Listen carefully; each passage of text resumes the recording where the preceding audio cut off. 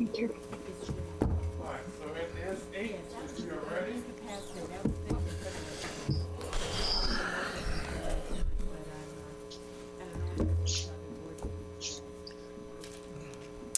I guess I should have given the 1 minute warning 1 minute ago, but Sure, be good.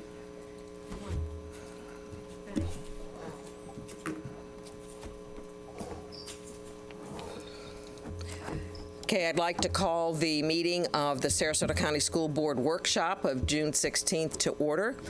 First item on the agenda is the superintendent search. Mr. Vogel. Thank you very much. I'm pleased to be here today with Andrea Messina, our executive director, who's zoomed in with John Reichert, who also works with us. I'd just like to start out by saying the board, thank you for appointing such an outstanding committee. We have Steve Dragon here representing the entire committee, but every committee member spent a lot of time doing research. We got some excellent information, and we hope to continue that interaction with the committee. And I was thinking, whoever comes in here as superintendent would really enjoy maybe having some sort of gathering with that committee, because they do represent the entire community. So outstanding work. And we're pleased that right now John Reichert is going to present the recommendation of the committee. John? Thank you, Dr. Vogel, and good morning, board. Based on the work of the committee, and I must echo what Dr. Vogel said, it was a great group. They were very professional, very respectful of each other during the process, and did a ton of homework. So again, congratulations for the work that the committee did. The names and candidates in which the committee is bringing forward to the board for your further consideration are as follows. Number 7, Dr. Brennan Asquin. Number 11, Dr. Peter Licata. Number 23, Mr. Keith Oswald. Number 26, Dr. Gonzalo Lacava. And number 31, Dr. Marie Esquerdo. So those names are being submitted forward to the board for your further consideration. And as previously discussed, certainly the board has an option to add anyone to the list that maybe the board would like to consider further as well, or accept the committee recommendations and we move forward with our existing timeline. Okay, we're open for board discussion. I want to, my name is Shirley Brown. I am the vice chair. I will be taking over this workshop today because our chair is recovering some minor surgery, and she's at home joining us by Zoom. Hello, Caroline. Hi, Shirley. Jane, are you raising your hand or just waving? Jane? Well, first of all, I would like to thank our committee, our Citizens Committee, who met twice, and a third time if you consider the rules and regulations, and gave us such great results. I've certainly reached out to a number of those that I had recommended to be on the committee, but I really think that it's a great idea, Bill, to have maybe a committee reception for the new superintendent. I think that would be a great idea. So I wrote that down. But in looking and listening to the 2 nights of their discussion, it was really very helpful to me. And personally, I would like to move forward these 5 names as our semifinalists and maybe even finalists, because I think we can go forward with this with great clarity, at least on my part, that these are the people that would be finalists that I would consider. And I would rather have 5 finalists than 3 or 4. And I think this gives us, if we do this today, this would give us time to have those 5 questions answered that we were expecting to do for our semifinalists, and then move forward into really analyzing and reviewing them before we bring the 5 in here for interviews. And we all take this very seriously, and this gives us the time that we really need to do that job. So that's my recommendation. Thank you, Ms. Goodwin. Mr. Vogel, I too think all 5 of them are great, and I know we are going to be sending out 5 questions, and some of them will be giving us a response via Zoom, and others will be giving us, not Zoom, but recorded responses. And I'm torn also whether we should just bring all 5 back, or possibly at that 23rd, if each of us gave the top 3, and if there was some clear direction for the top 3, like say if somebody only got 1 vote, perhaps dropping them off. But I'll go with the committee either way. I know that 5 is a lot, but if perhaps after the 5 questions, if we could narrow it to the top 3, which might narrow it to the top 4, because I mean, I can't imagine us coming back with a 5-0 vote on any one of these candidates. They are really good, and at this time I have no idea where I want to go, and maybe if we were to narrow it down by 1, it might help things go faster and smoother when we come back. But I'll take direction from the rest of the board on that. Shirley? Caroline? Yes, I'm raising my hand. You're raising your hand, and I'm calling on you. Okay. I would like to bring back the 5 as our semifinalists. I think all of them are well qualified, and I would not like to sit here today and weed out 1 or 2. I would prefer all 5 come back, and we have an ability to be able to talk to them and ask them the questions that we have. Carolyn, are you at home? I'm at home. Could you take off the mask? It's a little hard to hear you. I mean, if you're just in your home. I'm not in my home. I have 2 people with me in my room. Oh, that's right. You've got staff with you. I'm sorry. Go ahead. I wasn't suggesting that we take any of these out. Mrs. Brown, may I finish? Sure.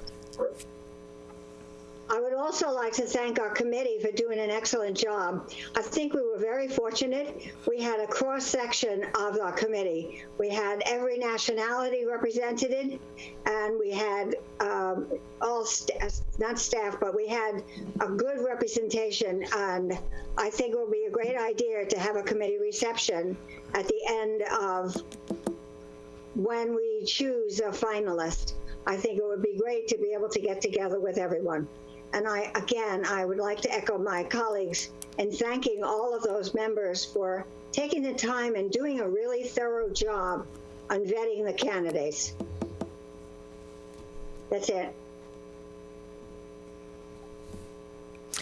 And I wanted to clarify, I think all 5 of them should get the questions that we've asked. Right. And it's just whether or not there's someone we could eliminate after we get those questions. And I'll go either way. I'll go whatever the board wants to do. Okay. Any other comments? Bridget? Yes, thank you. Well, first of all, again, yes, I want to also thank the committee members for their time and their passion, and I also want to applaud the FSBA and our IT staff because, again, I know that we had to transition and do something unique, but I think it really ended up being to a benefit to the entire community, so they were able to participate and listen. And I know as a board member, it was really wonderful to just hear the committee's comments and the thought process as they went through them. So, and at the end of it, I'm very pleased with the 5 candidates that we have. I'm very excited about it. I know Mr. Vogel and I spoke as far as what our timeline looks like, and I agree. I would like to see all 5 move forward. And I understand what you're saying is making sure. I mean, we want to come together and support who that right person is. But for the next step, I think it makes sense. And I believe, based logistically, it was confirmed that we do have enough time if we were to bring all 5 forward. So that would be my preference, and I think that'll just allow us to get a better sense of who's the best fit and discuss it together as a board. So, Thank you. Mr. Robinson? Thank you. Do you have the thing, am I supposed to raise my hand, or is this thing working right now because of where you're sitting? It's not working where I'm Okay, sitting. all right, that's why I was just confused. I agree that I think what the purpose of today's meeting is whether we want to accept the 5, add to the 5, or subtract to the 5, and that next we'll be looking at whether we want to do anything to the finalists, which some people have discussed. So as it pertains to today, I agree with everybody else to stick with the 5 and move forward with the process, and then see where it plays out for how we want to do the finalists. So I think, believe it or not, won a 5-0 agreement during the superintendent search process. So are we talking that we need another meeting on the 23rd to perhaps narrow it, or just move forward on the just move forward to July? My preference is to continue on with the process that's already been outlined. So coming back on the 23rd. I thought that's what the process was. Fine. But Mr. I mean, Vogel? if the rest of the board wants to change the process, I'm only one board member.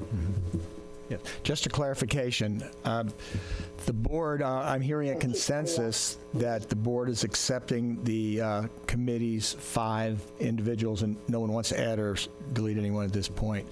I've heard discussion about moving directly to the finalist stage, and if the board would like to do that, then what would happen is the board would declare all 5 of these individuals as finalists. And Mr. Reichert has a timetable if that consensus is formed right now and later board makes that determination. If the board decided to move forward and declare all of these 5 individuals as finalists, then Mrs. Messina, and that's not the next item on the agenda, would still send out the questions, and they would be back in approximately a week, and we can talk with the actual timeline. They would come back around the 23rd, and then the board would have from the 23rd to the 30th, when they come into town, to have all of the background checks reviewed, all of the questions to reviewed, and any other research that we need. So that would be the direction we would need right now if the board wanted to take the next step and declare these 5 finalists. And I heard different discussion on that. Now, if we declared the 5 finalists, we would not have a meeting on the 23rd. We would still be available on the 23rd for updates. We would still be here, last minute situations that might come up, just in making sure the schedules are all in place and so forth. So it would be a short meeting. I believe you have a meeting scheduled for the 23rd anyway. So we would be here for just updates or questions. Mr. Robinson? So I have some questions if we're going to be changing the procedure. So when would we get back the 5 questions? Okay. Mrs. Messina has a timeline. What we were thinking, and I can just summarize this, you would get those back in 1 week. We were thinking back, if you declare all 5 finalists, you'd be getting them back on the 22nd. So the Zoom would be recorded? It wouldn't be live with them answering the question? Yes. It will be posted. Mrs. Messina, why don't you talk a little bit about the process and the potential I have multiple questions that are going to be changing the process. I have multiple questions that's around fine. that. That's fine. Mrs. Messina? Yes, thank you. Either way, whether you declare that these are the semifinalists or the finalists, we're prepared to send them the letter that has the questions contained in it. There are 2 written questions, as you may recall, where they're supposed to answer each question 250 words or less, and there are 3 video responses estimating 3 minutes each, with a video no longer than 10 minutes. They will be able to, we like to give them at least over a weekend, because we know that they are working right now and we don't want to take them away from their current district during the day. So we like to at least give them the weekend time to be able to do that. We would originally, and I'm going to go with you, Mr. Robinson, based on the current timeline that we have, we were going to set the deadline for Sunday, June the 21st. I want to say maybe by 7 p.m. to me. They would have to get those videos to me and those written questions to me. That would give me some time to upload them up to the Vimeo site so that I could send you all the links. You all could review them on Monday the 22nd and the 23rd until your meeting on the 23rd to decide on the finalists. That's the original schedule as currently exists. If you changed and made them finalists immediately, we wouldn't have to get them by Sunday the 21st. We still could. You could decide that deadline. But I would probably recommend we give them until the 23rd, which would be 1 week, and then that would give you a week to review them. But I need time once they submit them to upload them to the Vimeo so that I can send access to you all. Do I still have the floor or not? I'm sorry, Eric. So I just wasn't sure. I mean, it's scary when you ask a question because you're never sure if you're going to get the floor back. I'll let you have the mic, but not the floor. Okay. So my personal feeling is I have no problem. I think all 5 are great. I want to move all 5 forward. I just feel that we are losing an option. I would rather meet on June 23rd as proposed. That way we can look at the Zoom, look at the written questions, and we could decide then, after we have additional information, let's make these all 5. What I would hate to do, we make all 5 finalists, we get the Zoom, we get the letters, and we realize a couple of them aren't where we want, and then we're kind of like stuck with having them come down, stuck with interviewing them. I would rather have the flexibility of, all it is instead of, if I understand Ms. Messina correctly, instead of getting it on the 22nd, they're going to get it to us on the 23rd. I mean, it's one day, and it gives us additional flexibility. So I see absolutely no downside to continuing on with the process as laid out. And in fact, I see upside because it gives us the option of, once we get additional input, of having another decision point in that tree. So I see no downside. I only see upside for the board to continue on with the process as previously agreed. Bridget?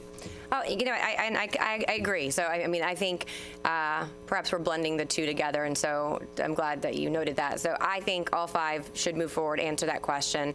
I think after we questions, we are still meeting, so we can include that and then revisit it and, again, discuss it as a board. And I guess that's a fair point, and I'm glad you pointed out that it's not that we're guaranteeing that all 5 would go forward, but we could if we wanted to. So I'm fine with that. So it looks like we're going to move all 5 forward as semifinalists at this time, and then on the 23rd, we will make the decision if we move 3, 4, or 5 forward.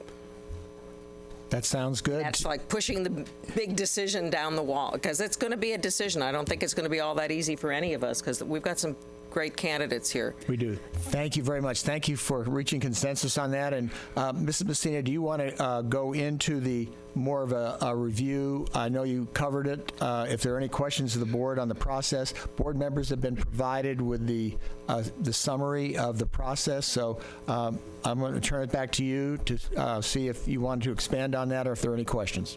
Thank you. And you said board members have been provided a summary of the process, but I think they've been provided a copy of the letter. Is that correct? Correct. Okay, I just wanted to make sure it was the right item. And you'll notice I kind of put a big box where the questions are because I didn't want them to be publicly consumed. But I have confirmed with each of you the question that you wanted included in the request. And so typically what I would do is wait until after today's board meeting later in the day when you officially determine that all 5 of these are your semifinalists. Right after that, I would send this to each of those semifinalists, giving them the deadline, which you can see in the letter there. And then I will upload them after I receive them so that you can guarantee that, well, as long as there's no technical difficulties, but the goal is to have them to you no later than first thing Monday morning. So I'll be working on that Sunday night. I'm happy to answer any questions. Andrea? Yes. What is the difference between moving them all forward as finalists as opposed to moving them all forward as semifinalists? Well, I think as Mr. Robinson pointed out,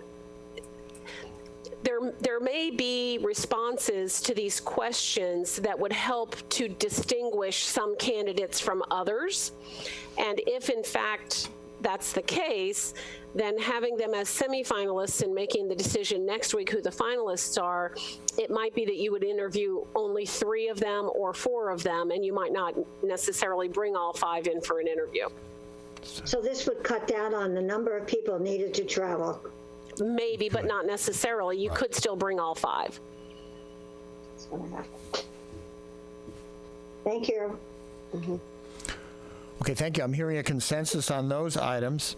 I'd like to just review our background check process. First, I want to thank again the committee for the research that they have done.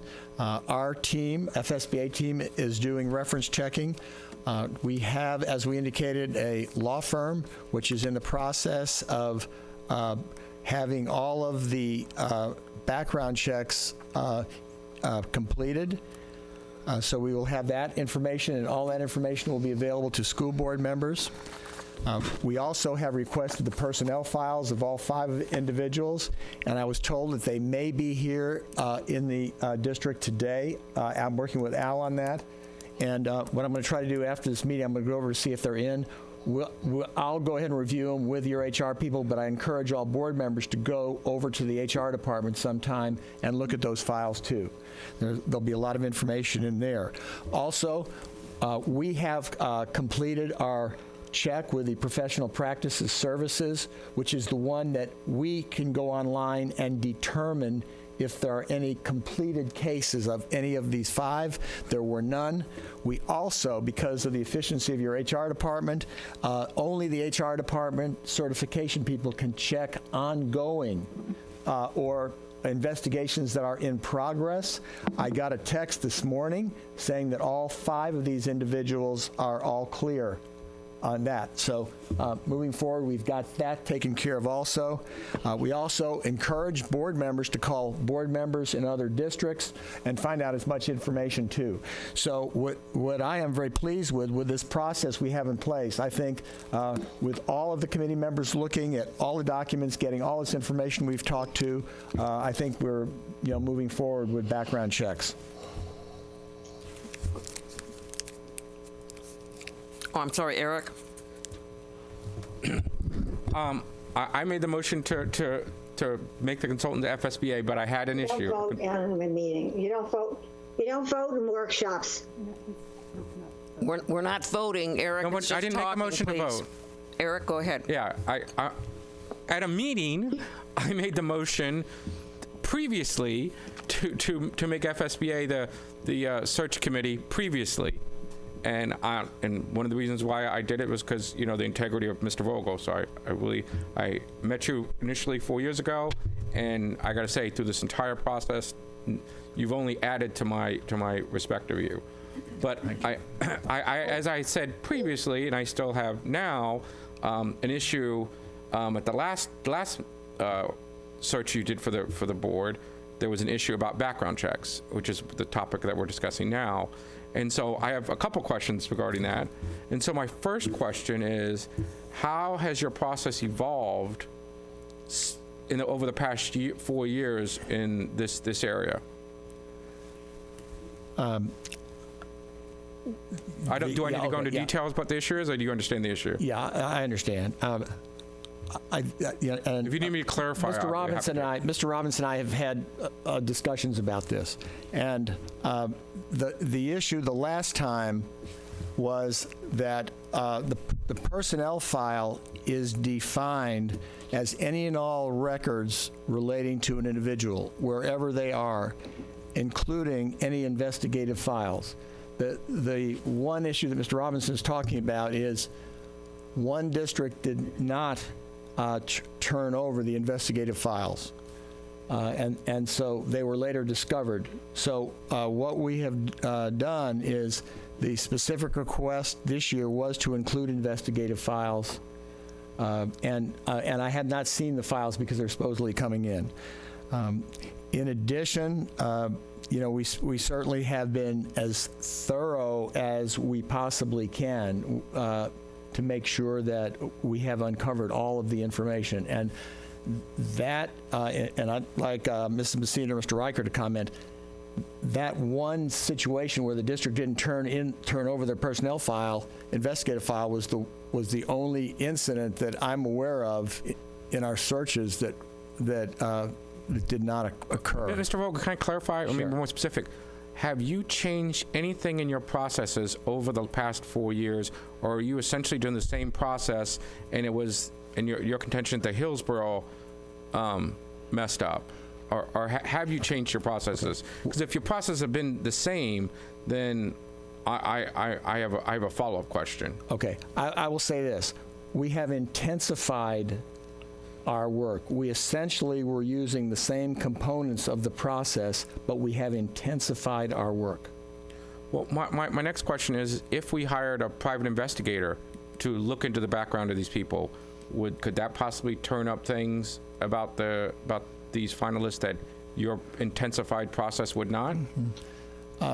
It is always a possibility to go ahead and that could happen.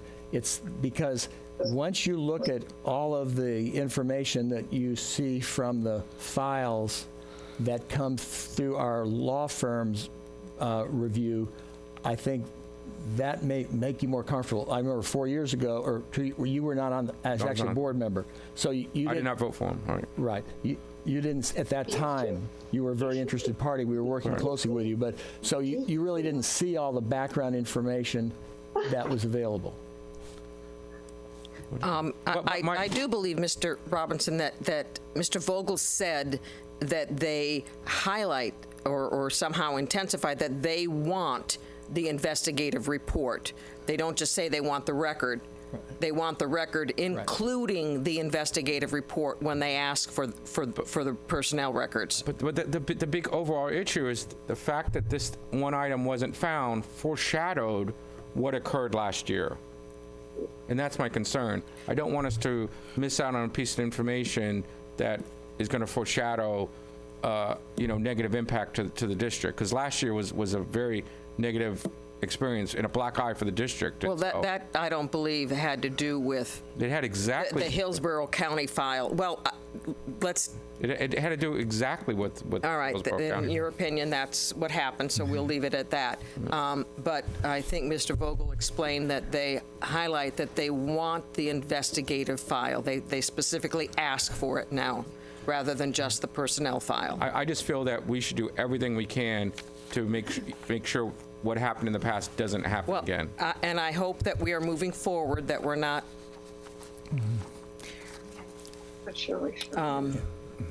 Ms. Bridget? Yes. So I completely understand the concerns, and so perhaps, and this may be a question for Mr. Hardy or Dr. Vogel, because I understand we are reliant upon, we had a similar issue, as we know, even from a staffing standpoint, when we rely on other districts to provide information or supporting documentation prior to a hire.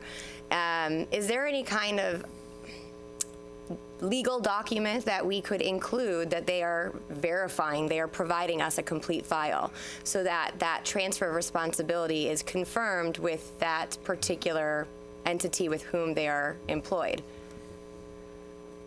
Well, when we make it, I mean, like anybody who makes a public records request, the responding agency is under an obligation to include the information. Okay. So we are, to some extent, reliant on them doing what they're supposed to do. I think Dr. Vogel has made the good point to say we want the personnel file, and that specifically includes any investigative reports that may be, so if there was a concluded, because in the broadest scope, just not even specifically talking about what had transpired here, but in the broadest scope is certain things aren't, I mean, we can't, certain things may or may not be in the hard copy file, if you will, right? But we only can obtain the hard copy file or do additional due diligence. But in the event there was any kind of, I'm just going to use the example of a complaint, and there was a concluded finding, we're asking for the supplement, the backup documentation. Is that correct? Yes. I assume that's the case. Yes, I'm assuming that too. What I'm going to do, like I said, after this meeting is I'm going to find out, because when I talked with Al, he indicated that what some of the districts are doing now is actually stating what they're including in that file. And Al talked to me that one. I'm not sure exactly what wording he is. That's why I want to look at that. But I am concerned too. And being a former HR person and a former superintendent, I can tell you that not all school districts respond the way the district did that Mr. Reichert and I worked in. And sometimes it was hard to get that information, especially investigative files.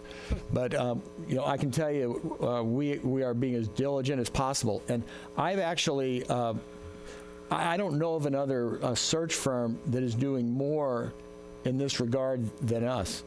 And in fact, some of the districts that we work with, after they've seen the comprehensive reports that come back from the law firm that does our work, have hired that law firm to do their background checking too. But I'd like Andrea to comment on this also, and John. Yeah, and I'll go first. Mr. Robinson, we heretofore, well, I don't mean heretofore, but I mean after your other search, first off, we didn't think we had to say when we asked for personnel files and all other information pertaining to investigations, because it should have been a part of the personnel file. But then when we discovered that not everything is in a personnel file, we did expand our process to include very specifically those any potential investigative files. So that is a change to our process, because we, as Dr. Vogel noted, we expanded it, but we also were much more specific. And also, as Dr. Vogel just mentioned, we've previously we didn't have the step of working with your HR department to actually check the active certification. John, you'll give me the correct terms for that, but the active certification ongoing, if there's anything with a certification, that's another additional step that we've added, because that will tell us if there are any open cases that the state certification department is looking into. We don't have access to that information because we don't work for a school district. We have to work with your HR departments to get that, and that is another additional layer that we added very specifically to see if there's ongoing things that may not have yet concluded. John, I'm sorry, I don't know the exact name for that, but I know you do. Right, and Ms. Messina, there's really the professional practices discipline database, which contains all concluded cases against any certificated employee in the state of Florida, whether it be administrative or instructional. The certification database is the database where there may be pending issues and there is a hold on any certification action that the certification office may take. So there is a hold there, and we've checked those two sites.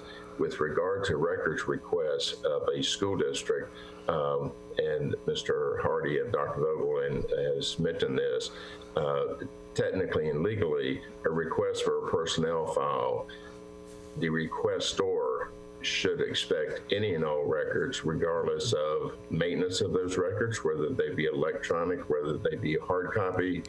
A personnel file is the file, regardless of what documents, where they may be maintained, regardless if it is a previous investigative issue or not. So legally, districts are required when public records requests are made to provide any and all documents. And as Dr. Vogel mentioned, we have really emphasized to districts where we're requesting these files that it is all files, including investigative files. So that request is very broad-reaching.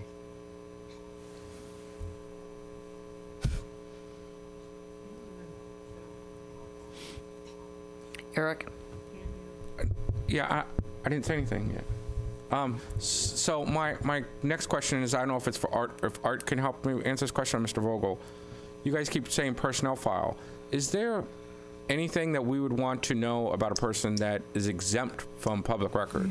Is there, if somebody was asking something, maybe it's not in the personnel file, maybe there's some other document that I'm not aware of, because I'm a school board member, I don't get down into the weeds like Ms. Sucker always says.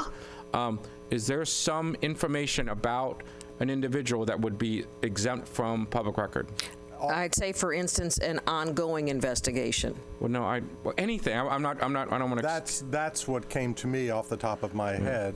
The things that are exempt from public records in a personnel file would be, medical records or social security number or things like that. But the thing that I would think the board would be interested in would be an ongoing investigation. Concluded investigations are public records. Ongoing investigations would not be.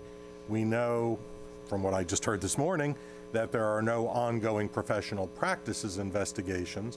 If there are ongoing investigations just within the district, we would not necessarily get records of that, although I would think that's something that phone calls and searches that I'm sure all of you intend to do, if you haven't already, of newspaper articles and such, would likely uncover. So ongoing investigation is the only thing that would be exempt from public records? No, there are lots of things that are exempt from public records, like medical records and social security numbers, and I can't give you the whole list off the top of my head. Anything but I would think that would be pertinent in the hiring of an individual. I would think that the thing that would be pertinent would be ongoing investigations. Okay, thank you. I'd like to add to that too, and that is a complicated issue because there is litigation going on throughout the state in a lot of places, and there's investigations that are current. So there may be some ongoing investigations where those applicants can't really comment on those because of ongoing litigation.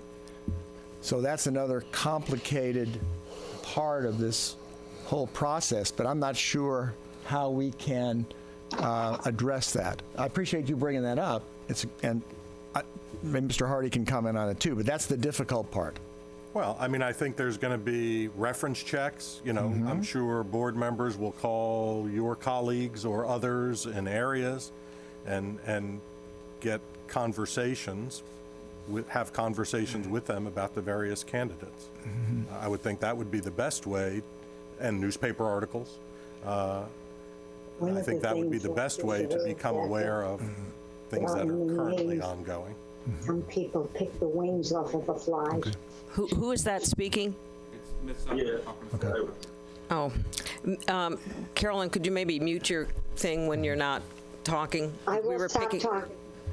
Pardon me? I won't talk quietly.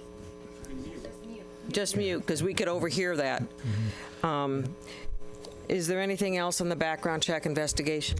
That was, I appreciate that coming up, and I think hopefully with Mr. Robinson, a board member now, when you see everything, information that we have done, that will be satisfactory. Surely.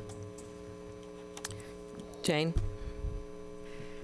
Excuse me if I've got this wrong, but I thought the last time we did the superintendent search that our Human Resource Department took a more active role in this whole process of background checks and so forth than we're doing this time. Is that correct, Bill?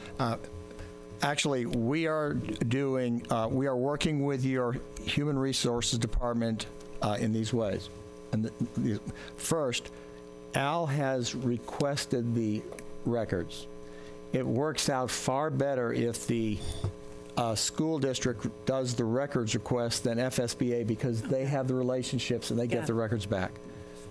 So we're working with them in that regard. We also, as I indicated, are working with them on the professional practices checks. So the major difference in working with the HR department this time and last time was the last time they received the applications and this time we are. So we are still working with them in that way. And when the board makes their final decision, it will be pending the individual going through all of the processes in human resources that every other employee would have to have, including drug testing, fingerprinting, and if anything else comes up on that. I think, Andrea, you had something? I did, and this is, I think, specifically speaking to Mr. Robinson's question, and that is when any employer, forget that you're a school district, but when any employer contacts someone's previous employer, there are some pieces of information that they're willing to give, and then there are some pieces that they're hesitant to give because there are some legal implications if they misrepresent something. And so you specifically asked the question, is there something about a candidate that potentially we wouldn't get in a personnel file? And so I would say rumor, innuendo, gossip, certainly, because people are not going to share that even when we call and talk to board members and talk to superintendents and people to whom these candidates report. They're not going to share rumor, they're not going to share gossip, they're not going to share innuendo, because those have legal implications if you share them about an applicant for a job. So the only thing they will share by law to protect themselves are facts and things that are, specifically documented, things that they can prove. So I did just want to kind of close out that piece because you specifically asked, are there things that we might not find out? And I would say potentially there could be if they fall in the category of gossip, innuendo, and rumor without any facts. Bridget? Thank you. I'm going to go back to the ongoing investigations as probably being the most difficult part of this. And so from the experience from the last time, as a board member, that's challenging when, as a fiduciary, we have, if any circumstance, if there's an ongoing investigation or litigation, just ensuring that you are, if you were to address that, you doing it in a way that doesn't compromise or expose further exposure to the district or the individual. I know that was a challenge in the last search because that particular person was an employee of our district with whom we are fiduciaries of as a board. The difference at this point, and I know as we do our research, in the event there is an ongoing investigation of sorts at the administrative level, and nothing was flagged at the state level through the due diligence, and we ask the candidate about such issues because we are unable to access things, recognizing they may be limited to that. I think that at that point, if there is concern, we will have to make a judgment call at that point because we have limited information. And so that, because I don't know how we would get around that. And so, I mean, perhaps that individual will, and again, this is just kind of hypothetical in a broader sense, if there's something that we're unable to obtain hard documentation but are aware of, aside from what Ms. Messina said as, rumors or innuendos, but truly things that are more substantial that we have concerns about, and I believe it's our responsibility to directly address those before any kind of hiring is concluded, and they're unable to respond to that, then I think it's incumbent upon us to evaluate it at that given time and see if that precludes us from moving forward with that individual candidate. But I will double up with, I don't want to find ourselves in a position where we were in previous time. And so whatever we can do to ensure that that doesn't happen, I certainly share that concern, but I also recognize the limitations. Correct, thank you. And I think you brought up something. The unique situation the last time was the individual was actually an employee in the district and was hired, in the district and worked in the district for several years. So that was a unique situation. But as a follow-up, and I apologize, many of our candidates, we're getting personnel records from all of the locations of employment, not their most recent place of hire. We have requested just from the most recent. Perhaps that may be something, because again, if we go back and reflect and lessons learned, especially because there are some with his, and I don't know how long those records may be retained at the, okay, forever. That's a good suggestion. So perhaps we can do that so we have a more thorough process and double check because, and that's multi-state as well, so. Yes, that is a very good idea. And the only kind I have. Good conversation, because all of us working together, we're going to figure this thing out.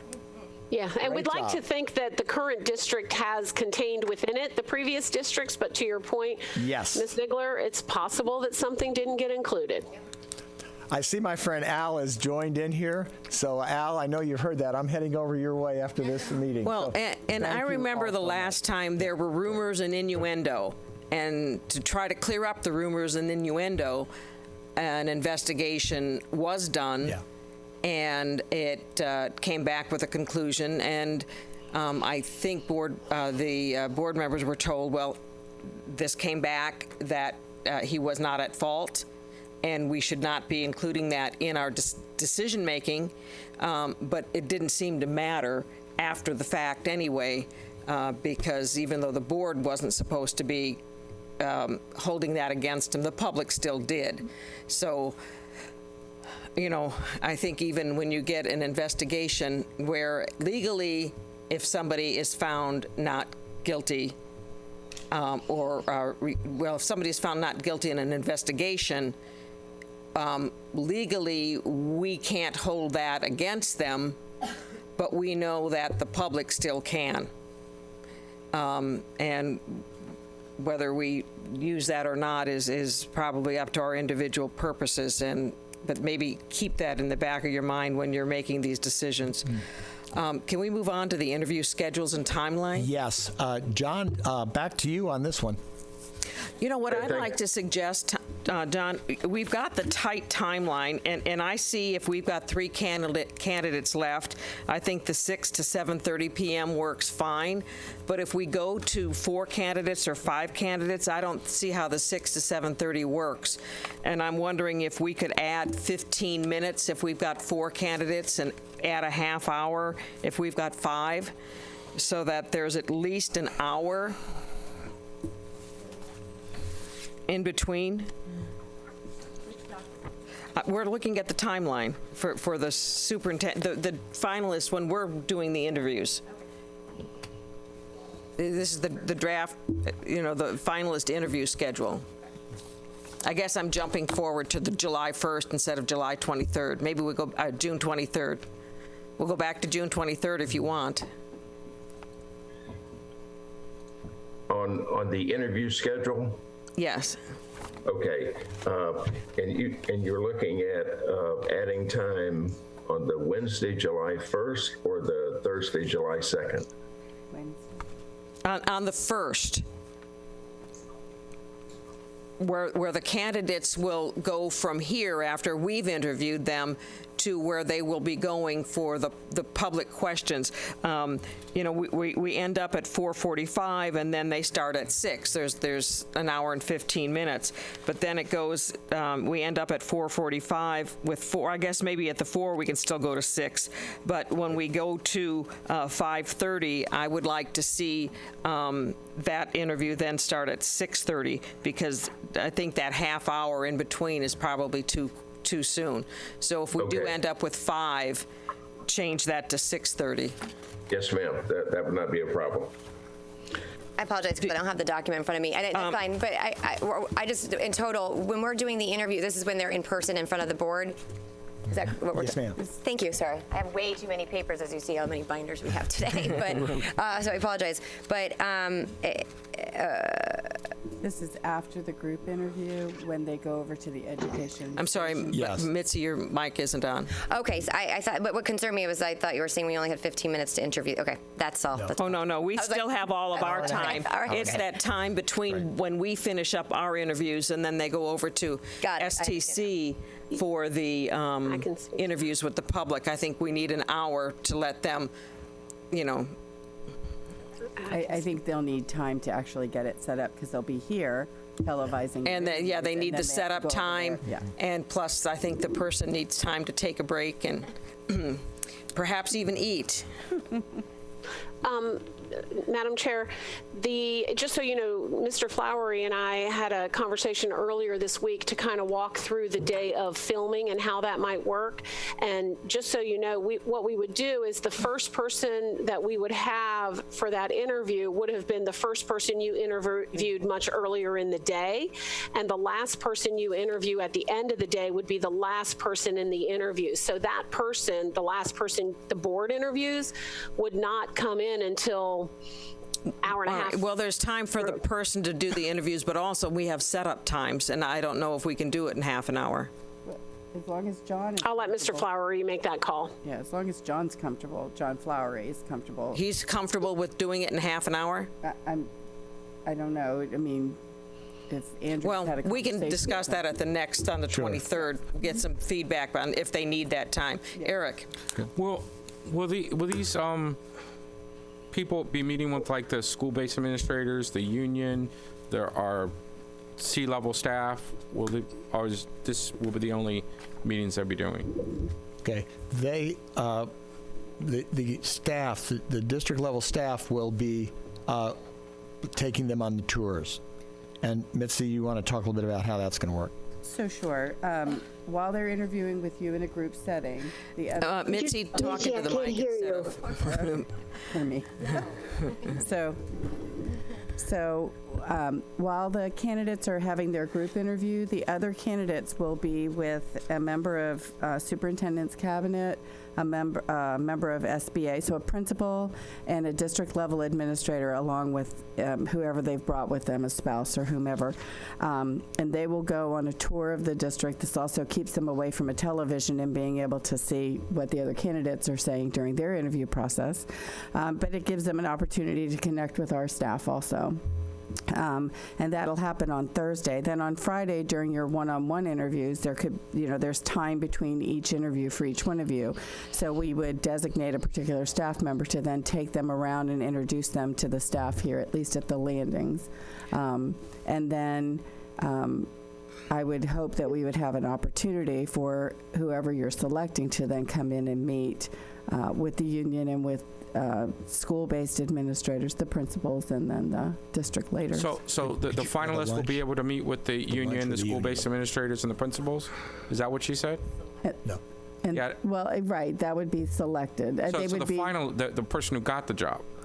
Well, correct. I'm just trying to, in the timeline that you have, which is 2 days, I'm not sure when we would have time for them to be able to meet with them. They have a pretty packed calendar as it is. I mean, we could set it up as part of the tour process, that instead they meet with all of the school-based administrators as part of that process. But it just makes for a very long interview day for that candidate. They're interviewing with you and then interviewing with school-based administrators, interviewing with district-based administrators. Now, on Friday, there is a lunch where everyone will come back together. We could invite you. Friday or Thursday? Friday. Thursday, they will be out with whomever they're with on their bus during the course of the day, either before their interview or after their interview. We show they come in on Tuesday the 30th. Right. On Wednesday the 1st. Correct. We do the interviews, and then Thursday the 2nd is when we do the one-on-one. Correct. And that would So be they're going to be here an extra day? Yeah, they will leave on Friday. They will stay Thursday night.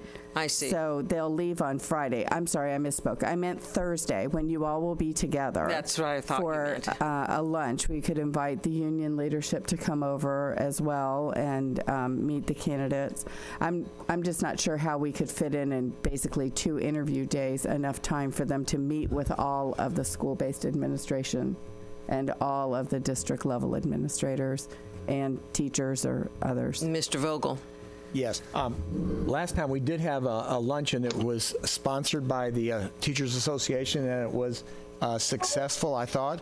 And all the candidates were in the room together, and they introduced themselves, and they had some social time during lunch. So if that would be something we could That do, Thursday. we could include that on that Thursday. That's when you're doing your one-on-one. One-on-ones. And the union can sit in Yes. here. Right. They can physically be here and watch us as we interview the 5 candidates. The 5 board members individually interview each candidate. And then also that night at STC. Well, at STC, you'll be in a television studio, so it'll be. Oh, they're going to be It at the won't- studio, okay. Correct. We, in the past, the last time we had that big gathering at Riverview, we can't have that large of a gathering. So instead, we're asking the community to send their questions in, and then Andrea was going to compile those to ask the candidates if we only received a few, or to garner themes if we receive many. Well, And then perhaps interview on each Thursday, candidate. when we finish up with the one-on-one interviews at 3:45 is the latest that I'm seeing, perhaps on Thursday afternoon, like, 4 o'clock. That we would. If we could fit in a meeting with the union and the, We can only have gatherings of 50 people or less, so it would well, have to I'm not be- asking for the whole union to be there, but, I mean, perhaps when we've got the schedule where they're meeting one-on-one with us, if we could add a time there that they would go across the street then and interview with SCTA.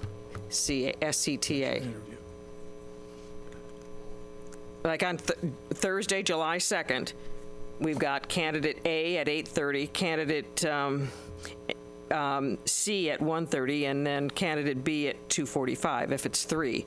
I mean, if there's a time in there that, like even after it at 4 o'clock, candidate A or B or C, or if they could meet. So you would want them to meet with all three of them concurrently? Or 5. Okay. If there were 5, I mean, so if there are 5 of them, you're done. If you were to have 5 candidates on Thursday, you would be done with your, I don't know how 5 of them you're done earlier, but, so say 3:45, and then you would want them to meet with the union, because they're meeting with each of you individually, so nobody's going to get done any earlier on Thursday. They're all Right. going to finish at the same time. So then you'd want them to meet with the union Well, as a you know, as a group, I'm as a not sure, collective? how they might want to do that, or maybe you could look into that. Okay. Bill? Okay, yes. The luncheon, I think we passed through that. Is everybody okay with the teachers' union sponsoring the luncheon on Thursday and interacting there? And what we Well, could, and that would give the teachers' candidates union? time to go home that night without a association, yeah. problem. No, I mean, Okay. somebody might want to check with them. I know, Yeah. right. We would have to ask them. right. But I've had some ongoing conversations with the Teachers Association leadership. Okay. But then what we can do is the last time. If they don't want to do it, I'll pay for the luncheon and just invite them. Okay. What we'll do is this: we can work on the format of that meeting a little bit different than we had. So we will engage them through that luncheon. I'm not sure on Thursday afternoon, if whatever the board wants to do, we can talk about that, but it could be challenging if we have 5 to expand that afternoon out. But what I'm hearing is we're going to kind of leave that on hold right now. We will communicate with the Teachers Association president or executive director and then find out how we can work with them. But you're right. They're going to be, all these interviews on Wednesday are open to the public, and we can invite the Administrative Association to sit in on those meetings. One thing that Mrs. Messina is going to say is about the questions that they might have. Go ahead, Mrs. Messina. I know what you're going to say. Actually, I don't think you do, but I do. Ooh, I damn. think I do. I think I do. I have a thought, though, that might make some sense, and it has to do with the time over at STC. Okay. So let's just say you have 3 groups. You've got your Administrators Association, your Teachers Association, and your Support Association, and I think that would include all the people you're talking about. You could potentially have 3 rooms at the STC in addition to the studio part where I'll be. And so the candidates could technically so we'll call it 5 segments because we're going to assume there's 5 interviewees. Then whoever's interviewing with me would be with me. One person would be with one of the groups, one would be with another, one would be with another. You could limit it to 10 representatives from each of those groups. They could each have separate rooms so that the social distancing takes place. And then every 20 minutes, we just kind of rotate so that they work through those groups as well as the public interview with me. That just seems like it might make a little bit of sense. I don't know what others are thinking, and I don't even know if STC has 3 rooms that might make some sense for. So we'd have interviewee, green room, group A, group B, group C, and they all just kind of rotate through that cycle. Right. But I'd just like to be able to have before you do the interview with somebody, to let them have a few minutes so that it's not backed up 1-to-1. I mean, so that person who's coming on is not in the room with anybody interviewing them before they see you, so that there's at least a break in there. Mm-hmm. But it looks like that's probably a good solution. Yeah. I like Bill. it. I really like that, and again, that's so good about talking through these. There actually is there's one association that represents all of the employees. Right. So that would be 2 groups, Mr. Messina. We could go ahead and work through that, and that's a great idea. And that was not what I thought you were going to say. Okay, good. We'll look at that. All right. All right. We're running a little behind schedule, so let's see if we can get, is there anything else on the interview schedules and the timeline? The finalist process. Great discussion. Andrea, back to you on this one. I'm sorry, which part here? are you asking? Finalist process. We can talk more about that on the 23rd, but if you just want to maybe give them a thumbnail on that. Yeah, I think most of you actually watched the CAC meeting that we had last week where they came to their consensus. And so what we would recommend is following a very similar format, which is to say there are 5 semifinalists. We start with the first semifinalist, which is candidate number 7, and we talk about here are the strengths of candidate number 7, here are the things, thoughts, wonderings, and strengths of that candidate. Then we go to the next one, the next one, the next one, the next one, so that the board has a full conversation about each of the 5 semifinalists. Then we could go back through and start again. We could run through that cycle as many times as the board wants before somebody makes a motion. I move that we determine candidates so-and-so, so-and-so, so-and-so are our finalists and invite them for interviews. So what we would do is get the conversation out there first, concerns, questions that you might have as well, and then after all the conversation has occurred, we would move to an expectation of somebody making a motion.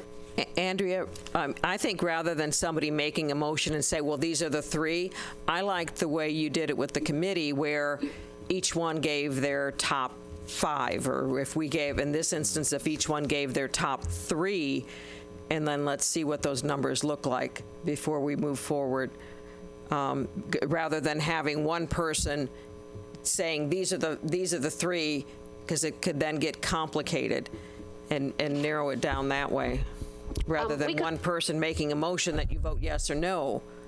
You might like 2 of them, but not the 3rd one. And then, there's just so many ways that we could be making motions before we got down to the top 3.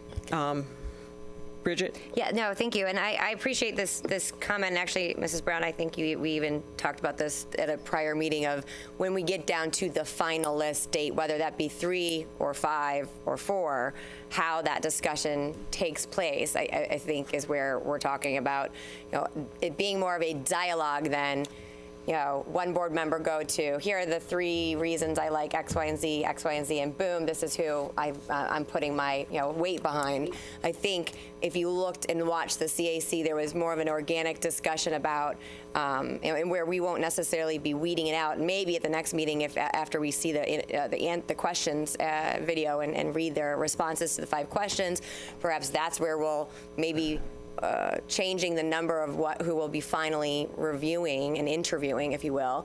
But when we get to and maybe that's something we can talk about once how many we have, depending on what happens next, right. And then going, but just kind of preparing for the final date, the final decision. And I believe that's where Andrea was. And I may be wrong, but I thought that's where she was going is, in a similarity as his comparison is, just verbalizing and working as a board of sharing the positive elements of whoever our finalists are, so that you have a sense before we finally put our weight behind one particular candidate, that we had the opportunity to hear everyone's thoughts so that we can build consensus and support our next superintendent. And that's really exactly what I was getting ready to say, was that I'm not comfortable asking board members to limit it to 3 at this point, since you only have 5. I think what we would want, and I appreciate, because we typically do use that matrix where board members say, these are the candidates I would like to continue to consider.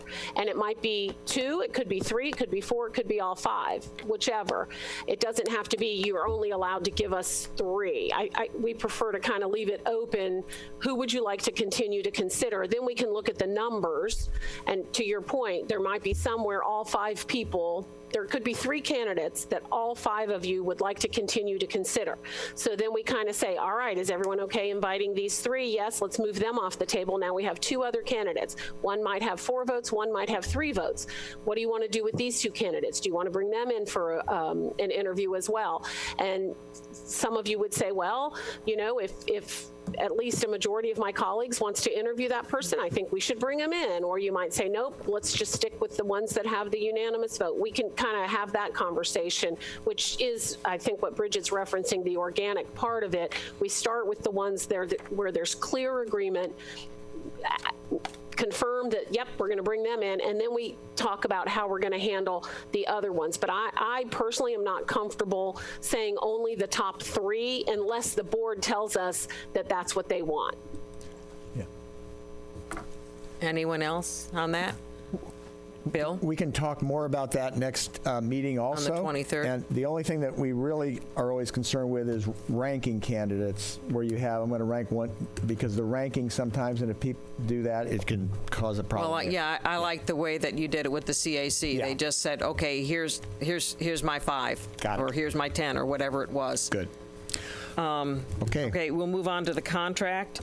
Art. I think there are a couple of issues, and I know that you have, I think the time for this item is up, and we have other people who are going to be coming in on the Kroll update. So my suggestion would be the contract's going to, depending on the board, take a little while. We could push that to the 23rd if that's what the board would like to do, so we don't have our consultants waiting for us. I would make 2 other points very briefly. One is the board will vote formally at your meeting this afternoon, based on what I've heard, to accept the list from the committee, those 5 individuals, and As semifinalists. name them as the semifinalists. So that'll be final action, formal action that you take today. I would also like to point out that the committee, as you all have said, and I would like to chime in too, because I watched, did great work, and thank you to the 2 representatives for the rest of your group, and that they have now fulfilled their function, and so the committee would now be discharged. So there is no longer a committee. They've done all that the board has asked them to do, so they can now talk to each other once again, should they choose to do so, about these matters. They are no longer a committee of the board. Do we have to formally disband them? No, I don't think you do. I'm just pointing that out to all of you because you formed them for a particular task, Right. and they have completed that task. So I think they are now no longer a committee. Just have fond memories. And shout out to Ms. Tompkins for a lot of the administrative support you did throughout that process, so thank you. Absolutely. She's in the house. One thing I'd like to bring up on the contract when we come back is the leave schedule. I'd like to see it more closely mirror what other 12-month employees have, and perhaps that information can be brought forward when we discuss it on the 23rd. Great. Eric? Well, since we're bringing things up, I would like to see the goals come back that we had in the original Bowden contract. What do you mean the goals? The goals are he got a bonus based upon the Brown plan, raising the quartile, the lowest. Yeah, but those are goals the goals don't get set in the contract. Per the contract, the goals get set by the board and the superintendent after the superintendent is hired. So you didn't have in there that he got a bonus based upon receiving certain metrics? That was not part of the contract, Mr. Hardy? That is part On of this page contract. 3. He just said it's part of the contract. Right. It's in here. But the actual $15,000 bonus and what they are? Well, what we've got in here is because you had it for a while and then you didn't have it. So to me, it's an open question. Does the board want that? Assuming the board wants that, you're going to have to decide how much money you're putting toward that, which is a blank left in the contract. And then the way I would suggest it be set up is that you have this out there as a potential for the superintendent to earn, but that annually the board and the superintendent set the goals. Right. Art, please speak up. I'm sorry. The question on goals is in paragraph 5B of the draft contract. It has a provision for setting performance goals. So the board has to decide, A, do you want that? Assuming you do, you have to tell me, B, how much money do you want to put to it? And then my recommendation would be that you don't set specific goals in this contract, but you set the mechanism for setting goals in the contract, and that's something that's worked out between the superintendent and the school board, with ultimately the school board having the control over what those goals are. But that's a subject to discuss. And that'll be discussed on the 23rd, as we are a little past our allotted time. And I want to again thank FSBA and all the work that you've done, and again our committee. They've done a wonderful job. But we've got 5 good candidates coming forward, and we're going to have to get those down to 3 to 1 or whatever, and move forward. But this is going to be the tough part, moving forward. But I'm pleased with what we have. The next, we've already given you the questions to ask. We did that previously, correct? So we all know Yes, the ma'am. questions? Yes, ma'am. Okay. Okay, and the Kroll update. Now, do we have to give you those, or do we do those as we're going? You're going to give us 3. Oh, so we're going to have to put the questions we're going to ask the 5 in place before the meeting. Okay. All right. Okay. I'm not following, I'm sorry. The finalist questions that we ask as board members, we already identified which category we're asking, but the actual questions we're asking, when will you need those particular questions? Thank you. That's going to end up being just before the interviews. So the interviews would be on July the, that's July the 1st. So I would probably want to communicate with each of you somewhere around the 25th, 26th. And the reason I need to have them is so that what I like to do, and I think those of you who were on the board before, I like to give you sort of a little sheet where you can take notes, and you have each of the questions that each of your peers are asking with a little space for comments, so that you can take copious notes as you're going through the interview. Turn the page, turn the page, turn the page. So I just need that to compile that document to help you all for your note taking throughout the interview. So we only go for one question? What if, and they said if there's time, we add questions, or should we put 2? No, you should actually probably prepare about 5. All right. Okay. Thank you. In each of your categories. Thank you. I'll give them time to clear out, and Thank you, thank you, thank you. Thank you, everyone.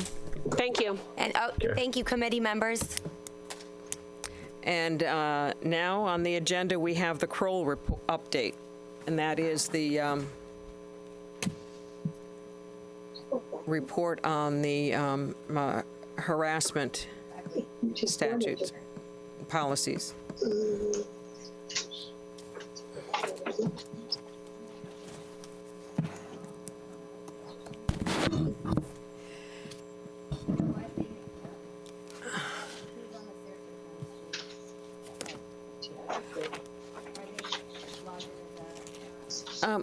You know, while we're doing this, I'd like to bring up a point that is actually in the proposed policies, and that is the policy 2.70 bullying, and on page 53 in our books, the item 15, and that's the review of the policy, and it says, the district shall involve students, parents, teachers, administrators, school staff, school volunteers, community representatives, and local law enforcement agencies in the process of adopting and revising bullying and harassment policies. And we're putting forth all of these policies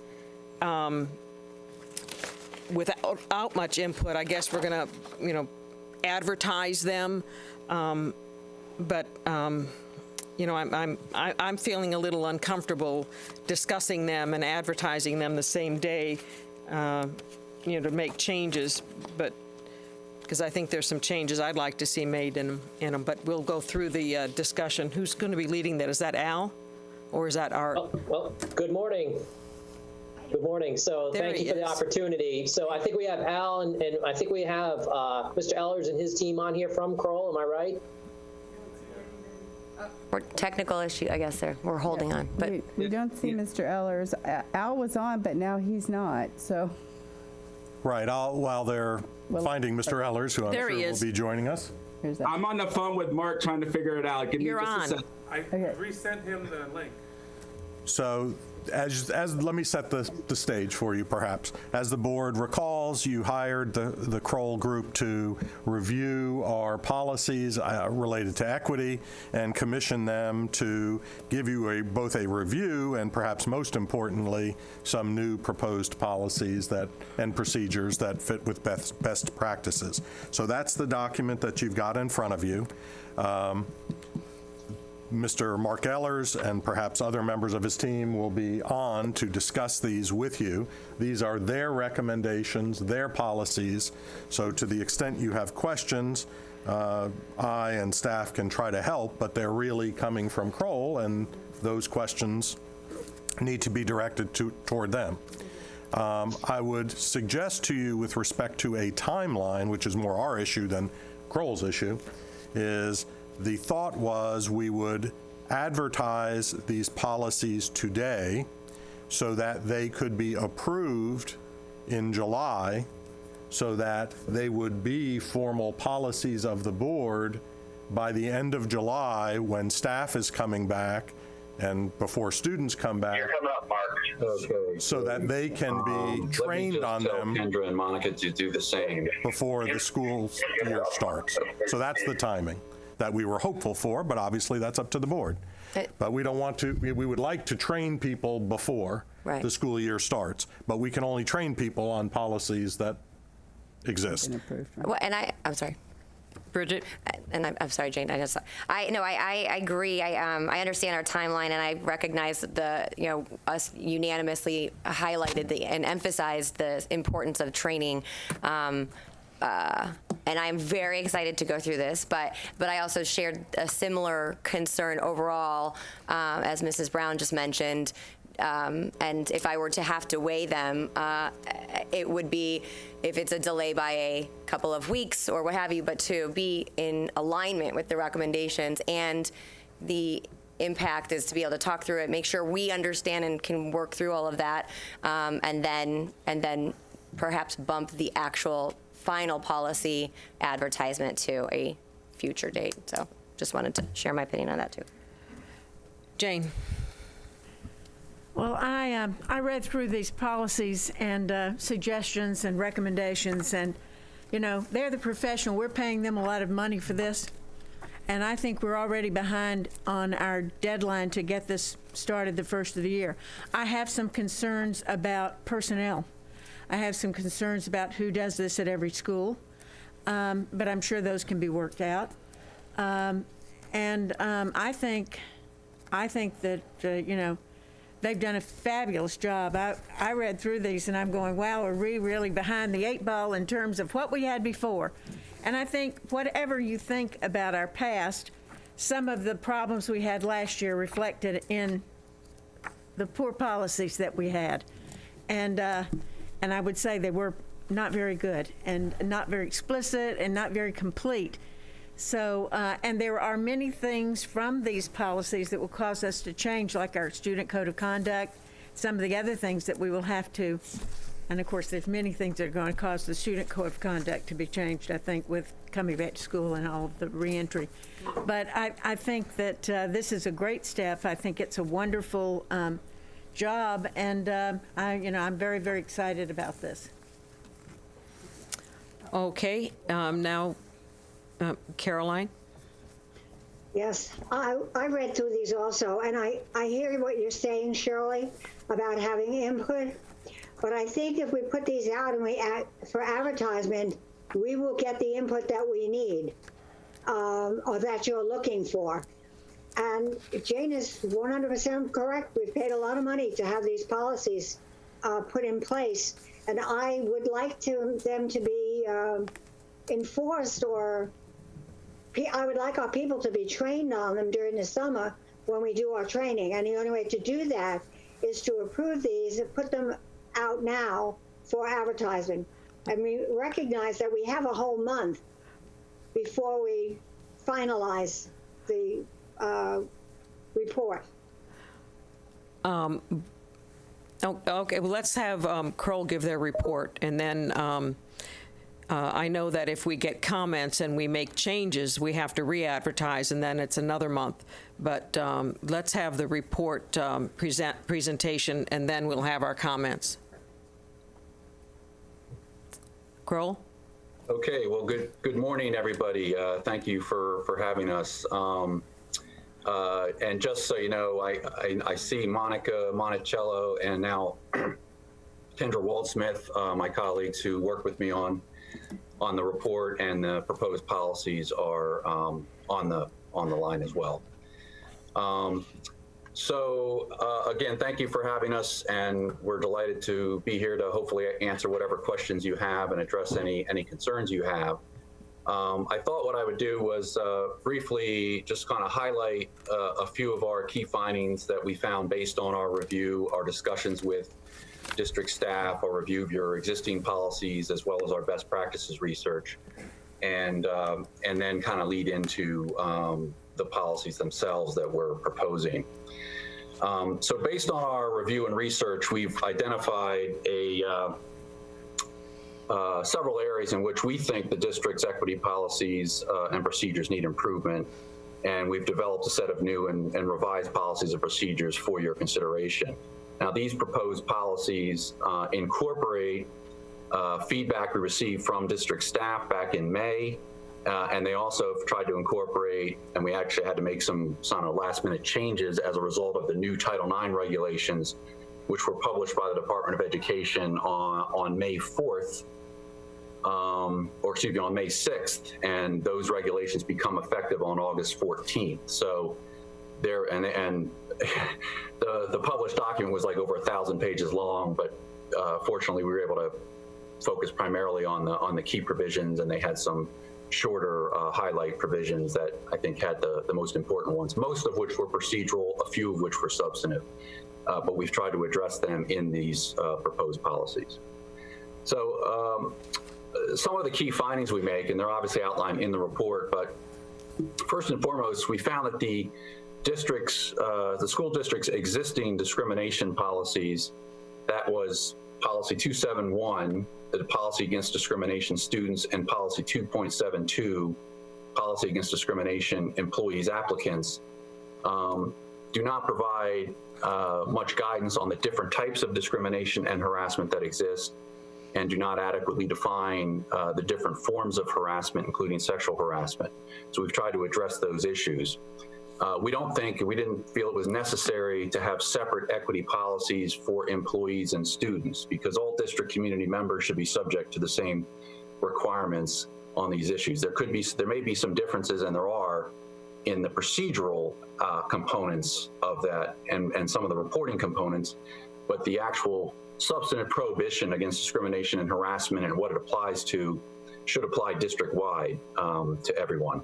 And in addition, in school cases, of course, you're going to have some cases that may involve a combination of students and employees. So that needs to be addressed. We also found that the current policies lack clearly defined and easy to understand procedures for how to report and investigate complaints. We found that the current procedures do not sufficiently distinguish between employment and student related complaints. There's currently a lack of written guidance concerning accommodations and supportive measures. We found that the current policies do not clearly provide that acts of retaliation constitute a separate violation of the policy that must be investigated independently. In addition, the district currently lacks a dating violence and abuse policy, which is required under Florida law. So we want to put you in compliance with that law. The current procedures for employment-related complaints didn't adequately or explicitly consider the Weingarten requirements in the complaint investigation process. So we tried to incorporate that in the procedures that we proposed. And then in addition, there currently is no one person who has clearly defined Title IX responsibilities in the district. You have an equity coordinator who certainly sort of plays that role with respect to the employment side of things, but not necessarily on the student side as well. And under the Title IX regs, actually it was even true under the old Title IX regs, but definitely under the new Title IX regs, there needs to be one person with overall responsibility for the district's Title IX and equity program, and who can serve as a resource for Title IX officers and other administrators when difficult issues arise, who can ensure that annual training occurs and can assess the needs of the district as far as that training, and also can be responsible essentially for the entire set of equity policies and procedures and their implementation. So we wanted to provide clarity on the roles of the Title IX coordinator, as well as the individual Title IX officers, which in this case are the either principal or assistant principal at each school, will play the role of Title IX officer at the school, but there should be one Title IX coordinator that's district-wide. And then we, as requested by the board, we examined the complaint forms that are currently in use for students and employees, and we've tried to propose improved forms for that are hopefully easy to use, easy to understand, easy to fill out, and as we'll discuss later, they need to be widely available both on the website and at school levels, and presumably at the staff levels as well. So to address these issues and to establish a more comprehensive equity program for the district that was, what we believe was consistent with best practices, we're recommending that the board adopt the proposed set of revised and updated policies and procedures that we've provided. And there's basically essentially 3 new policies and then 1 slightly revised policy. The 3 new policies are now our proposed policy 2.71, which is the policy against discrimination and harassment. And so this policy, this new policy 271, is designed or intended to replace current policy 271, policy against discrimination students, and current policy 272, policy against discrimination employees applicants, by essentially combining them into one policy that prohibits discrimination and harassment by any member of the district community against any other member of the district community. And we believe this proposed policy will more comprehensively address sexual and other forms of harassment based on protected classes, and more clearly describe the scope and applicability of the policy, and better define and describe the behavior that's actually prohibited under the policy. The second policy we've proposed is we've labeled policy 2.71A, which is the discrimination and harassment complaint procedures. So this policy is designed to replace the district current procedures, which are in a document that's entitled Employee Applicant Students Complaint Procedure. And so our proposed procedures are to provide clarity to the complaint investigation process for all discrimination and harassment claims in the district, again, whether it's employees or students. Although we make distinctions in this document between employee and student cases where appropriate. The third proposed policy that we've provided is we've labeled policy 2.72, which would now be the student dating violence and abuse policy. And this policy is designed to supplement the policy against discrimination and harassment by addressing common forms of sexual violence that affect students primarily in grades 7 through 12. And this dating violence and abuse policy will comply with Florida law, specifically statute 1006.148, which requires Florida school districts to adopt and implement a dating violence and abuse policy. Now, the alleged violations of this policy, the dating violence and abuse policy, will be governed also by the complaint procedures of 2.71A. So you essentially have 2 substantive policy provisions, 271 and 272, that are governed by the procedures in 271A. And then finally, we've offered some pretty minor revisions to policy 2.70, which is your existing bullying and harassment policy. I mean, we found that the current bullying and harassment policy was quite robust. It seems to be working fairly well in the district. Most of the certainly people we spoke with had a good understanding of it. But we felt the revisions were necessary to do really two things. One, to clarify the distinctions between the types of harassment addressed in the current bullying and harassment policy from sexual harassment and harassment based on a protected class. So sexual harassment and harassment based on a protected class are really addressed explicitly now in proposed policy 2.71, the policy against discrimination and harassment. And other forms of harassment, which really are just a subset of bullying, things like physical harassment, verbal harassment, not necessarily based on a protected class, that's covered by the bullying harassment policy. But if it's harassment based on a protected class, it should be primarily governed by the new 2.71, although it could arguably be a violation of both policies. And then the second thing we wanted to do with revisions was to make the bullying policy applicable to students only, which is consistent with other school districts, and it was consistent with, I think, the desires of many of the staff members we talked to. There had been some confusion as to why it necessarily included employees, when that policy, I think, is clearly designed to prevent student bullying and cyberbullying and so forth. And then finally, as I mentioned, we've proposed some new complaint forms. They're in Appendix A and B of our report. And they were just designed to simplify the complaint process. We believe these forms should be made available in not only all school administrative offices, they should be widely available to staff, teachers, so forth. So if someone reports, if a student, for example, to report a complaint to a teacher, it would be helpful for a teacher to have a complaint form. They could sit down and potentially help the student complete those forms and so forth. And they should also be available online on the district's website, along with obviously the policies and the procedures themselves. So those are essentially the I think what's outlined in our report. And I will ask you, I guess, what you would like me to do next. I can either, kind of at a very high level, walk through the proposed policies, or simply open it up to questions. I'm not sure, what your preference is. I think before we go to questions, we could take each policy individually, and you give an overview, and then if any members have questions on that policy, we'll go through them, and then we'll go to the next policy and follow the same procedure. Is that all right with everyone? Okay, so let's start with policy 2.71.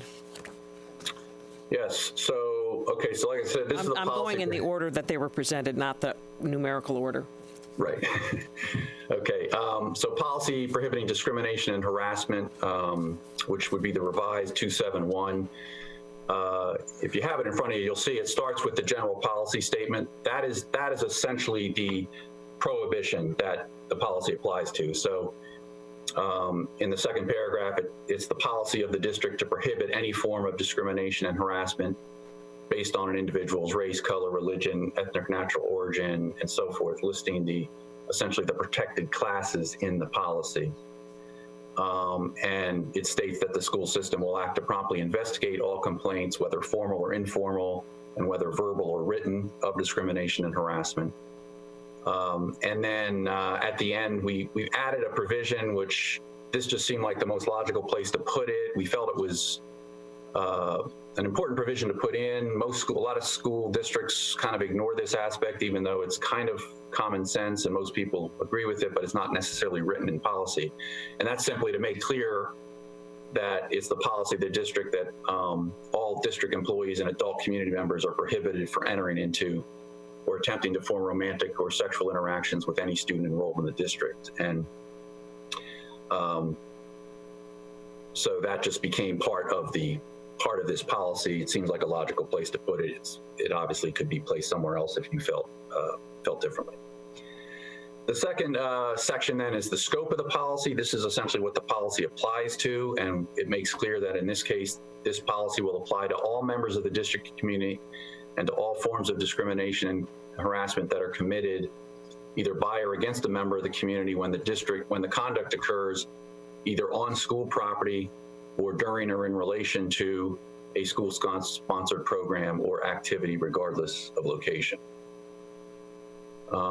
Applicability of Title IX is just kind of a general provision just to indicate that Title IX applies obviously to the school district as it receives federal funds. And then there's the role of the Title IX coordinator. So this is and this will be, this actually section I think is repeated in one or two of the other, at least one of the other policies. But it indicates that the Title IX coordinator is the person who will be designated by the superintendent to coordinate compliance with Title IX and the district's equity policies. The Title IX coordinator will be the person who will receive reports or complaints from employees of employment-related discrimination and harassment, and will then ensure that any investigation is conducted by an impartial investigator.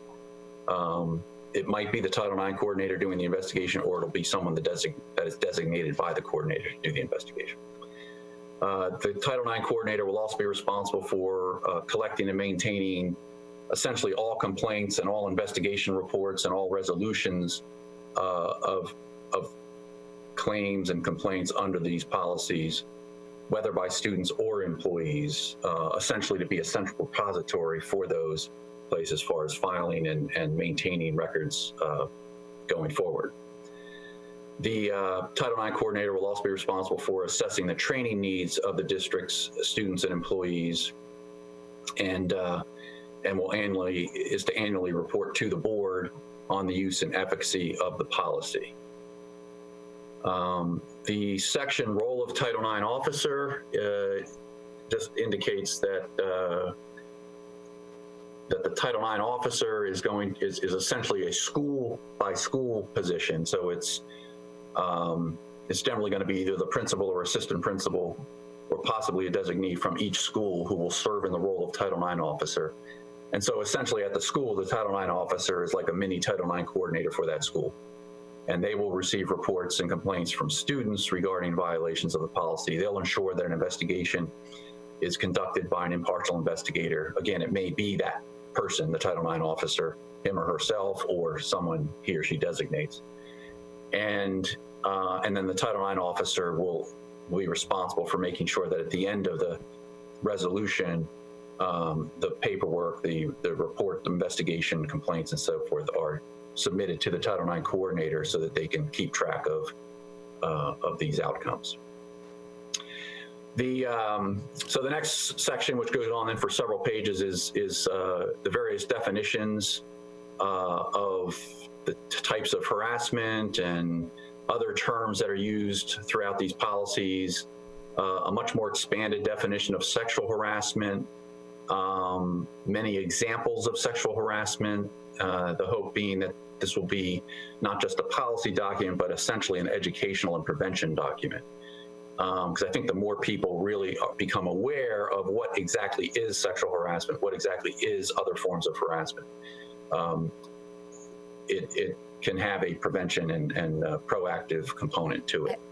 I have a quick question. I just want to, before we go ahead, the Title IX coordinator is designated by the superintendent, as it's written here, and then at the school level, and I understand the Title IX coordinator is required to have the appropriate training to have that designation. Is training required also of the school level coordinator? I don't know if I'm right. Yes. Yes, and I think we have a training and prevention provision in these proposed policies, which kind of describe a little bit further as far as what level of training various people need. But in this, you'll see that the Title IX officer, along with the Title IX coordinator, all the Title IX officers should also receive annual training, in-person training that covers a variety of topics, including investigation and response to these complaints. Okay, I thought I read that. I just wanted to confirm that at the coordinator and officers both. And then, and I don't want to jump ahead, but I did read through all this. But the other question is, because, and this is something we had in our past policy, as it pertained, I understand that all of the officers at the district level and the coordinators at the school level. I want to make sure I'm using the right terms. Other way around? Okay. But that all of that's housed centrally, but in the event anything happens at the senior level, I know that's something that we've had prior was in the event it was the superintendent, because anything other than that. Is that addressed in?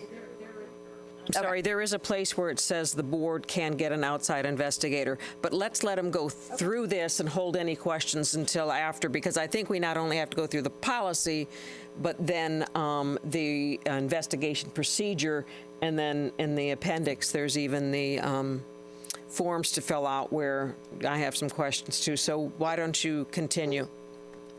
Okay, sure. And what page are we on? Do you know? So, well, I'm on, if you're looking at the entire document, which includes the report and the proposed policies, I think I'm on the bottom of page 14 going into 15. If you're looking at the individual policies, I'm not sure what page is, but it's at the bottom of the definitions. There's a section, additional violations of the policy, and it gets into retaliation, false reports, and failure to report, investigate. And this is just to highlight these things that were included in the past policy, but this just makes emphasis that these are actual separate and distinct violations of the policy. And in the case of retaliation, for example, even a respondent, for example, who's accused of some discrimination or harassment could be guilty of retaliation, even in a case where the underlying claim against that person is not corroborated or substantiated. So acts of retaliation, again, they're separate violations that need to be treated as separate violations and investigated in the same fashion. False reports is, again, if a report is made in bad faith, that would be a violation in and of itself of the policy, but it doesn't incorporate merely making a report against someone that doesn't ultimately get substantiated. It has to be made in bad faith. And then failure to report, investigate is for school employees where there's a duty to adequately respond, investigate, and so forth. Their failure to do so, negligence in that respect, would be a policy violation. The provision on reporting complaints is just sort of outlining the various ways that matters can come to the attention of the district. A couple things to highlight. Any district employee who receives a complaint from a student is required to report that complaint to the school, to the Title IX officer, and if it's a school. And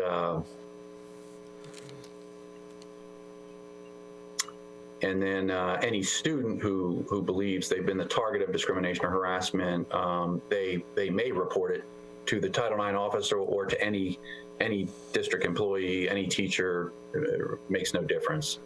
Obviously, they're not required to report these things, but they may. But any district employee who gets a report from a student is required to act on that and pass that along to the Title IX officer. Later on in the procedural component, we talk about mandatory report situations too. Obviously, the first thing to do if it's a mandatory report situation is to notify the appropriate authorities even before you notify anyone else. And then, detailed information regarding the informal and formal complaint procedures are found in policy 271A. The next provision is on confidentiality. And this is trying to make clear that while the district will do what they can to respect the privacy of the parties in these instances, they can't really ever promise or provide absolute confidentiality, because you have to balance confidentiality with the district's obligation to provide due process to the respondent and to conduct a thorough investigation, as well as to take necessary action to resolve the complaint. So this makes clear that the district retains the right to disclose the identity of the parties and witnesses to complaints in appropriate circumstances to people who need to know, which is going to include a respondent, the person who's actually accused of the wrongdoing, if there's going to be a formal investigation. It then makes clear that if a claimant, however, is insisting on that his or her name not be revealed to the respondent. They report the matter, but they don't want it to be disclosed to the respondent. The person who receives that information should inform the claimant of the 4 things in the bullet points. One, that it's going to limit the district's ability to do anything about the complaint, to respond to the complaint. It's going to prohibit that the district policy prohibits retaliation against claimants and witnesses.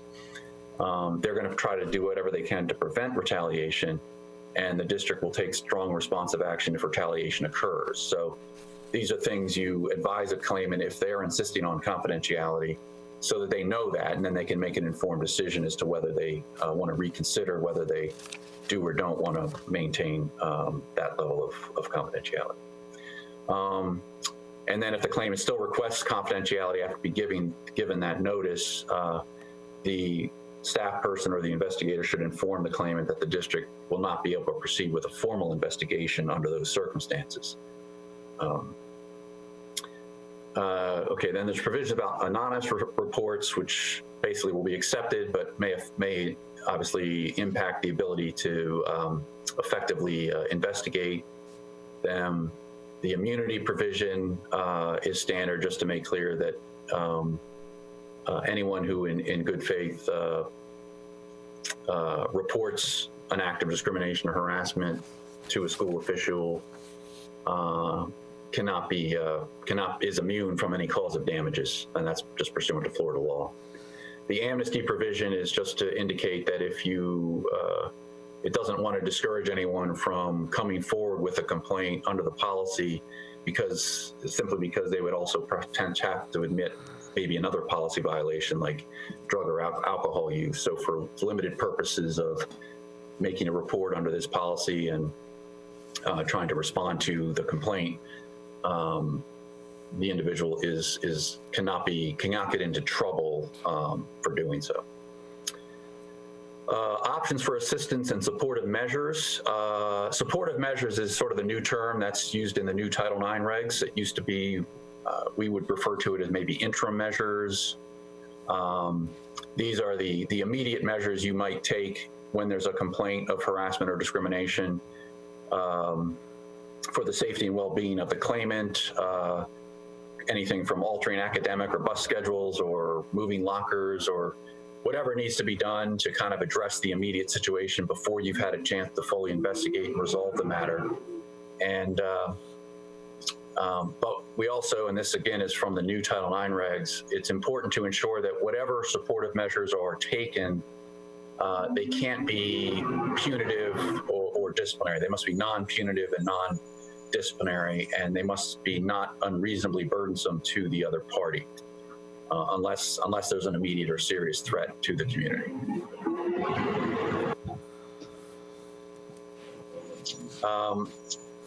We then address education, training, and acknowledgement of policy. So here's where we talk about training. So all students need to be informed of the policy. They should be informed of the policy in the student handbook, on the district website, in student registration materials. We suggest a poster summarizing the policy should be posted in a prominent location in each school. I believe there's a department in the state of Florida that assists with that. And age-appropriate curriculum materials should be made available so that students can be educated about the policies and recognize and report discrimination and harassment. Each employee should be required to annually sign an acknowledgement certification form, which acknowledges that they've read and understand and agree to abide by the policy, but their failure to do so does not affect their ability to, or their obligation to comply with the policy. Employees should also receive annual compliance training on the policy, and that school administrators who are responsible for these policies, which would include obviously the Title IX coordinator, the Title IX officers, perhaps HR department at in the district level and so forth, they should be they should receive substantive in-person training on an annual basis. Other school personnel and employees should receive some type of training, but I think there's more flexibility built in as to how that is. It could be an online course, a video presentation, or other means. And again, it would be the Title IX coordinator who would be in the best position to kind of assess the most effective way to implement that each year. The Title IX coordinators, officers, the personnel tasked with implementing the procedures, again, Title IX coordinator and officers, investigators, they should be trained at least annually, and it should include but not be limited to remedy, how to remedy, investigate, render findings, determine appropriate sanctions, and so forth. Also discuss confidentiality and privacy, and regulatory guidance. The equal employment opportunity policy statement was taken from your prior policy. I don't think we changed that at all. And then the rest of the provisions, I think, are fairly self-explanatory. So that is proposed policy 2.71. Are there any questions about that, or would you like me to go on to the complaint procedures 271A? Eric?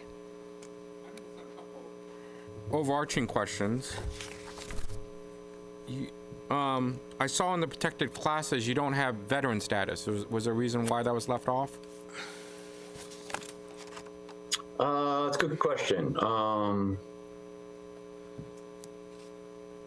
It may have. I've seen other places where veteran status has been.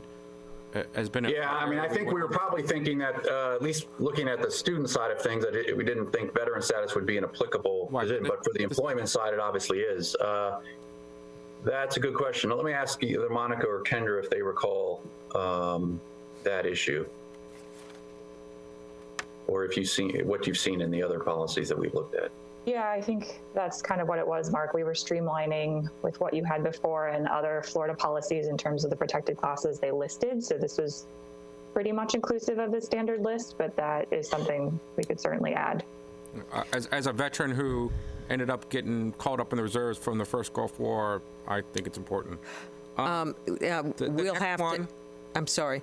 If we're going to be adding the veteran status, I guess I'll ask Art to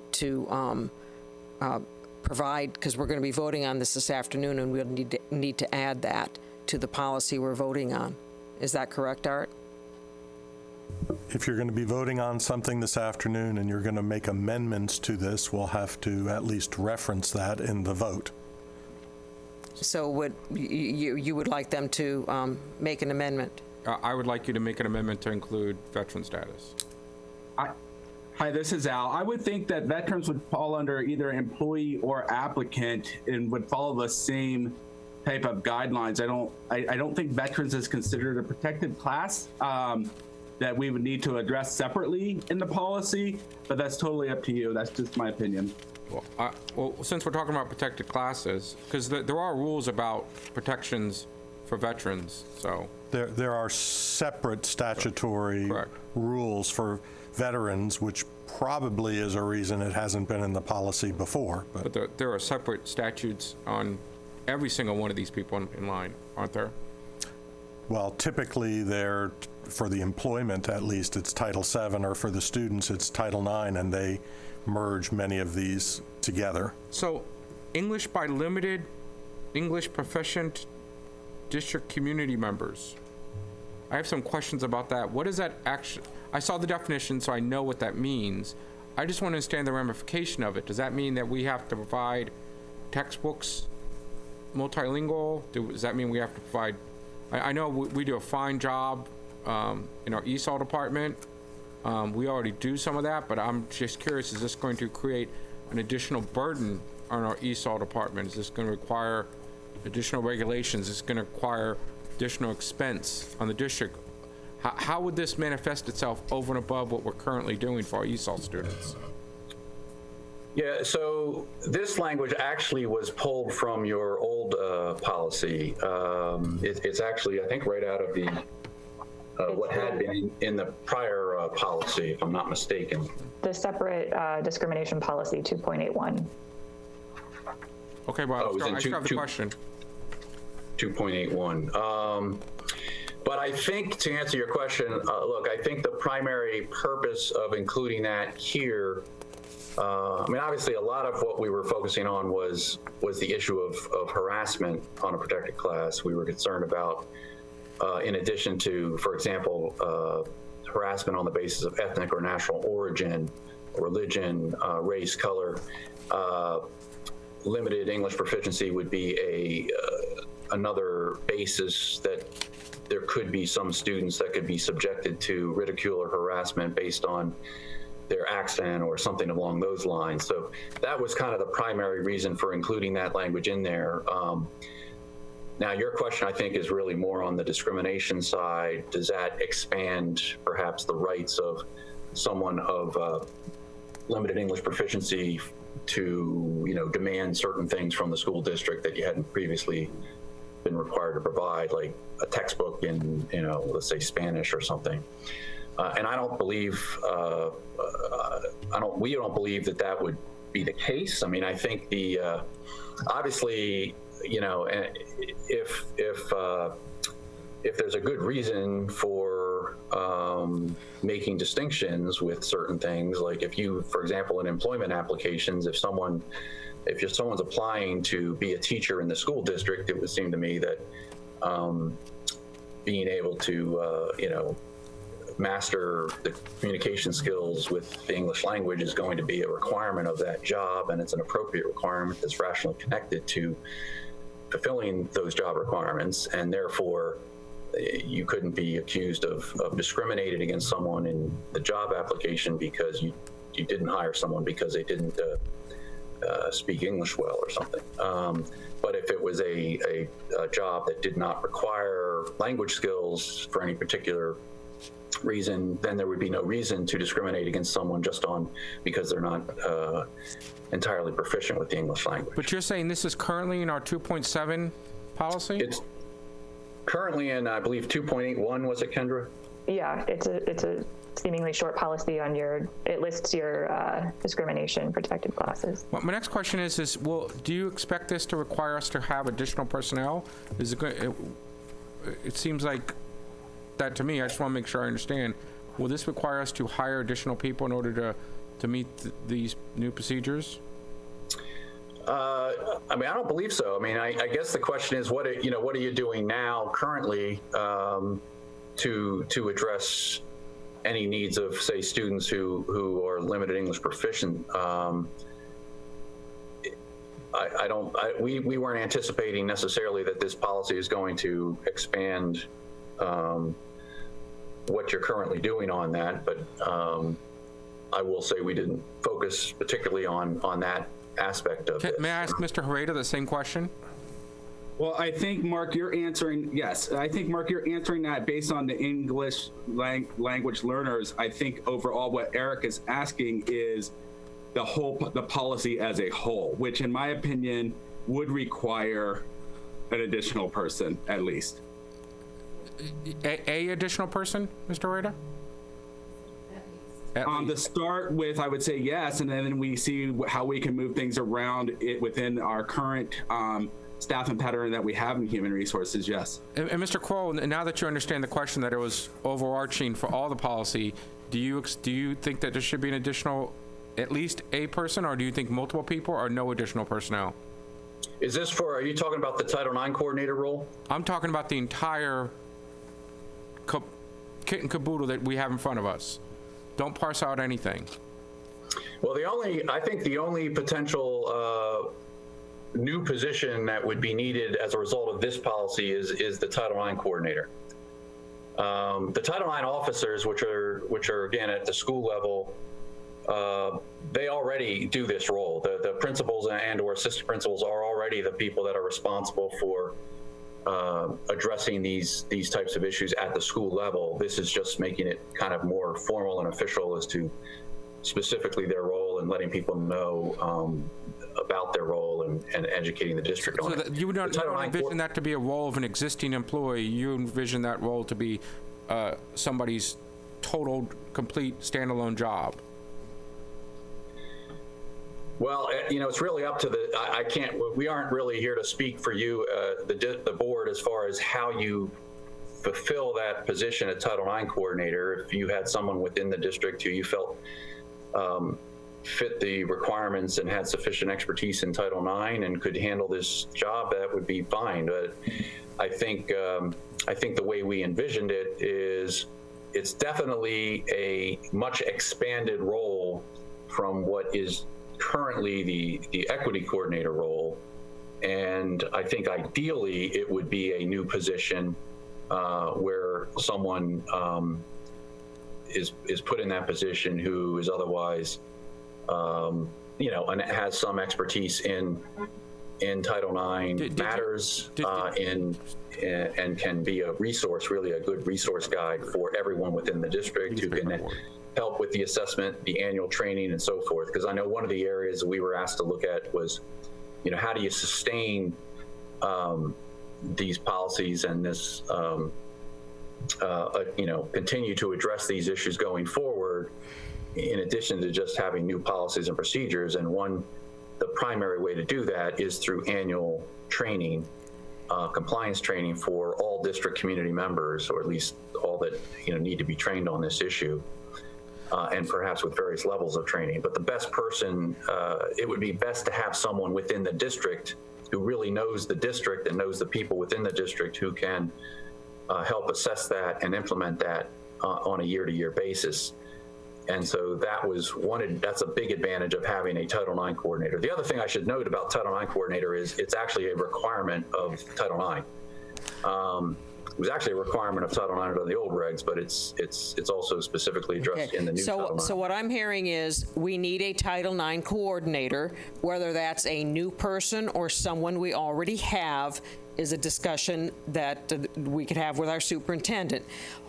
Somebody at a school level, a principal, assistant principal, or whatever, who is handling these complaints now will perhaps also get the title of the officer, and we'll move forward. But it's not up to Kroll to decide our employees or not, and I think any of those questions we should have with our superintendent at another date. Let's go over the policies as they're written right now. I understand that. I wasn't trying to go. He wouldn't all right. go to areas that. Anyone else have any? Yeah. Yes. Yes.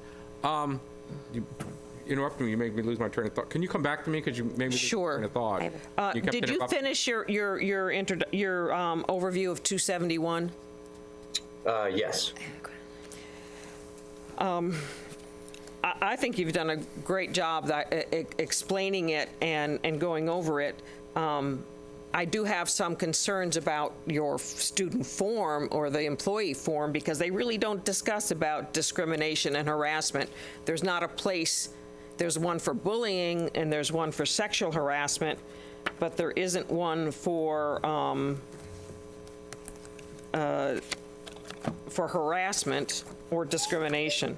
It just says bullying, dating violence or abuse, and sexual harassment. So there isn't a check mark for discrimination or harassment that's not sexual harassment. But that isn't, I don't think we can make changes to that as we move forward. But other questions on the policy? Yeah. Bridget. Thank you. And I concur. I'm very excited about what's in here. I do think there's some, like I said, I have some questions and want to confirm with both our council and you, your team, just on a couple things, and just to make for continuity. But overall, this is a incredible improvement, and I think it's very detailed to help the organization and everyone within it. And just to note what you had mentioned, and I think you bring a good point on the form, is including an aspect of here's the form and if we amend it, but also maybe adding that they have some of the handbook attached to it so that they can read through it. But my question particularly was, because we've encompassed both employees, well, I guess we called it the community, which I really like how you outline that that's all of them. But hinging off, and this is more, I don't know if this is for council or for you, but there was a major ruling yesterday from the Supreme Court. And again, nodding to, I think it's very clear how passionate and eager I am to get this in place, but I want to make sure, particularly given what took place in the Supreme Court, I don't know, it happened yesterday, so I'm giving fairness. Have we evaluated how that impacts any changes potentially to this and making sure? Well, I think, and I'd be happy to hear from Mark and his team as well, but it would appear to me that that's in here because this policy discusses prohibitions related to gender identity or expression, which is my understanding of the case yesterday, what that was entailing. So I think they have covered that already. Okay, I just wanted, I wanted to make sure. I'm glad you brought that up because that was an issue that was, we had some problems with that before, but now we've got it in here and it is in compliance with what the Supreme Court has ruled. So, there should be no more discussion on that. That's what's in here and that's what in compliance with what the Supreme Court has ruled. I know we were kind of. But the depth of it too. I just wanted to again make sure that I don't know if there's the details. I mean, I know that's the highlight of that case. I don't know if there are any other underlying elements as protected from an employer standpoint. I want to make sure it's in here so we're again aligning and not having to go back and change. That's the whole goal. I don't believe anything else would have to change. Although I would certainly ask Mr. Ehlers for his input. But my understanding of the Supreme Court case yesterday was it interpreted the word sex to include gender expression and identity. Okay. So we've explicitly said that here. Okay. I would agree. I think the Supreme Court decision just essentially reaffirms where federal law is on this matter now. Obviously, that was a Title VII case versus a Title IX, but actually in the case of discrimination, employment discrimination, and so forth, Title VII is really the appropriate statutory reference. I just wanted, again, to make sure we're doing it. Okay. Caroline? I'd be happy on this one because it seems to me that the district has been ahead of the curve. We are there. We've covered everything that came up yesterday regarding gender equity. We are ahead of the game. So the rest of our policies were really a mess, but thank you to Mr. Ehlers and team. I think we'll be in compliance now. But in this one area, we were ahead of the curve. Any other comments, questions, remarks on policy 2.71 as written? Bridget? The only other, again, I'm very encouraged by this and incredibly passionate. The only one piece that it's on page 12, and I really want this to be a positive work collaborative piece, but I do have to reference it because I am equally as passionate about the language that was included, as we all know, from our Creating Safe Schools for All Students, Gender Diverse Student Guidelines, because that's added in here and would be explicitly listed as part of our policy. I'd like to revisit those guidelines to remove the parental notification or to add the parental notification piece. If not, I mean, so to me, that's the only major revision, although I think Mr. Robinson brought up another good point. I just want to make sure the impact of adding that language in there as well from what that impact would be. Let me go back to the first page. Because from the employer standpoint, the limited English proficiency, I just want to make sure we understand that properly and that aligns correctly. So those are my two comments. The parental notification, I believe, is part of the procedure portion of it and was an area that I wanted to bring up. We'll discuss it later. And Eric, I'm going back to you to ask what it is you want corrected or changed, an amendment. On page 8. My only amendment was a veteran. The other ones were questions. All right, so clarifications. That language is okay in there, or the use of language other than English. That stays in. I still don't quite understand what that means. I understand the definition. I just want to understand what the ramifications of it are. And then my other question has to do with, I don't know, I was trying to read the policy and envision how it is carried out. And I'm curious if you envision the way in which this policy is carried out, where there's going to be a shifting of investigative responsibilities from, I saw where you talk about the principals, I saw where you read about the schools, I saw where you read about Title IX, so I saw that part. But I'm still, it still makes me think that there's some sort of switching of roles. Do you envision that there will be some investigations that are currently being done at the school level that would instead be done at the district level as a result of this policy? Well, that sort of gets into the procedural component, and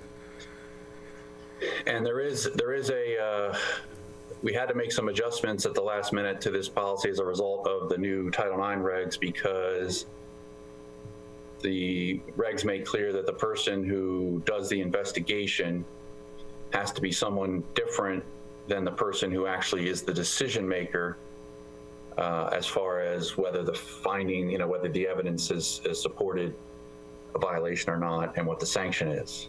Now that's different than had been before, and that sort of adds another layer to the investigation process, at least in informal complaint situations. Would you envision we're going to need to discuss that in a minute, but I can either address it now or we can wait a couple of minutes. I can wait a couple of minutes. I just want to understand. I'm trying to I want to make sure I understand the policy that I'm going to be voting on. So it's not just things I want to change. I want to understand what it is that is being put forward. Thank you. I have a same, when I'm reading this language that Mr. Robinson brought up, and basically the school system will act promptly to investigate all complaints, formal, informal, verbal, or written discrimination of harassment because of, and we can just go through risk and all, go down to that part that it says or, so we can investigate complaints to the use of language other than English by limited English proficient district community members. I don't know what you mean by district community members, or do you mean district or community members? And could we also be discriminating against community members? I mean, I'm not sure what that language is supposed to mean. And I think if it's unclear, I'd just as soon just put or veterans instead of that, because I'm not sure what that's supposed to mean or who it's supposed to be directed at. But I also have similar concerns like Ms. Ziegler did. I mean, we can add it in later, but I would. Which page is that one? Page 8. Let me just explain just so the district community is actually defined at the very beginning under the general policy statement of 271 as it means students, teachers, administrators, staff, and all school employees, as well as agents, volunteers, contractors, and persons subject to the supervision and control of the district, meaning the school district of Sarasota County. I'm sorry, So where is that defined? that's at the very beginning, the first paragraph of the general policy statement under 271. I see. Okay, thank you. And that was trying to make the point that the policy should apply to the entire district community as defined there, as opposed to have a separate policy for students and a separate policy for employees. That was the primary intention of that. So this would also include volunteers and contractors and everybody else involved. When I look at district community. Yes. I mean, so you can't, you can't harass or discriminate against a contractor any more than you can an employee, but to that extent. Volunteers, things of that nature would be someone who I guess is, volunteering in an official school program. Again, just because they're volunteering in a school program, they're now protected by the policies and procedures of the school district for the limited purpose of their involvement with that school activity. So again, it's not it doesn't address anybody outside of the school context, but it does have an inclusive definition of what the district community is. It's really anyone who's officially involved one way or another in school activities. Mr. Hardy. Yeah, I'd like to follow up, since the limited English proficiency seems to be an issue, and I've pulled policy 2.81, which is where this comes from. So I'd like to ask Mr. Ellers and staff team there. First, reading 2.81, which is very brief and basically says there won't be discrimination, there won't be unlawful discrimination, and will comply with the ADA, and the superintendent will develop complaint procedures. I guess question number one is, do we even need 2.81 given the revisions that are being made to the others? It seems like that's surplusage to me at this point, but that's question one. Question two is, if we're specifically concerned about the limited English proficiency, and if you brought it into this policy because of 2.81, do we even need it in the new proposed policy? Because wouldn't any claim about, if someone has a claim about limited English proficiency, let's say in hiring or something like that, wouldn't that be covered by ethnic or national origin discrimination? So could we perhaps not take any protections away from people where they're appropriate, but not open up potentially a can of worms, as Mr. Robinson is concerned about, by taking two acts? One, by striking 2.81, which really doesn't seem to add anything at this point, and by striking the references to the limited English proficiency, and really just consider those to be, if someone has such a claim, it's a claim based on ethnic or national origin.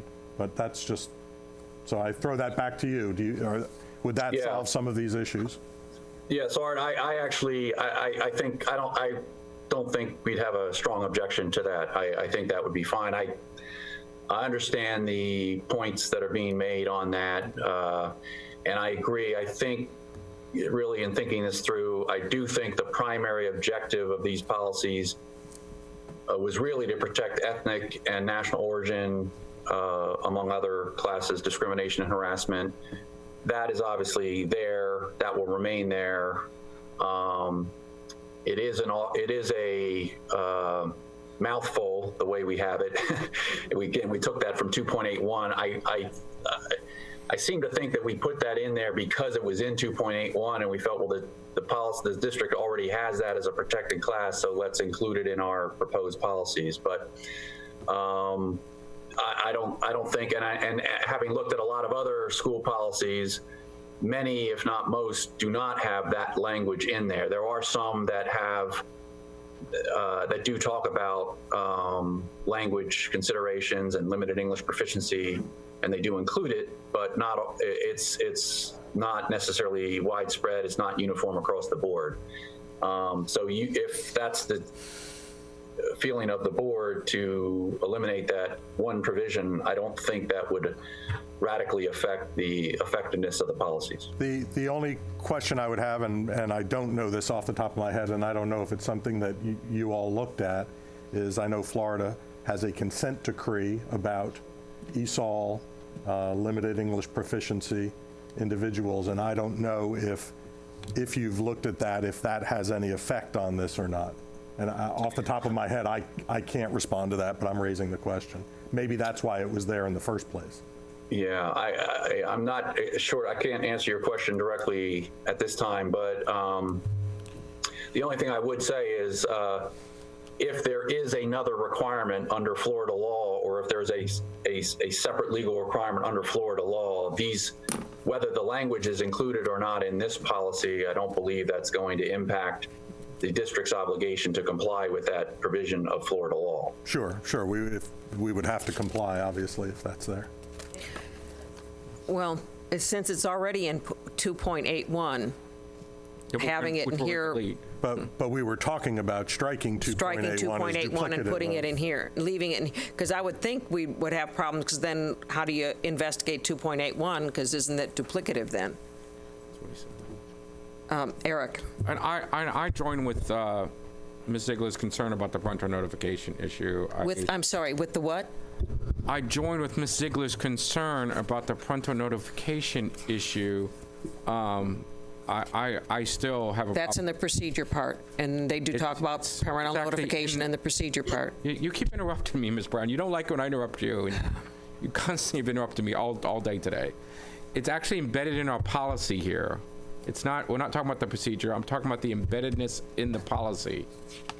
So I think I don't know if you've read the policy, Ms. Brown, but in the policy itself, it embeds that. I think what Mr. I'll show you my Robinson is- highlights. You keep interrupting me with things that don't agree with what's in the policy.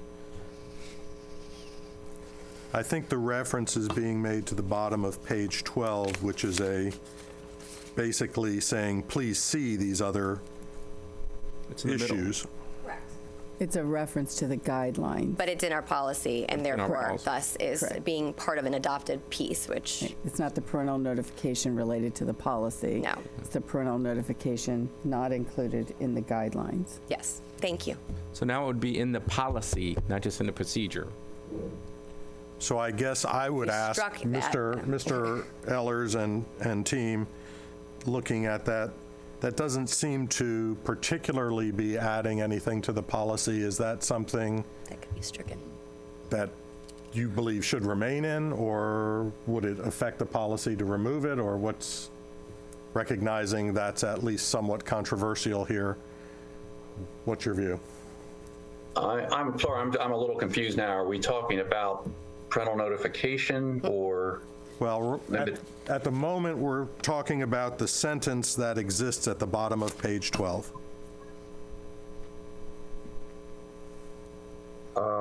Which is, Okay, and I'm afraid the document I'm looking at may not be correspond. Are you looking at page 12 of just the policy itself, or was it the report plus the policy? the report plus the policy.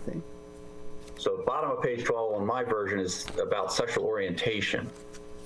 Right, there's a definition, I suppose, of sexual orientation, and then the next sentence, not a bullet point, says, please see creating safe schools, et cetera. Oh, okay. So that's, And you're suggesting that, is there any reason to have that sentence in there? well, I'm suggesting that at least 2 board members have raised a question about it, and I'm asking you if that's a controversial position. I think it would be nice if we can move forward together, but my question is this something you believe is necessary to the policy as you have envisioned it and framed it? I don't believe it's, no, I don't think we would need, I don't think that particular sentence needs to necessarily be in the policy. I think, but it seemed to us that the school district had already at least had a task force, had addressed these matters, had defined many of these concepts, and had issued a document to provide guidance to the school district on it. So we felt that it was an appropriate place to reference it because we didn't want to, preempt that document. We just simply wanted to make clear that, essentially aspects of that document are part of policy. But I don't think that sentence, please see creating safe schools for all students, gender diverse student guidelines, et cetera, for additional definitions and guidance, I don't think that's really necessary per se for this policy. I don't think it will really change anything. The substantive provisions are above it and below it. Jane? I'd like it to remain. We worked hard on those guidelines, and I think it's an added reference and more information that people will need, and I would not want it to be taken out. I agree with that, but I have the feeling that is somebody asking for an amendment to be withdrawn to discuss at the board meeting when we vote? Shirley? Jane? Sorry, Caroline? Call me some Caroline today, not Bridget. I would like to see it left in there. I think we've reached a cornerstone in our world today, and I would like to see that left in there. And as Jane said, we spent a lot of time clarifying this issue. Spent a good almost 3/4 of a year on this, and I would like to see it left in there. I agree. Is there any direction for staff? If I just can reiterate. Bridget? very quickly. It is, as mentioned, it doesn't change the substance and direction of the overall policy. The discussion is about the guidelines and being guidelines. And I don't want to rehash all of that because I think we're in such a positive place on this. It's not changing that because we've already gone through that, but it wasn't brought to the board level, as we know. Embedding it into the policy then thus changes it. I'd like us to move forward together with a very positive policy and procedures. That particular line is well known that it's controversial, not just to some of the board members, but certainly with the community. But if we strike it, it doesn't change anything at that point. It's really almost working together and making a concession, but in the formal policy, it doesn't direct or change anything. It's just an additional reference. So my request is we strike it so that this can be a fully supported document. Well, I guess I would say if it doesn't change anything, why do you feel you have to strike it? But I think especially in reviewing what happened with the Supreme Court and the discussions that we had that brought this up, and when we talked about the harm that could come to some of these children, I would suggest that, yes, we move forward with this and all get agreement, knowing that we had the discussion once before, knowing that now we have on top of this what the Supreme Court has said, that leaving it in doesn't change anything either. So I would. Just for the record, for anyone watching, or the issue is, particularly in those guidelines, is the removal of parental notification or not requiring it. So unless you want to bring that whole thing back because it's referenced in that policy, that's a challenge. So I would implore you to, again, striking this, knowing those guidelines exist, but now that it's in our policy, it does change the dynamic of it. Well, I would implore you too that we've had that discussion, and now on top of that discussion, we've got the Supreme Court rule. So I would implore you, so that we can move forward, that we don't have that discussion again. Well, unless we've had a full analysis of the debriefing of what the Supreme Court went through, I am quite certain that it was, one, Title VII, so it was about employees, and two, and again, I am not an attorney, I have not read the entire ruling and analyzed it, but the issue with the guidelines are pertaining to students, and as it pertains to parental involvement and notification. So it actually has nothing to do with what the ruling was. I'm merely making a point that this does change the dynamic because you're including it. Striking it, we can still successfully be in compliance with what the recent Supreme Court ruling was. This is different. I would respectfully ask that we leave it in. It was brought to us by the attorney, by Kroll in there. I like the work that they've done so far, and I would not like to eliminate that paragraph. It's a little paragraph. I would just leave it in there.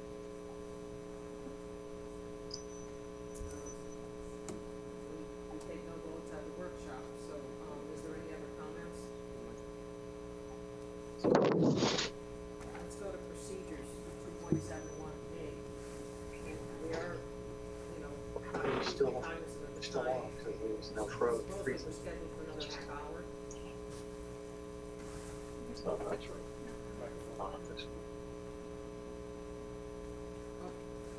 I'm sorry, I didn't have my button pushed. Push your button, Shirley. We don't take any votes at the workshop. Votes will be taken this afternoon on this, and we're moving forward to 2.71A, the procedures. Okay, let me just get to the right spot here. Okay, 2.71A are the complaint procedures, and this will apply to both 2.71 and the new 2.72, the student dating, violence, and abuse policy. So introduction is really just that. Basically indicates, though, that the school board encourages the early informal resolution of complaints whenever possible and appropriate, and that to resolve complaints which cannot be resolved through such informal process, these complaint procedures will govern all matters that can't be otherwise governed informally, although these also address informal procedures as well. Again, it repeats the role of the Title IX coordinator. I don't think there's anything different in that section. Same thing with the role of the Title IX officer. Just makes, again, clear the different roles and responsibilities of those functions. And then it goes to investigation, informal complaint procedure, and this is the informal complaint procedure that's outlined here applies to students, employees, non-employee matters, anything that would fall within the jurisdiction of the policies, but that can be resolved on an informal way. And it's simply to provide a less formal option for anyone who believes they've been harassed or discriminated against in violation of the policy. The informal process is available only in circumstances where the parties, that is both the claimant and the respondent, agree to participate in the informal process. I think as a practical matter, it's primarily going to be the claimant that will drive that, because I can't imagine too many situations where a respondent would be opposed to resolving things on an informal way rather than a formal procedure. But that remains, both parties would need to agree. However, it notes that all complaints of discrimination and harassment that involve a district employee or adult member of the community and a student, any case involving a student with a district employee or adult member must be resolved by a formal investigation.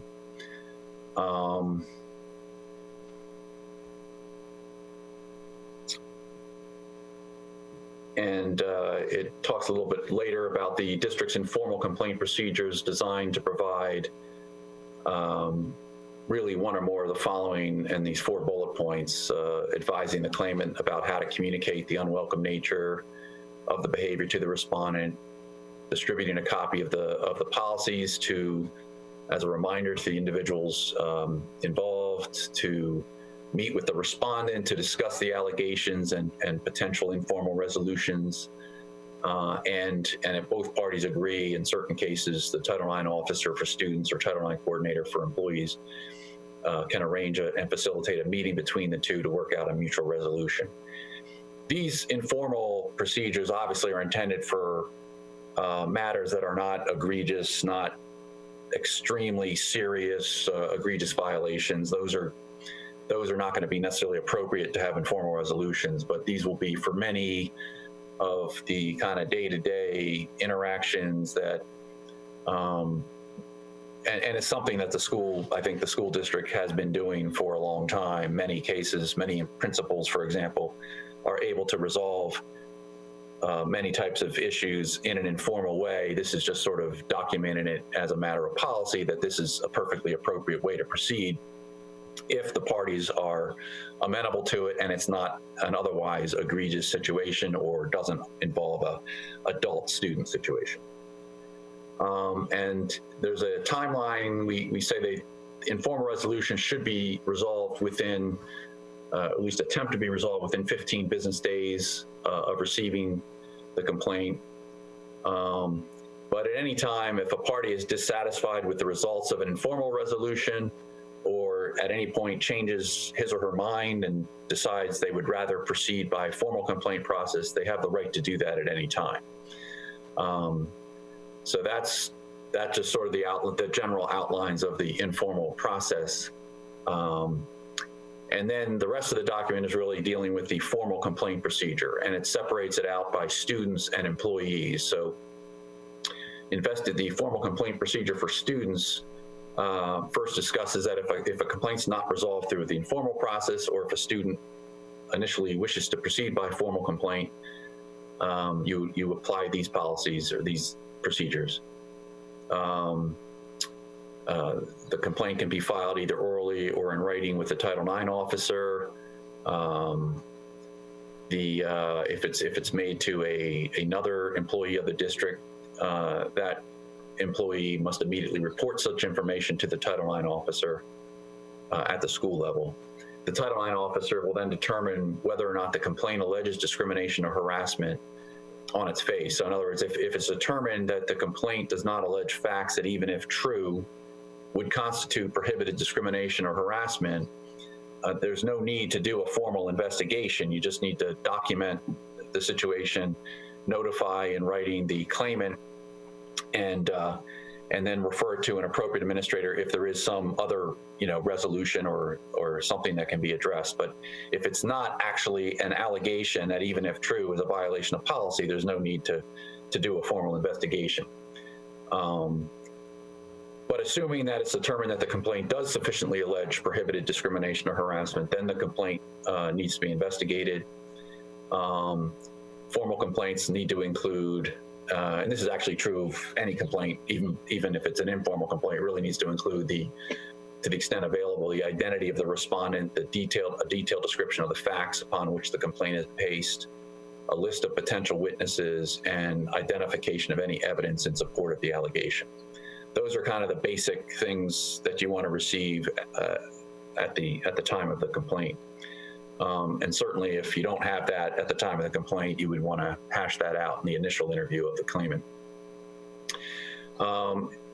Upon receiving the formal complaint, the Title IX officer or designee will then should consider supportive measures in the first instance. Is there anything that needs to be done immediately to address any concerns concerning interaction between the claimant and the respondent, class schedules, and so forth?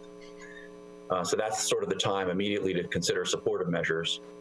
And then the Title IX officer or the person designated will inform the respondent in writing, and a copy has to be provided to the claimant, and this is a requirement of the new Title IX regs, that a complaint has been received. The written notice should include sufficient details of the allegations, as well as a copy of the board's policy, so that the respondent has an opportunity to obviously see the policies, but also understand what the allegations are against him or her. Both parties, the claimant and the respondent, need to be informed at that time as well that they can have an advisor of their choice, not necessarily an attorney, but someone who can be like a support person for them if they wish to have somebody like that accompany them at interviews and kind of be at their side to inspect and review evidence if needed.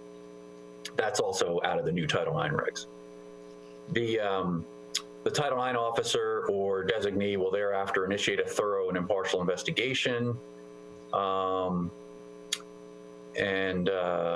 will attempt to complete that investigation within 45 calendar days, if possible. If they can't do that, they need to provide notice and reasons as to why that is the case. Sometimes it might be a case because there's a parallel criminal investigation happening, and the criminal investigator may have asked for, pause the school investigation and so forth. Whatever the reason, it just needs to be, or there could be delays for other reasons that prevent the deadline. But you want to have, in most cases, you would hope that you would get that done well before 45 days. It then outlines just the basics that an investigation needs to include. And obviously you need to interview the claimant, you need to interview the respondent, you need to interview any other witnesses, anybody else who may reasonably have information relevant to the investigations. You'll probably get that information from the claimant and or the respondent, but sometimes it's also just knowing the alleged facts. You can figure out on your own, the investigator can, that there might be some other people to ask, even if it hasn't been mentioned by those parties. You then interview any other of those witnesses and then consider any documentation or evidence that's presented by either of the parties or any of the other witnesses, which appears reasonably relevant to the allegations. The Title IX officer is then to provide notice, during the course of the investigation, there should be written notice given to any individual whose participation is requested in the interview, including the date, time, and location of the interview.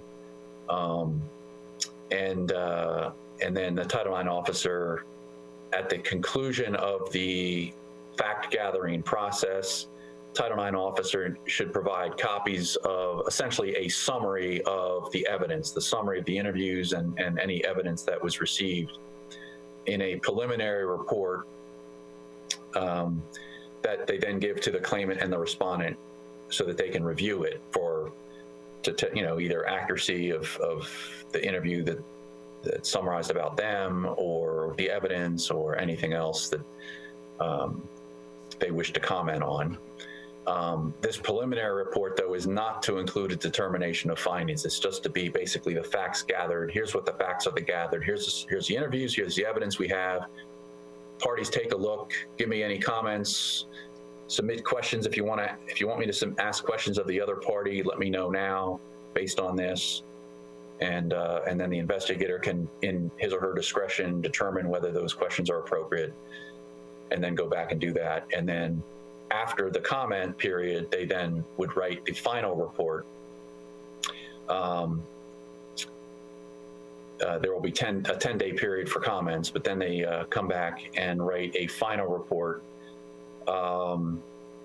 as soon thereafter as possible, and that will again summarize the evidence gathered during the investigation, as well as provide the investigator's analysis and conclusions based on the evidence.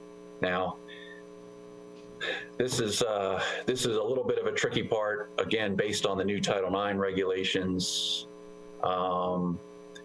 which indicate that the investigator has to be different than the decision maker, and it also can't be the Title IX officer or coordinator. So if the Title IX officer or designee does the investigation, they should prepare a final report that essentially includes their analysis and conclusions as to whether the evidence is sufficient or not to support a policy violation. But it then must go to the school's designated decision maker, who will make a determination based on that written report and the evidence as to whether the claimant has in fact been subject to discrimination or harassment in violation of policy. And they'll apply a preponderance of the evidence standard, which is defined here. And then once that decision is made, a copy of the final report, including the decision maker's determination, will be provided to the parties. And then the parties will then have 10 days to review that report. And if they wish, or if they're unsatisfied, they can appeal to the superintendent or designee at that time. Very similar procedures, pretty much identical procedures are apply to the employees and others situation. The only difference is in the section about what needs to be done during the investigation. We note that, one or more interviews of the respondent, ensuring that the Weingarten rights of any unionized employee and other rights under the applicable collective bargaining agreements are observed in the process. And that's just to make clear that, we're not trumping the CBAs or the Weingarten rules on this. We understand the district has that issue to deal with. And so the timing of the interview of the respondent may be affected in employment cases so that you can properly comply with the Weingarten rights. But at some point in that process, you're obviously going to want to interview the respondent and address the facts and the evidence with him or her. And then the preliminary report, final report provisions are all the same. In this case, however, the Title IX coordinator, who is essentially the one that the report has initially been given to, and then is either doing the investigation or the investigator is doing the investigation, they will then provide a copy of the written report, final report that has the analysis and conclusions to the Executive Director of Human Resources.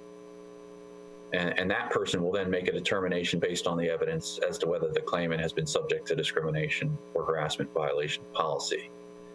And then a copy of that final report, including the Executive Director of Human Resources determination, is provided to the parties, and they then have 10 days to review it, and if one of them chooses to appeal it. And the appeal procedures are outlined below. Parent notification provision is just that parents of student claimants and respondents shall be notified within one school day of claims alleging a violation of policy. Can I surely have a question? External remedies is just to provide information about other resources and so forth. Can I stop you? I just want to make a comment. On parent notification, I know, and I recognize this is our procedure, but and Art maybe let me know here, but it says it's parent or legal guardian, I'm assuming, of student claimants and respondents shall be notified within one, so that's good to me. It's the second sentence. The parents of students who file complaints, and again, parents or legal guardian, I think I'd prefer to see shall be offered to participate at each stage. Our welcome is somewhat, do you understand what I'm saying? Anyone? Art? Yes, yeah. Okay, so it just shall be offered to. It's up to them, but just the aspect of our welcome to is a little bit ambiguous and from a procedural standpoint, I think we want to be pretty tight. So your thoughts on that? Yeah, or shall be provided an opportunity to. Something, yeah. How about may? That. Well, shall is they shall. Well, we're not going to make them participate. No, shall be offered. Oh, well, could say may participate. I just want to make sure they're notified as the stages go through. I'm just thinking of general an investigation. And my other question was, is it only the parents of the claimant? What about the accused, the parents? Yeah, well, it's parents of student claimants and respondents. Responded. Oh, I missed that. I apologize. Okay. All right. But I just wanted to be a little bit more concise or just ensure that they're offered at each stage. Doesn't mean they have to participate, but we're requiring that they basically ensuring that they're engaged through the process. He was very close to being done, so let's let him finish before we go to further questions. Be consistent. Okay, and I would say parent, it probably should say parent/legal guardian, something of that nature. That would be. Yeah, I think that needs to be added. Were you finished in your presentation? I think you were talking about the appeals process. Yeah, well, so just the remaining sections. So there's the allegation constituting criminal conduct, mandatory reporting requirements. That just outlines what those requirements are. Sanctions and monitoring is just that the board will vigorously enforce prohibitions, et cetera. And then the appeal section. So there's an appeal section for students and an appeal section for employees. They're fairly similar. Basic processes. If the parties aren't satisfied with the final results and they wish to appeal, the place to appeal it is basically superintendent or designee. And it's simply provide a copy of the final report and decision along with whatever the written request for review detailing the reasons for the appeal.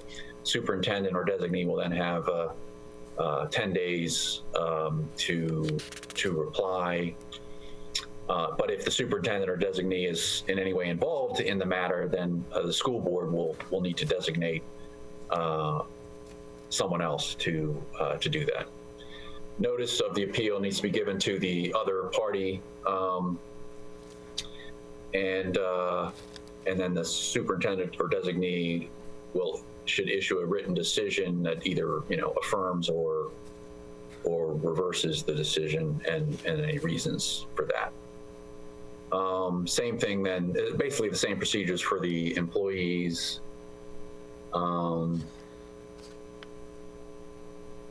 And then there's a provision on the retention of records and materials. This is we use the term of 7 years. All these records shall be retained for not less than 7 years, and that's again based on the new Title IX regs.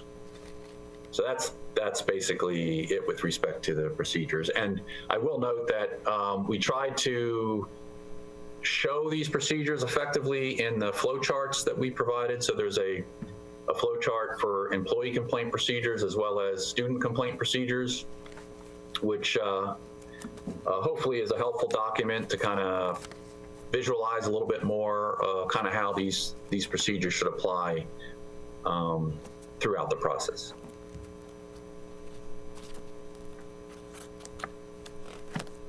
Thank you. I don't think I got the flow chart, unless I missed it. I have a couple of questions. The first one, it has to do with public records and confidentiality.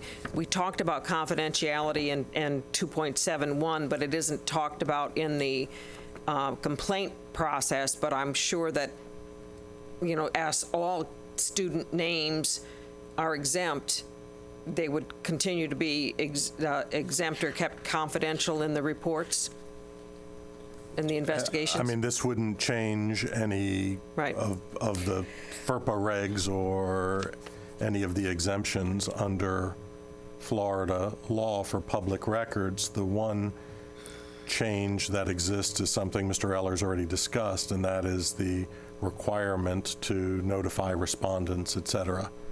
So people cannot be kept anonymous. Thank you. Within the context of the On page of the report, on page 24 and 26, it talks about if the claimant is unwilling to provide a written statement, the one who they report it to has to come up with a written one, and they have to, the Title IX officer has to, document this.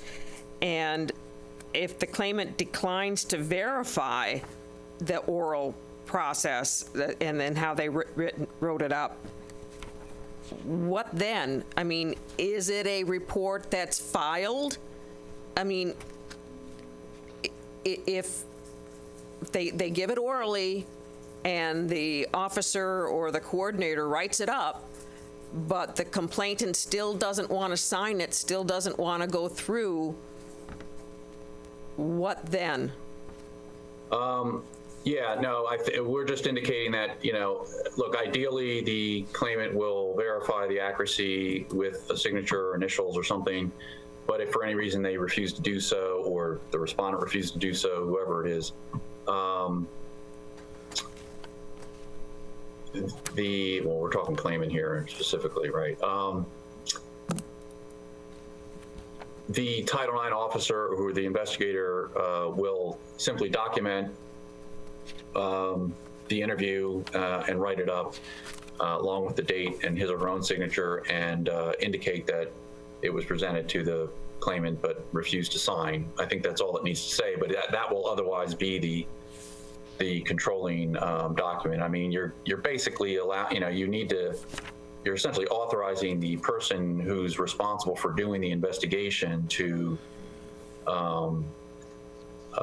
do so in an objective and fair fashion, and it's ultimately going to be the investigators and the decision makers' conclusions and judgment as to whether there has been a violation or not. So we actually had some discussion back and forth, I think, during our feedback session about this. And the thought was, because some of us at Kroll, we would, we're used to doing a lot of investigations where you don't write up an investigation report, or you don't write up a interview summary and present it to the person to let them look at it in accuracy. It's basically, you're going by your notes and your judgment as to what was actually said in each interview, and then making your findings accordingly. This is sort of another step in the process. I think it's one that the staff felt that, the more detailed the procedures could be as to what should be done, that it should be outlined in the procedures. So we put that in there based on staff input, and then the thought being that if there is a situation where for any reason the person doesn't want to verify what's written, but you're otherwise satisfied that it's accurate, then you just note that, and you'll use that, proceed accordingly. I mean, I'm just presuming the claimant wants to continue forward with the investigation. There may be a reason why the claimant, it depends on what the reason is, I guess, for why the claimant hasn't verified the interview summary. Well, I would think that maybe there would be something that the complainant would say, no, they don't want to file. I just not sure what that next action would be, and if that person, after seeing it in writing, decides they don't want to go forward, because that's kind of a problem that we run into sometimes. And And right now, I think it's kind of gray, what do we do next? If they give an oral report and they still don't want to put their name to it.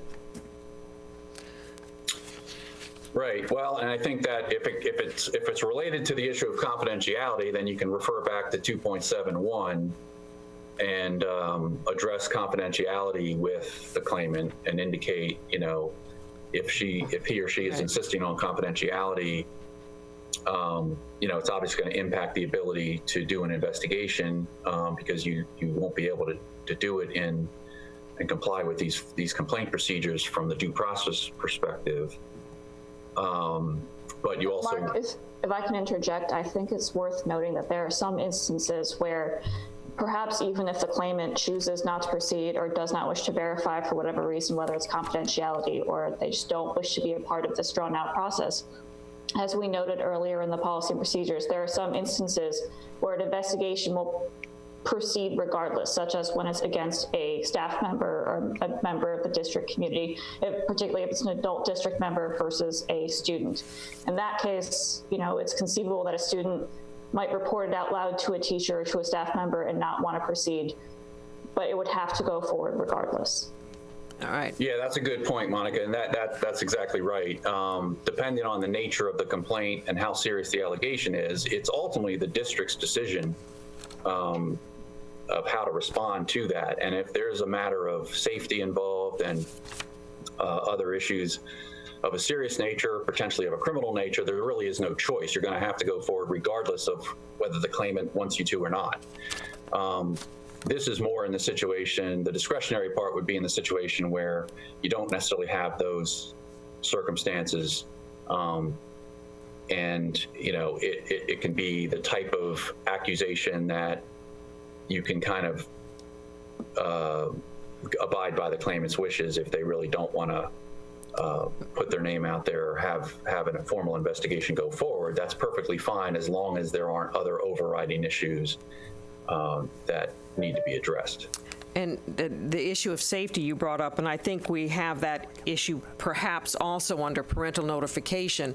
A parent either finds out that his child was being harassed because he was gay, or that a student or the parent might either go after their own child or even after the child who was doing the bullying or the harassing.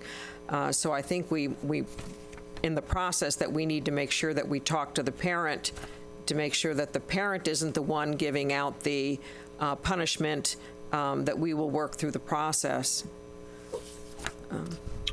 Perhaps. I just concerned about the student safety when we bring the parents in, either of the claimant or the respondent.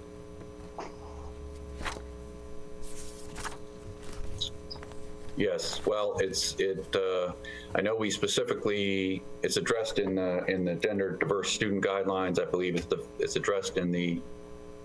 Well, I'm sure our principals handle this all the time. Yeah. You know, whether they're going to bring in a parent or not. Right.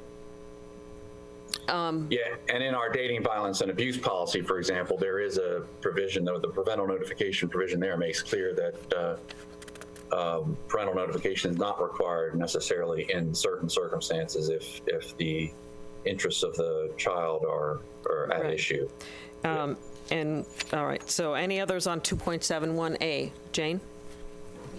Well, I concur that this is a good policy, and I think it's well written.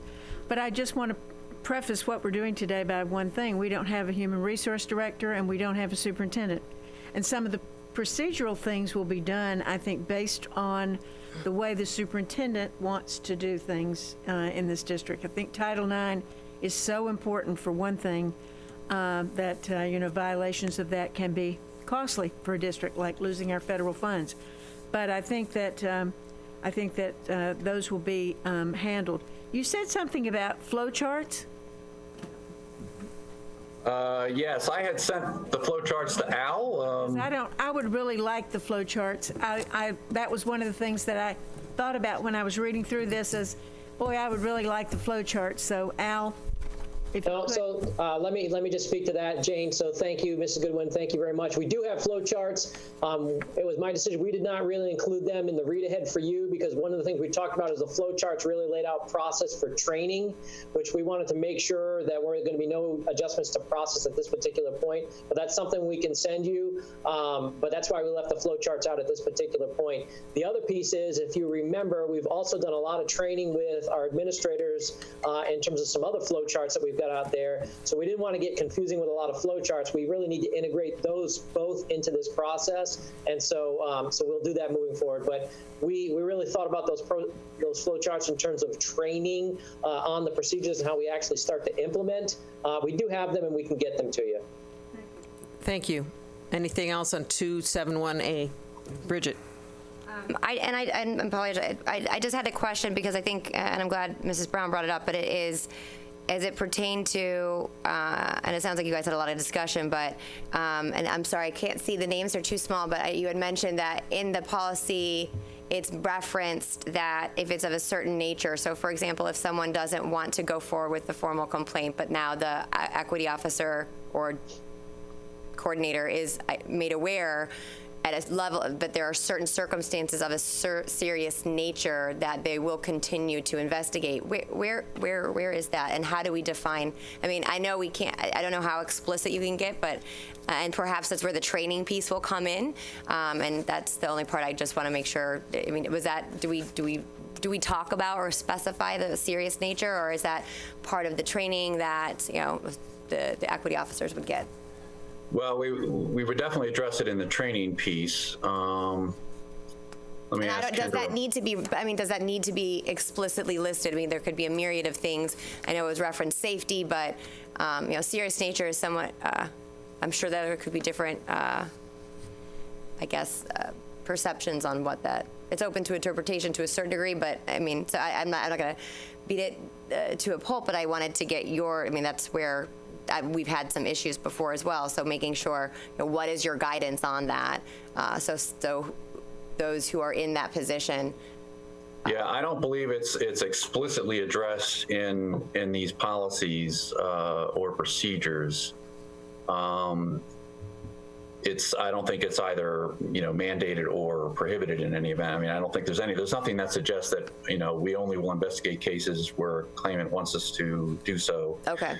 But it really doesn't address it either way. I think the implication is that, the school district will, as it always has, will have to continue to address these matters on kind of a case-by-case basis.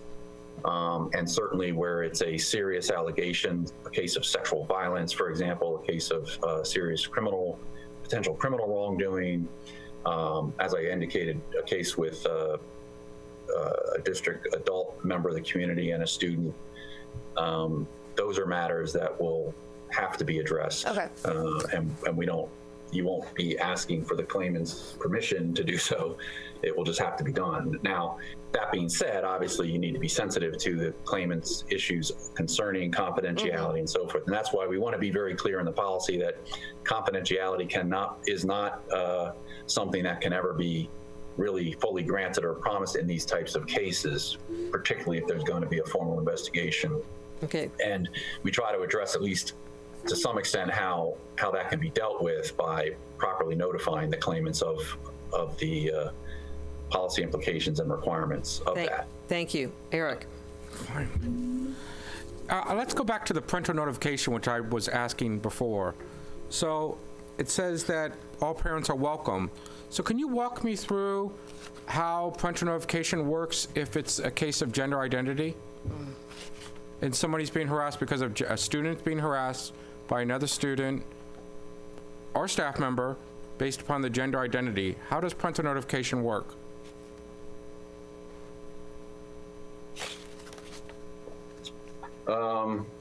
Since you're not allowed to notify the parents. No, they didn't say that.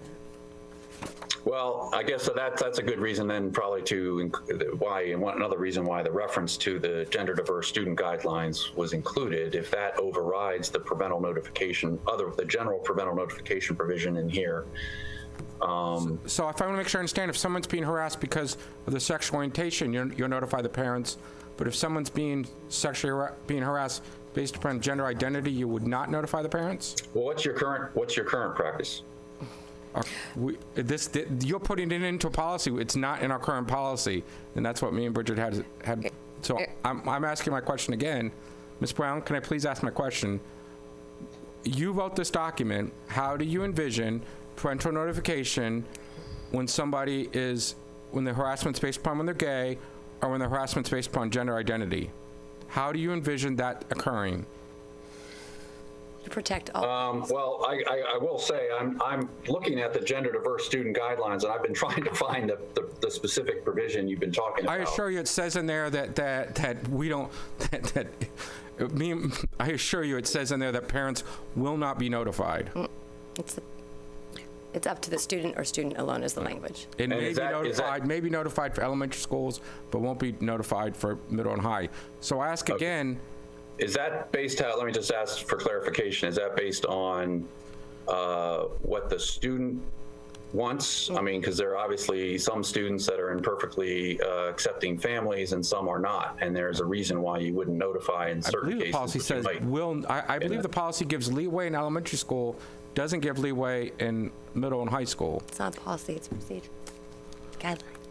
I think we might be confusing the instance of when a student is talking to a counselor about wanting to come out or wanting accommodations versus in this instance, it's a student that is claiming they were harassed or actions taken against them. And that might be a different level where, yeah, we're going to notify the parents. A child is being beaten up, harassed, or whatever. But I think regardless, whether it's the same sex or different sex, we need to look at the safety of the student. Ms. Brown, I still have the floor. Ms. Brown. I'm the chair, and you asked your question, and your question was answered. No, he has not. And I'm trying to clarify also that. Let's not argue about that. You asked your question, and it was answered. No, it was not. I still have the floor. I still have the floor, Madam Chair. I'm sorry. You asked your question. It was answered. No, he did not answer my question. How did you answer my question, sir? How would you notify people who are transgender versus how you do if they were gay? He did not answer that question. Sir, did you answer that question? Well, let me try to answer it in a way. He did not answer the question. Yeah. I would say that the best approach would be if you're going to apply these policies the way they're written and do a parental notification in that circumstance. I mean, I would think you could notify that there's an issue regarding harassment without specifying what the basis of. I don't think all the details and specific details need to be addressed of the parents. I don't think they, in that situation, would need to know that. But the fact that their child is being victimized is something that I would think you would want to do, as long as you can do it in a way that doesn't compromise the safety of that or the other. So if someone's being harassed because of sexual orientation, we would notify them that they're being harassed because of sexual orientation. But if they're being harassed because of gender identity, we would not tell the parents. We would just simply say, your child's being harassed, but I cannot tell you why. Well, look, if there's a direct conflict in the policies between another policy of this of the school board and this on that issue, that probably needs to be addressed. There clearly is a direct conflict. Caroline? Yes. One of the thinking on this is that if a student feels threatened by their parent and does not want their parent to be notified, we would not notify the parent, because that student feels threatened by the parent. And I don't believe it's our decision to decide whether that student is threatened or not. But if that student feels threatened by the parent, we would not notify them. And I feel very strongly that we continue to keep that piece in our policies.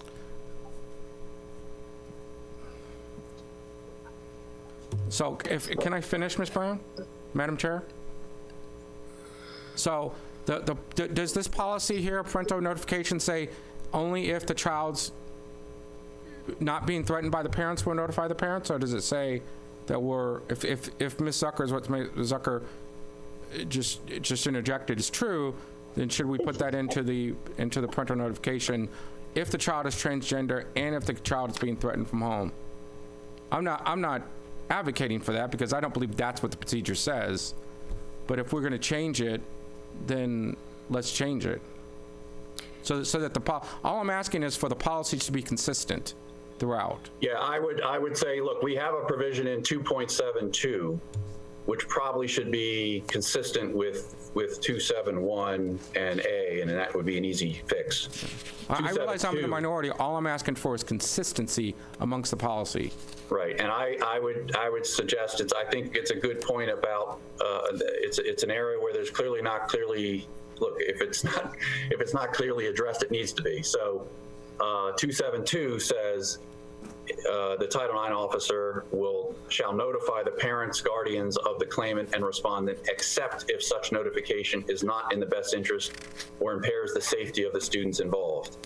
I would suggest that should be consistent throughout, and that should be the case in any situation. I think we were trying to be as consistent with your past policies as we could. I think that's an issue, though, that needs further clarification, and I would suggest that we adjust the parental notification provision of 271 to be consistent with 272. Well, that brings up another issue then, sir, because our current procedure, going based upon what you're saying, it doesn't allow staff to notify parents for any middle school or high schoolers.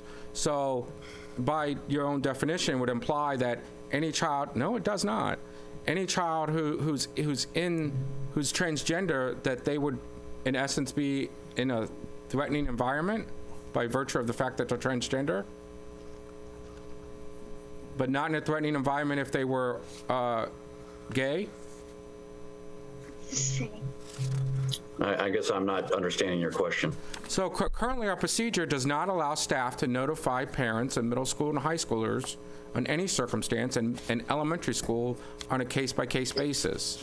You just said that you would not do parental notification if what were your words? If there was detrimental to the student? Excuse me, you're asking him about our policy that he might not know about. I'm going to ask Mr. Hardy if he could lend some shade to this. Mr. Hardy, I'm looking for consistency among policies. I don't have the guidelines in front of me, so I'm not sure that I can respond to that at this moment. I am not. I agree things need to be consistent. Yeah. My line of questioning isn't to change the underlying procedures. My line of questioning is to have consistency among the policies. And if we're going to make it consistent, we've got to make sure it's not discriminatory, where one set of parental notification procedures for transgenders and a different set of parental notifications for gay or lesbian. I think that the parental notification should be consistent amongst all the protected classes and not discriminate against transgender children. I think that they go through enough, and I don't think that they should be discriminated against. However the parental notification is for one, it should be for all, and however it is in the policy, it should be throughout. So it's consistency. It'd be consistent and non-discriminatory. Well, I would respectfully disagree to some extent, in the sense that I think the overriding interest is where, as a general rule, best practices in these types of cases is to include parental involvement in K through 12 allegations of whether it's sexual misconduct, sexual harassment, discrimination. However, there is obviously exceptions made for good reasons for, students with that have gender identity expression, transgender issues, and therefore I think the overriding interest needs to be if there is notification that isn't in the best interest of the student or impairs the safety of the students involved, that has to be the overriding concern for the district. And I would suggest that should be the provision that applies to any case. Now, but not specifically transgender students. They're the same. It would be to, it's frankly, I don't see why it shouldn't apply to any situation. Excuse me, let's, so what you are proposing is that we take the language on the bottom of page 38, the notifications to parents or legal guardians, and take that notification to parents and put that into the parent notifications in 2.71 on your page 28 in your document. Is that accurate? I believe that would be probably a good solution to this issue. And it would be consistent, and I think it would address the issues of consistency. It would incorporate, it wouldn't require having to make some of these distinctions that I think are being discussed, and it would simply be a matter of the judgment of the school administrator along with the student as to what's appropriate in any given situation, with the interest of the student's safety being first and foremost in everybody's mind. The only difference I see is that where we're going through the investigation process, we say that the parents either are offered to or invited to participate in each stage. I don't know if we want to add something like that, language to that, or maybe that's just incurred, but at least right now, because I don't see where that's actually in that other language, but I would think that we could direct Mr. Hardy to take that language, notification of parents, that is in 272 and move it to 271A? Well, I think, and I've been an advocate for trying to get this done so that things could be done in advance of the school year starting, but there are some significant changes that are being made to a document that Mr. Ehlers and his team have crafted and have on their computers. And I think what we need to do is go through, because I don't want to do something quickly that will miss the mark on something. We're talking about adding veteran status many places throughout this. Would it be possible, if we are making these changes, rather than voting for it this afternoon, put it on the agenda for the 23rd? I mean, I don't think we want to wait till July, do we? No. I would like to get it done sooner rather than later. I was hopeful to get it done today, but I don't want to get it done wrong. Oh, yeah, we can't vote for it in July anyway. We have to wait till August to vote, because any 30-day notice Well, you have many meetings in July. Oh, I guess you're right. Many meetings in July, so we could, if you approve something for advertising on June 23rd, we'll have to look at the calendar, but I would think we can find a meeting in July. Yeah, we're meeting on the, all right. The 23rd All right, or so something. is that okay with everyone, that we look at these changes and then we come back and vote on them on the 16th? So that we can move forward? On the Today's the 23rd. 16th. On the 23rd. Today's the 16th, yes, we'll go to the 23rd. I think we need to try to get through this. I realize we're already running over, but try to get through this so we can give Mr. Ehlers and his team kind of a set of things that need to be done, and I'm trying to keep track of those as we go, and I'm sure they are too.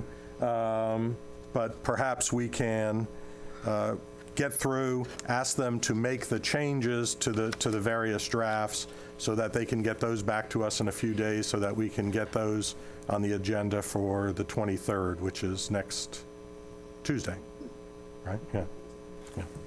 Yeah, that would certainly be fine from our perspective. Perhaps we can work directly with Art and Al with the changes, and if there's any back and forth that can be done over the next couple of days, and then you'll have the revised document on the 23rd. Yeah, and I hate to have you hurry, but if you could be more brief in going into 272 and 271, because we want to talk about reopening our schools yet.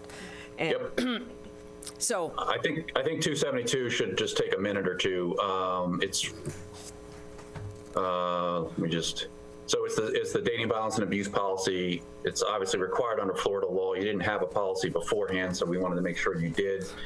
The scope applies to students grades 7 through 12. It's the Title IX officer at each middle school and high school are responsible for implementation of the policy. Definitions, I think, are fairly self-explanatory. It's got the same retaliation, false report, failure report provisions. It talks about reporting differences.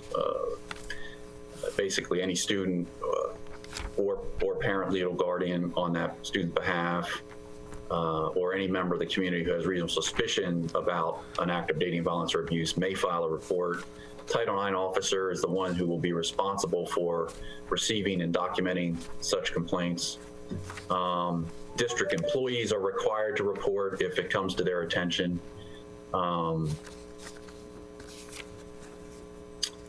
And obviously it discusses if there's an alleged violation that may constitute a crime, the employee shall immediately report it to the school resource officer. Documentation of complaints, again, whether orally or in writing, should be documented along with measures taken to correct behavior.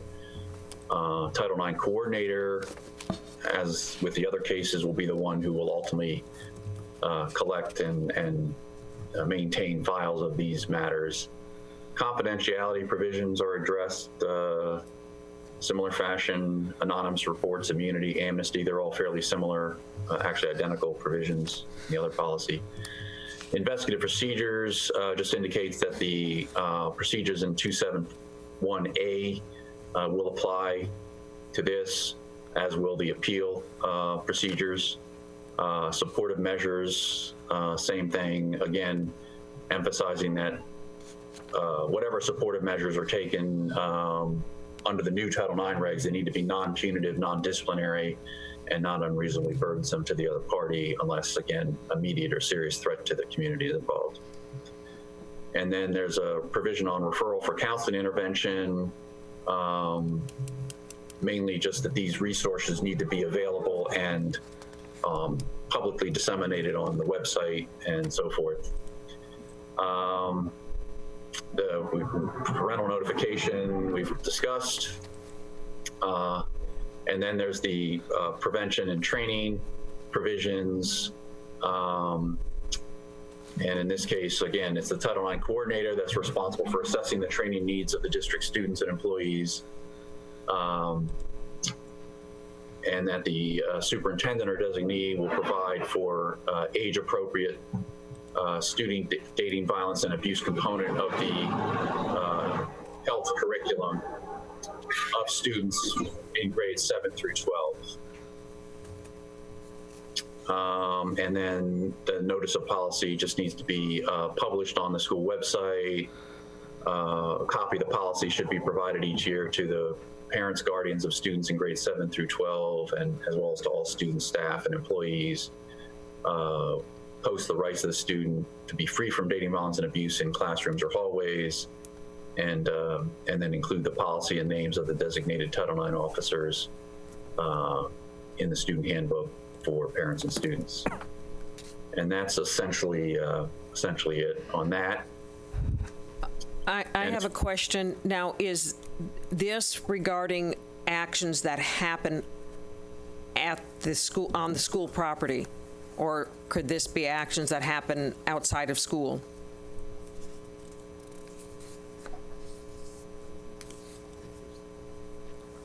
I believe it's on school property or at school-related functions. And what if... Yeah, I'm sorry, I dropped off for a second, but yeah, I believe it's exactly that. It's on school property or school-related functions. That's what it applies to.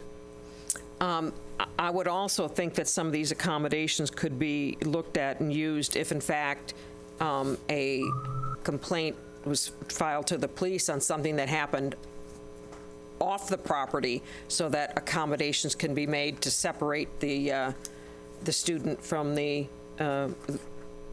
her abuser, and some of these things. So even though some of these things, this policy goes to what happens on the property, I think if there is a complaint that's filed to the police department about an action that we might also want to incorporate some of the remedies for our students in here the same way that we would if it happened on property. Yeah, and I think the intent of the policy is to allow for accommodations and measures, stay away agreements, so forth. Obviously, enforcement of court restraining or protective orders is addressed. That's going to be true regardless of whether you are pursuing a formal complaint under these policies or not. So there are going to be matters where, and probably in the case of dating violence and abuse, in many cases, the incidents may occur off of school grounds, outside of any school activity, but there is a continuing adverse effect on school property because the students are attending the same classes or attending the same school there, and so forth. So there are things that, even though they happen outside of the school system, still affect what happens in school. And this really doesn't prevent or in any way deter the school district from addressing supportive measures and accommodations as needed. And Mark, just to add to that, after our last feedback discussion, we sort of had a lot of discussion around that with policy 2.71. So we added a sentence specific to that. So perhaps we could add that same sentence here. Yeah, I think that's a good point. And I think a very important part of this is the awareness education for students, so students understand what is required of them, and so they have a better understanding too of if they're being abused or taken advantage of. Any other comments, questions on 2.72? 2.70 bullying. Okay, 2.70, the only changes really we've made, might have moved a couple of paragraphs around just for flow, but basically it was, instead of applying to students and employees, it really just applies to students. That's consistent with other Florida school districts, and it was consistent with, I think, the desire of staff. This policy was really intended for students. And the only other real, any distinction we made clear, and we added it, I believe, it might be page 44, I imagine, on your report. Allegations of sexual harassment, including but not limited to unwelcome sexual advances, requests for sexual favors, and other inappropriate verbal or physical conduct of a sexual nature that contributes to a hostile educational environment, that is made explicitly or implicitly a condition of a student's academic achievement, or which the rejection of or submission to such conduct in any way impacts a student's academic status or educational experience, are forms of prohibited discrimination covered by policy 2.71.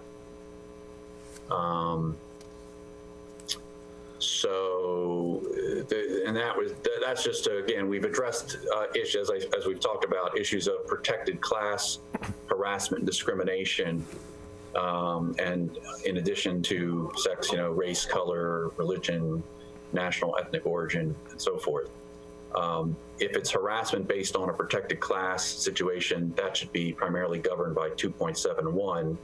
It could also be a violation of this 2.70 policy, but we wanted to emphasize that that really should be addressed under 271 and 271A primarily, and that the bullying policy is otherwise kind of separate from Title IX. It's not really a Title IX related policy. And the harassment that is mentioned in the bullying or harassment policy was really a form of, verbal and physical type of harassment. That is another form of bullying, and it's not necessarily connected to protected classes. So we just wanted to make that distinction clear. And that was really the extent of our changes, I believe. We have a red line version in the attachment, so you can see exactly what we propose changing. But I think the substance of the policy was otherwise pretty much the same. So 2.70 is regarding bullying and harassment that is not discriminatory in nature, which is covered under 2.71. Is that accurate? That's accurate, yes. Comments, questions?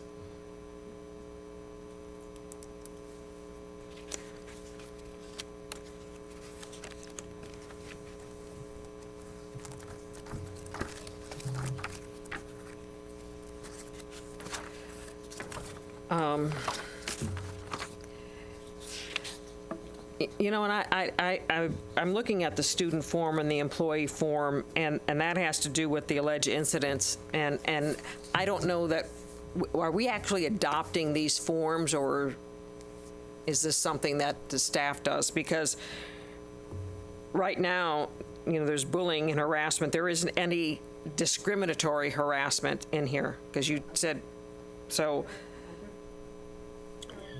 Yeah, those complaint forms, well, it would be my view that the complaint forms are just a recommended adjustment to your existing complaint forms. I would think that that would be a matter of staff implementation, so further revisions could certainly be made as needed by staff. We just wanted to give some, get that process going with suggesting kind of a new complaint form. Wouldn't think I could be wrong, but I wouldn't think the school board would necessarily need to approve of the complaint forms themselves. Because that's really just a way to help implement the policies and procedures. Yeah, and I think I shared with Mr. Herrera one that we had, that another district used, that actually had, you know, this is what you do next and who did it and on what date, and so that they actually put the dates of, they go through the investigatory process and these are the steps and who has to do them. So, yeah, I would think we need to look at the complaint process, the employee forms on that. Jane? We may at one, looking at page 51, it shows the assessor codes for incidents, and we may, I think, want to identify the issue through those codes.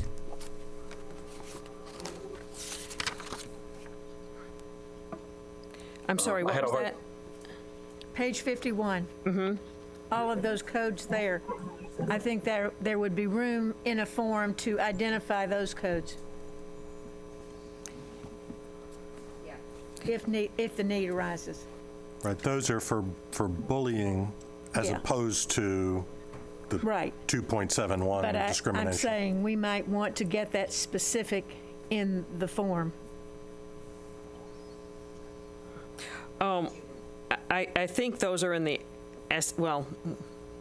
SESIR report, and because I mean alcohol, or arson wouldn't be bullying unless somebody tried to. These are commonly used codes, and we may want to get well, I see what you're saying with our report if we think that's necessary. Or we might even want to use the actual policy number, because I mean I think there's no definition here for sexual battery, harassment, or offenses, and what's the difference? Staff typically, I mean. But I think that has to be with the report of the SESIR is where those come from, if I'm not mistaken. That's correct. Yes, that's where it comes from. I think that's correct, yeah. We didn't really do anything with respect to the assessor definitions. That's more of a reporting requirement to the state from the school district. Correct. Nothing, I don't think anything in our proposed policies affect in any way the school district's obligations to comply with the assessor reporting obligations. It just reaffirms that we have to comply. Yeah. But to your point, maybe Bridget? To your point, and maybe this is something we can do, because I know we're really tight on time, and we are now revisiting on the 23rd. But from a formality standpoint, because from a historical standpoint, the boxes, what was on the form, had posed some challenges. And even if we have other, I mean, we could don't need to, just something so that it's clear that if it's not, that box isn't there, it doesn't mean it doesn't apply, I guess is my point. So, but that, I think staff needs to work on the form a little bit and perhaps come back with a better one when we look at it at our next meeting. Is that it? I believe that's it from our end. I think that's it from our end too. And do you want to go over the things that you think we are looking at changing? Yes, I want to make sure we're all on the same page while we're in the same room, and I think we're asking Mr. Ehlers to make some of these changes and bring us back new drafts. We're adding veteran status to the litany in 2.71, so that's probably going to show up in numerous places throughout the policy. We are looking at, and I think I will and would ask them to as well, just to make sure there isn't something else out there that would cause a problem for us to strike the LEP designation. We had that conversation. I think we're probably all right with ethnicity and national origin, but let's check that. And then that would mean we could also strike in its entirety 2.81. Mr. Ellers is going to look at making a change to the parental notifications on page 28, perhaps by using the language from page 38 to make sure we've got, wherever we have parents, we have or legal guardians added into that as well.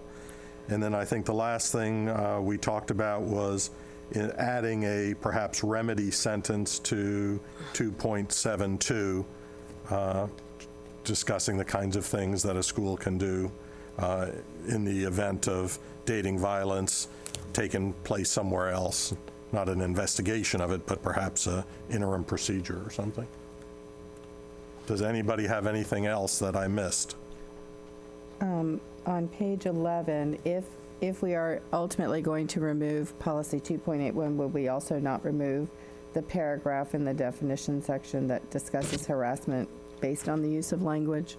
Yeah, I think if we're taking out LEP, that's like adding veterans. It's going to be in a lot of places. We're going to be taking LEP out. This is a whole paragraph that Right. just discusses what that means. It's like a definition of Right. it, for that whole paragraph. Yeah, there would be no reason for that.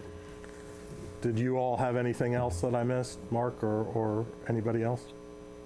I believe that's consistent with my recollection. See if Kendra or Monica, anything else that you noted?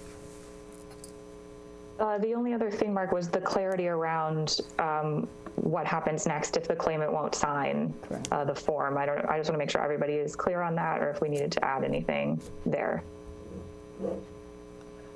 On what? During the formal investigation procedure, if you take a statement from the claimant and we ask them to sign and date it, if they won't sign it, I know we had a lot of discussion around that. Do we need further clarification there? What happens next? Yeah, if they won't sign it, I mean, do they want something on file with their name on it? Because they might have they wanted to have, because that's it, if they want to file an anonymous complaint, because I would think that would be the least that they would want to do. If they don't want to sign it, would they then sign it if we took their name off of it? Because I don't think if they didn't want to sign it, that we'd still have something out there with their name on it. And I think there's a little bit of a trouble in there. Are we still going to have something there if they don't want something there? Bridget? I thought that Florida statute, and even in a recent session, I thought that there was a confidentiality amendment even for public record as it pertains to, and I don't know if it's explicitly for sexual harassment, but yeah, and so. There is the new Title IX, so that's certainly as to public records. Yeah, okay.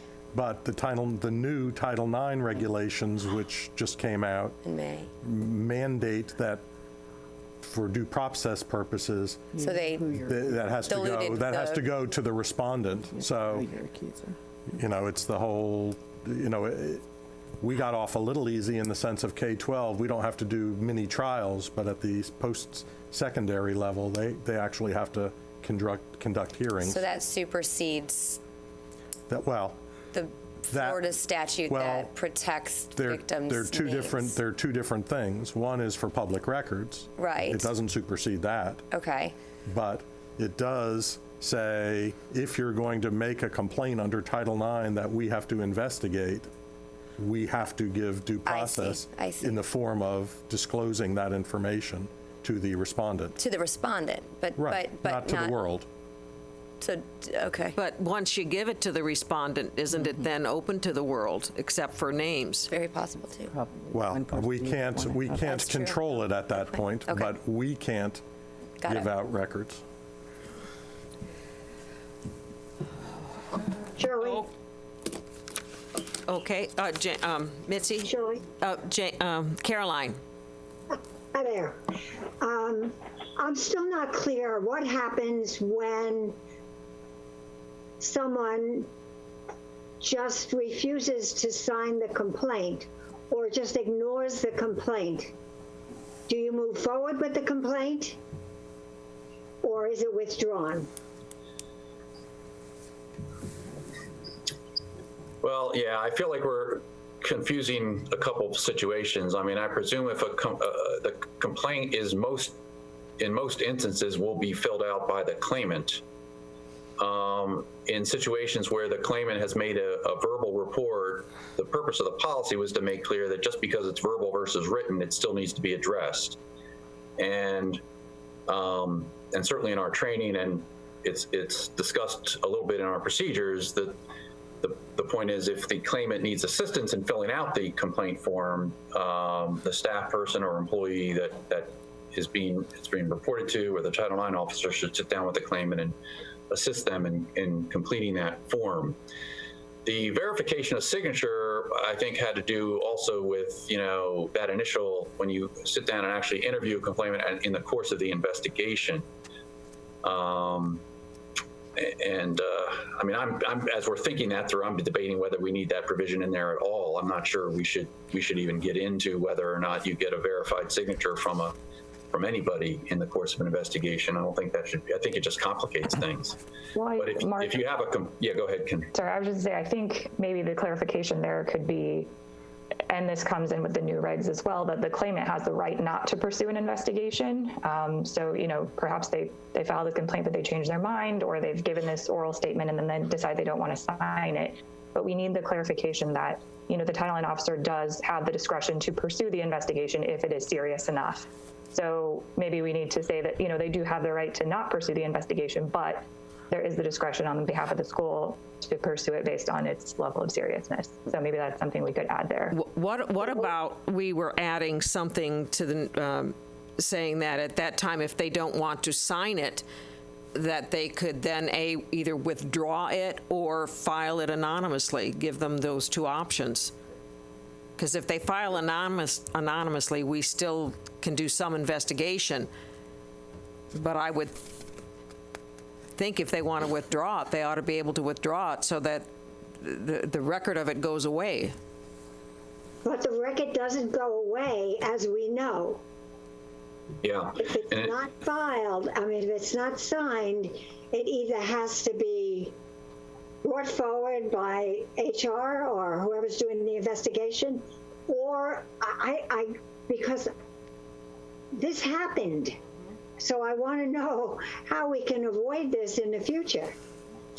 Well, and the procedures as designed are intended to make clear that any report will need to be documented, and whether it's a memo to file or whatever, there needs to be a documentation of the complaint, what it was, and how it was resolved. And if it was resolved by not pursuing an investigation because the claimant decided they didn't want to pursue it, that's fine, but that needs to be documented. So, and you're not going to be able to, you've got to name the claimant in that documentation. Now, whether you release that for public record purposes, that's a whole separate issue. But for purposes of how you document it, for purposes of the Title IX compliance, it's going to have to be documented, because you've got to address, you can't just basically have a report made and then just say, well, we're going to ignore it because, she changed her mind, or he changed her mind. Or what about if another employee says this has happened, and the claimant or the one that they said was abused said, well, no, I didn't see it that way at all. I don't want to file a complaint. And so you've got a third-party person complaining, and the person that they're saying should be the complainant says, no, I'm not, I don't want to follow this up.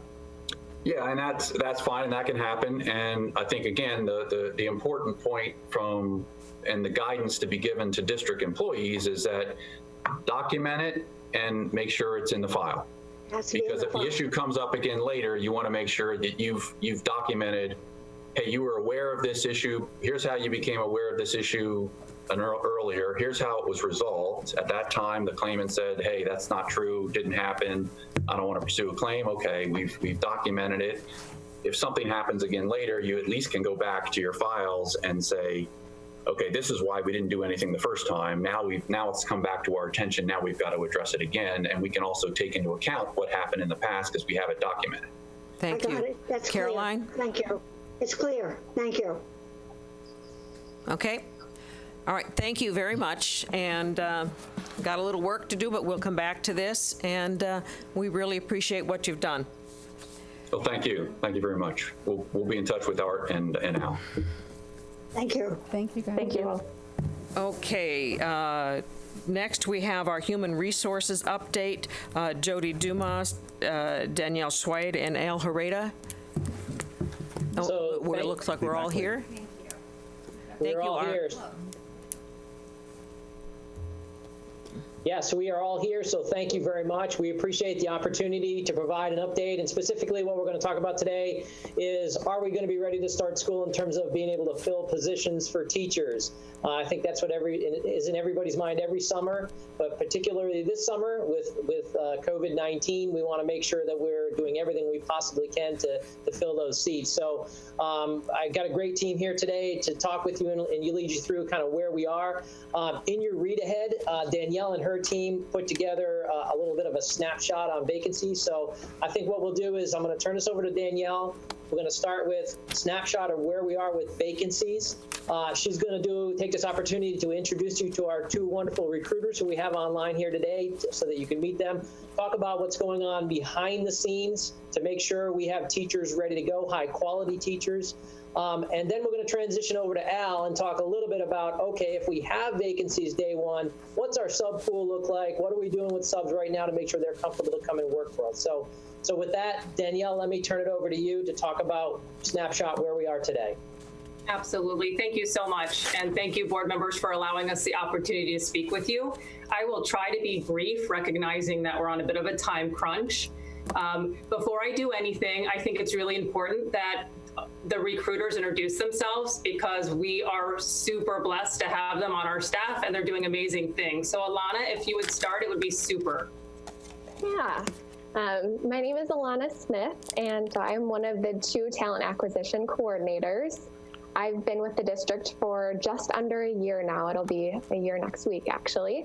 And so I come to you from the outside, and I have a background in recruiting, and I'm very happy to be here with the district now, working with Rashia and Danielle and the rest of HR to fill our positions for the upcoming school year. Go ahead, Rashia. Good morning, everyone. My name is Rashia Johnson. I've actually been with the district for going on my 20th year now. I was a first grade teacher at Emma E. Booker for 15 years, and then I transitioned to Bay Haven for 1 year. And then I was the reading recovery teacher for 3 years, and then I joined the recruitment and retention team this year in the HR department. So I'm super excited, and I love working with my team. Thank you. You don't look old enough to have spent all that years.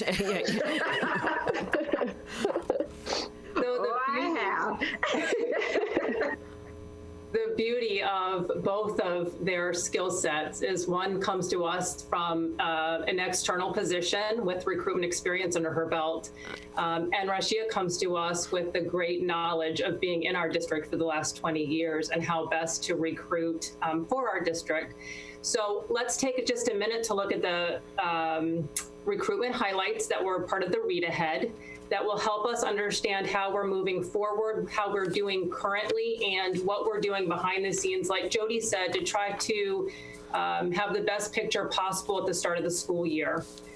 So because our recruiters just came to us last year, I want to just preface by saying much of what we're capturing, much of the data, we don't have a long historical lens to provide you because we've never really attempted to have a baseline, which is what we've been doing over the course of the last year. So when we look at, we just completed our classified and instructional staffing for this next year. When we look at where we were at equivalently the same time last year in 2019, we had 107 instructional positions that we posted after staffing. And this year we posted 56. Last year, we posted 102 classified positions after staffing, and this year we posted 74.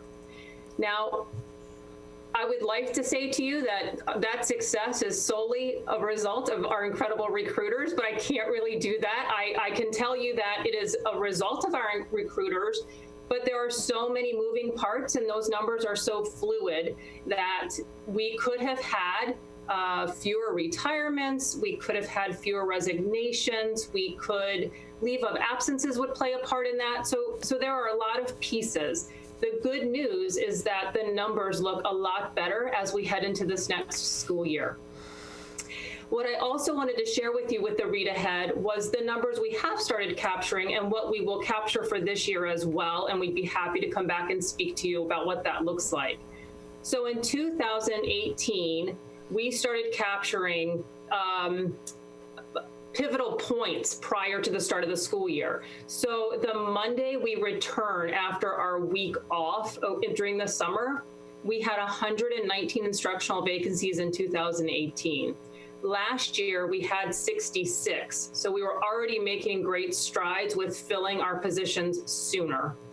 Then 2 weeks prior to the start of school, in 2018, we had 99 instructional vacancies. Last year, we had 46. 1 week prior to the start of school, we had 74 vacancies in 2018. Last year, we had 39. And then on our first day of school in 2018, we had 71 instructional vacancies, and last year we had 33. So my hope is certainly that that trend continues. We will capture that data, and we're happy to share it with you as we get to those points. What I think would be best for all of you to know at this point would be how are we building the pipeline to diminish our vacancies and have a greater pool of applicants. And so I want to touch base with you about that.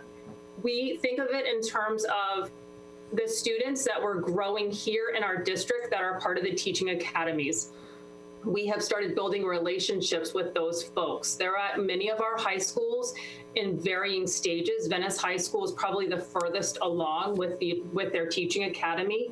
And we've been connecting with them, Rashia specifically, to talk about what would entice these kids, these students that we are growing in our district to come back to us. And so we're looking at ways to make promises to them, such as we guarantee you an interview, or perhaps we can offer you a binder, or we can guarantee you an internship experience. So we're looking at those sorts of things to start with our students and build our pipeline. We're then thinking about where are those students going? Well, they're going to local colleges and universities. And so we're making sure that we're building greater relationships with really mostly Florida State schools. That's been our focus this year. So FGCU, we are working really hard. They develop great students, and we think it's really advantageous for us to continue recruiting from there and build greater connections, as well as UF, UCF, and all of our local schools. FSU, didn't want to leave anybody out. Smaller schools like Florida Southern, St. Leo, those schools as well. So from there, what are we working on? We're working on building greater community connections. So we have our students, and then they're growing into their college experiences. What are we doing in our community? We have built and continue to grow connections with resources that we haven't had in the past. Resources such as Troops to Teachers, which is a focus on hiring veterans, where we have made greater connections with the Chamber of Commerce. We're working with the Women's Resource Center. But I think the key thing I want to share with you all is that we've just kicked off our second cohort with the Bransick Foundation for Emerging Educator. And why is that important? Because the connection we have with the Bransicks is phenomenal. Our second cohort is focused on greater diversity and getting people in our community that may be parents, maybe paras in our district that have a heart to teach. And so we have 29 folks in our second cohort that are specifically being supported through Emerging Educator with the goal of coming into our district as soon as they're qualified to do so and teach. Our first cohort had about 25 folks. So that is a great resource for us when we're thinking about how we're building greater community connections. And then furthermore, when we're building our pipeline, I just want to share with you some specific recruitment highlights that I think have been very successful and will continue to work through with our new talent acquisition coordinators. We had the opportunity to attend 22 recruitment events in the last year. That's big. That is just such an advantage for us. And to give you an idea of what those recruitment events look like, we attended 14 in the state of Florida, 2 out of state, and I'll tell you how we selected those 2 out of state. We attended 4 virtual, and we hosted 2 of our own, which I want to talk about for, very briefly. And I want to add, we were scheduled to attend 6 additional, but they were canceled due to COVID. So the picture that I'm painting for you today looks a little different than it might next summer as a result of the pandemic and concerns about how to host these sorts of events. Let me share with you that in October of 2019, we hosted our first fair specifically targeting Oak Park. We recognize that filling those ESE positions have been challenging. We hosted our first fair for both classified and instructional, and the principal gave us great feedback. We are doing much, much better this summer. We have far fewer vacancies at Oak Park. I mean, far fewer vacancies as we stand now. So, and that's in regard to instructional. So we're going to also focus on filling classified vacancies here soon for Oak Park. We have to brainstorm a little bit about that. Our goal was to first focus on instructional. We also hosted our first virtual job fair in May of this year. And I'm so excited because it felt huge to us. We'd never done it, and we were nervous, I'll be very frank. We had no idea what the sort of attendance would be. So we ultimately had 470 people say they were interested in learning more, and then 213 joined our event. So what that looked like was they had the opportunity to upload a resume, answer questions via video, give feedback to principals. So principals could go into the site, to make it very simple and short, go into the site and look to see what they needed to fill, the sorts of vacancies, and who had gone in and given them a little bit of insight about themselves. So 213 people joined our event. What we know to date is that 14 people are in our hiring queue. That's a direct result of our virtual job fair. Those are the best results of any job fair we've had since I've been in my seat, which I will say to you is I'm getting ready to hit my 3-year mark, so I don't have a huge historical lens, but 14 folks. We are very excited about that.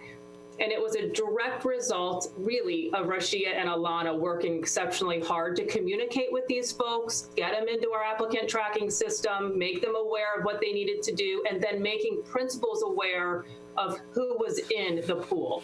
So I'm very proud of them and just thrilled that we had that much success to date.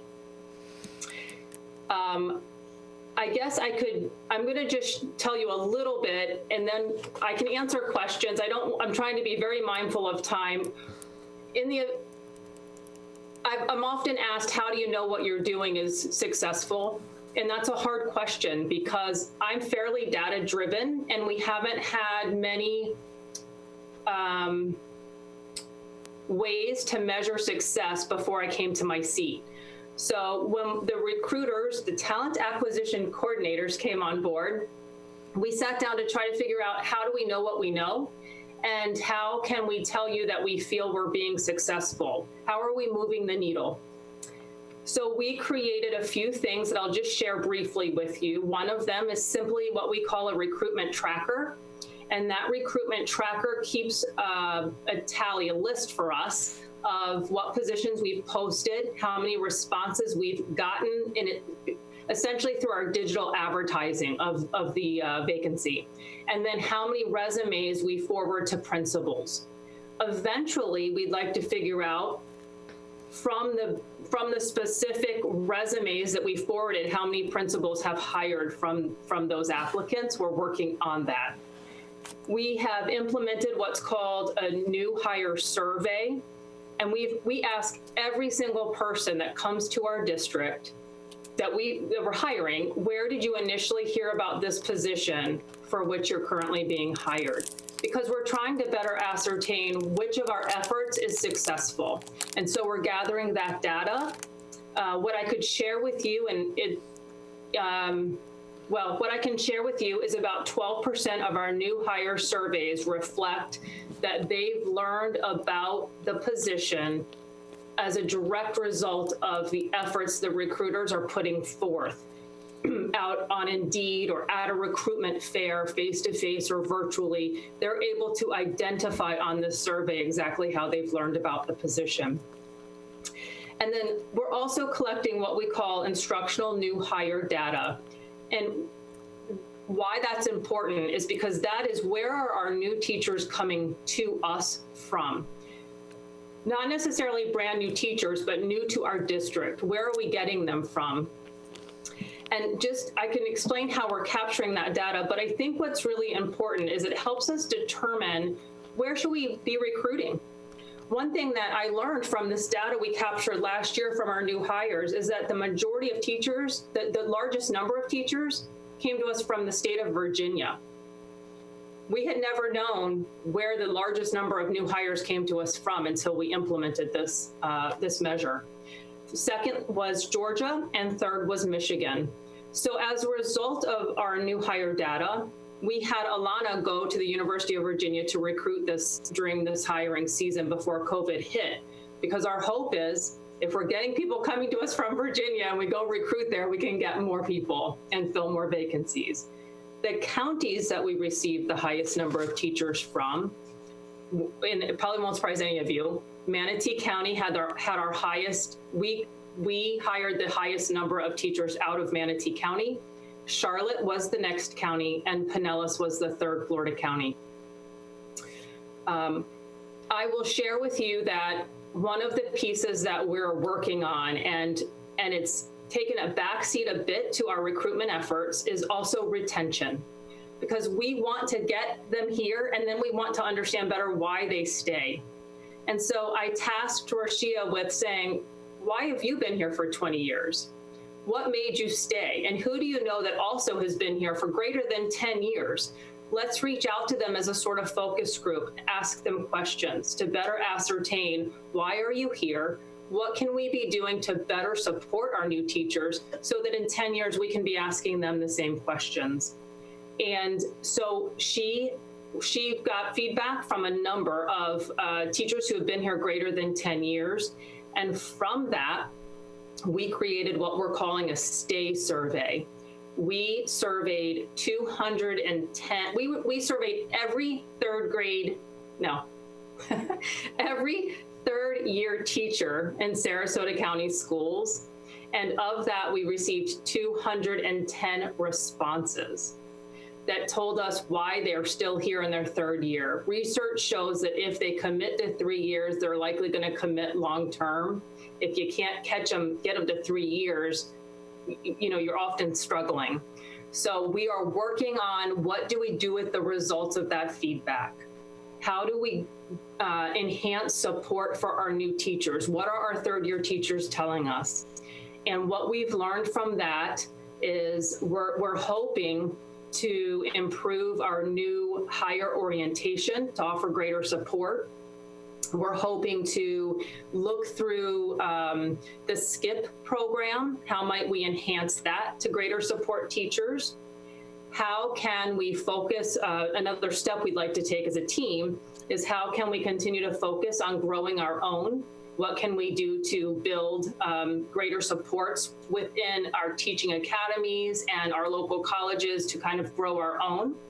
And then, there's so many other parts, but I guess I just wanted to share with you that those really are our key focuses at this point and have been over the course of this last year. We're learning as we go. There's a lot. I think we're hopefully going to be able to see a decrease in vacancies yet again, which will, I would like to argue, supports that our recruitment team is doing phenomenal things. And if it's okay with everybody, I'll shift it over to Al to speak about the subpool. So, hello, everyone. I just want to really quickly give you just some historic numbers of what we've looked at the beginning of school and how we've looked as far as our subs. You know, one of the things that a lot of people may not realize, but our absence management company that we use, they actually use us as examples because we do a great job at filling our subs. We're probably in the 90 percentile, 94 percentile, 96 percentile on most days because we have a great sub pool. So just really quickly, and remembering there's always different reasons of why we have subs: vacancies, leave of absence where somebody qualifies for an FMLA, IEP meetings, training days where we bring in, staff to the landings for training. And then lastly, what we find why we need subs is actually somebody being sick or on vacation. A lot of it is other things created by other things that we have going on. So I was asked just to take a snapshot of the beginning of school, the past 2 years. So last year, in the month of August, we needed 2,156 subs during the whole month, and 31 of those were unfilled. So that's pretty impressive that we were able to fill over 2,100 and something jobs. In August of the year before, we had 2,310 subs needed, and we filled all but 12 for the entire month. September of last year, we had 4,561 subs, and we contribute that when we look at it that's when we would normally start our trainings for our staff members. So there will be more out of classroom days for some of our grade levels. And then, but that month we did have 284 that went unfilled, which the number looks really off kilter to what we historically do. And then September of the year before, we had 4,093 subs needed and 60 of those went unfilled. So I know the question is, what are we doing to get our subs, make sure our subs are ready to start if whatever the plan is for us to go back to school. So a couple of things that we have done, just so you guys are aware. In the past, anybody who, a sub had to work at least 10 days in order to what we call roll to the next school year where they're active on the first day of school. What we did when COVID hit was anybody who worked 1 day in the past year, we rolled them forward so they would be available to work for us on the first day of school. So of those numbers, what we have about 954 instructional subs that were rolled forward to hopefully be available for the first day of school. Unfortunately, we won't really know the numbers of people that will be available because what we do in the summer is we allow for people to come in and pick up their badges. We have on Tuesday, July 28th is North County, and it will occur here at the landings. And then on Wednesday, July 29th, we'll be in South County at STC. And that will give us a better number of how many subs are actually here in the state, ready to work on the first day of school. In the past, we have started, last year we started 560 subs available on the first day of school. Within 2 weeks of that, we were up to 630. So, and those are the ones that are here. Now, we always see a spike in our sub pool when the snowbirds come back, Thanksgiving, and we usually average about 950 to 1,000 subs during season. One of the other things that we've done is in the sub absence management system, we have a ticker tape that goes across whenever a sub logs in, and what we've directed them to is the Sarasota County site that looks at safely reopening schools and the CDC resources that we're putting out to our staff, and that Kelsey and her that the communications team has put up there for all of our staff. We're ensuring that the subs see that again there. And also the last thing that I did to try to see, hopefully have some numbers for you guys today, but I didn't get a real big resource response. I just did this on Thursday, but I sent out an email to 700 subs who had active emails with us and asking them what if yes, no, or maybe their intent to return. I only received 21 responses, but of those 21, 20 were yes, yes, yes, and then 1 was a maybe. So hopefully we'll see a little bit more response on that, but we'll know better numbers who will be available the first day of school when we pass out the badges on the 28th and 29th. So are there any questions from board members regarding where we are with hiring over the summer, recruitment, subs? Any questions for the team? I would like to know about full-time subs. Perhaps you can give us a report, or I don't know if anybody else is interested. You know, where do we have full-time subs? Long-term. And, long-term subs and some positions, be teaching or other places. I don't know if anybody else is interested in that, but I'm seeing another head nod. Are there any other questions? Bridget? No, I was just going to make a comment. I love the tracking, and I'm excited. And I know this is a very difficult time. And when we think about the time frame, July 28th, 29th, and how close that is to our proposed start date of school as it's currently listed. But I appreciate the efforts that you guys are doing to stay on top of it and keep us posted. To Mrs. Brown's point, I mean, and I don't know, and I certainly know our time frame is tight right now, but I know long-term subs have been a topic of conversation. And to your point, Al, earlier, there's a lot of different reasons why we are filling substitutes for a number of reasons. And so trying to get that information in a meaningful way where it tells us a story is one of the things I know we've kind of gone back and forth on. So I don't know if that's today or what, but I agree with Mrs. Brown. Well, I guess specifically of that 56, I would assume that that's 56 open positions. And I'm not talking about a position that's filled with a long-term sub because a teacher is on, leave, for family leave or something. But, hopefully we don't have any long-term subs in positions that we're not counting as open. Is that accurate, or? That's accurate right now, Shirley. We would not, right now, those are positions that are truly posted out on our web to fill with a full-time teacher.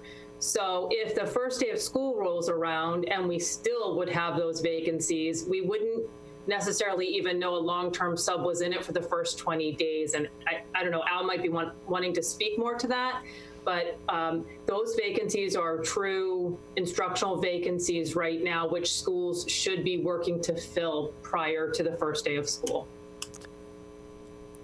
Jane? In years past, we've had a problem with the system and getting people their applications completed and online, and feeling that, we didn't do a really great job of that automated process. I haven't heard any complaints this year. That's great.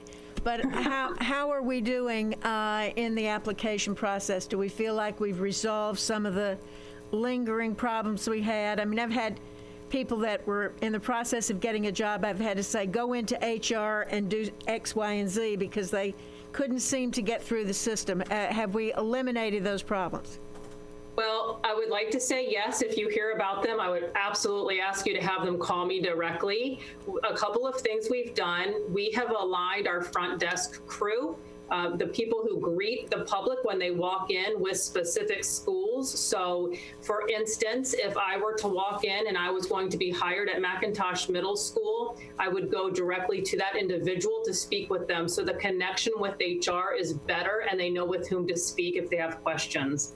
We've also started communicating a lot better via email automatically through our applicant tracking system, but also Rashia and Alana have crafted very specific emails when they're working with recruitment efforts to tell applicants, yes, you came to us through Indeed, and we're so thankful for that. Now we need to get you to fill out our application online, and these are the steps.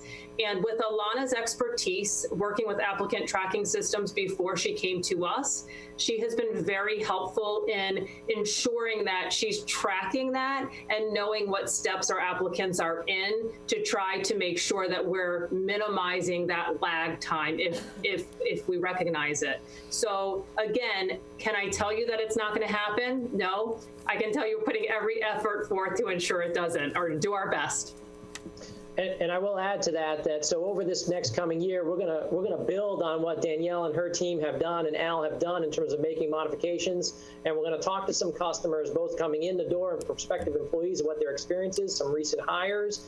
And we're gonna talk to our customers in terms of principals and directors and what are they feeling from their perspective. So I will say that at this next year is gonna be some changes in HR that'll bring us to where we need to go. But we need to make sure we're surveying our customers at this point. So more to come on all of that, but the team's doing a great job of implementing changes where they can at this point.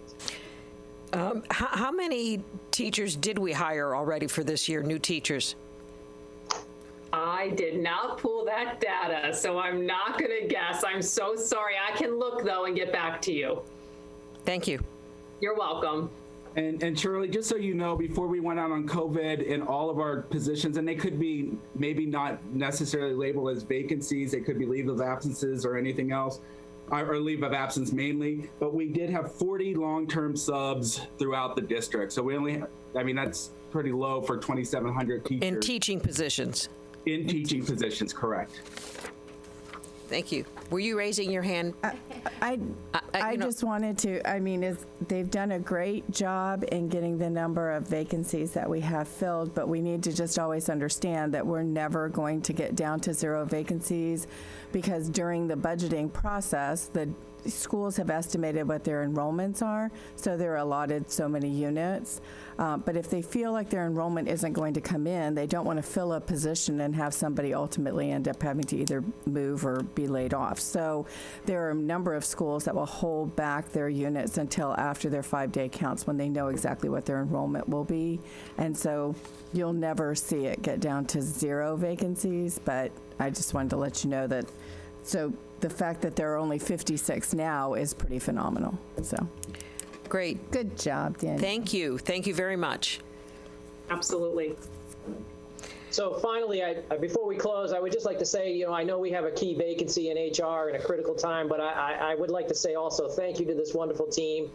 Lynn Peterson's also a piece of this team and her staff, but I want to assure the board that whether it's recruitment, retention, subs, whether it's discipline, Title IX, the ball is not being dropped. Your team is on it, and we will continue to be on it. So I just want to assure you that the HR team is performing at a high level, and we will continue to do so.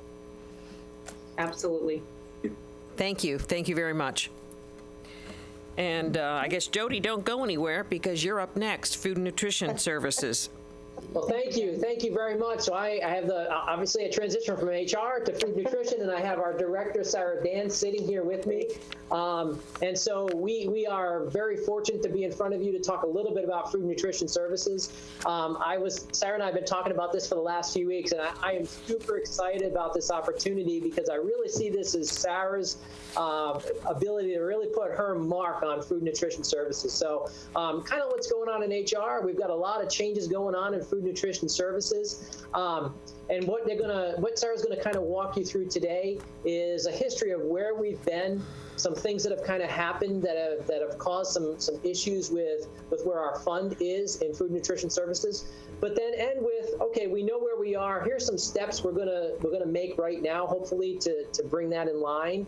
So we're gonna talk to you about changing some meal prices. But then beyond that, we want to leave you with what's Sarah's vision for the future, because I think that's where we're really going to transform food nutrition services. So I am going to share, hopefully, my screen with you, with everybody, and we're going to take you through a short PowerPoint where Sarah will touch on some of the data points that you've got in your read ahead will be what we touch on here today. So Sarah, let me get this thing up and running officially.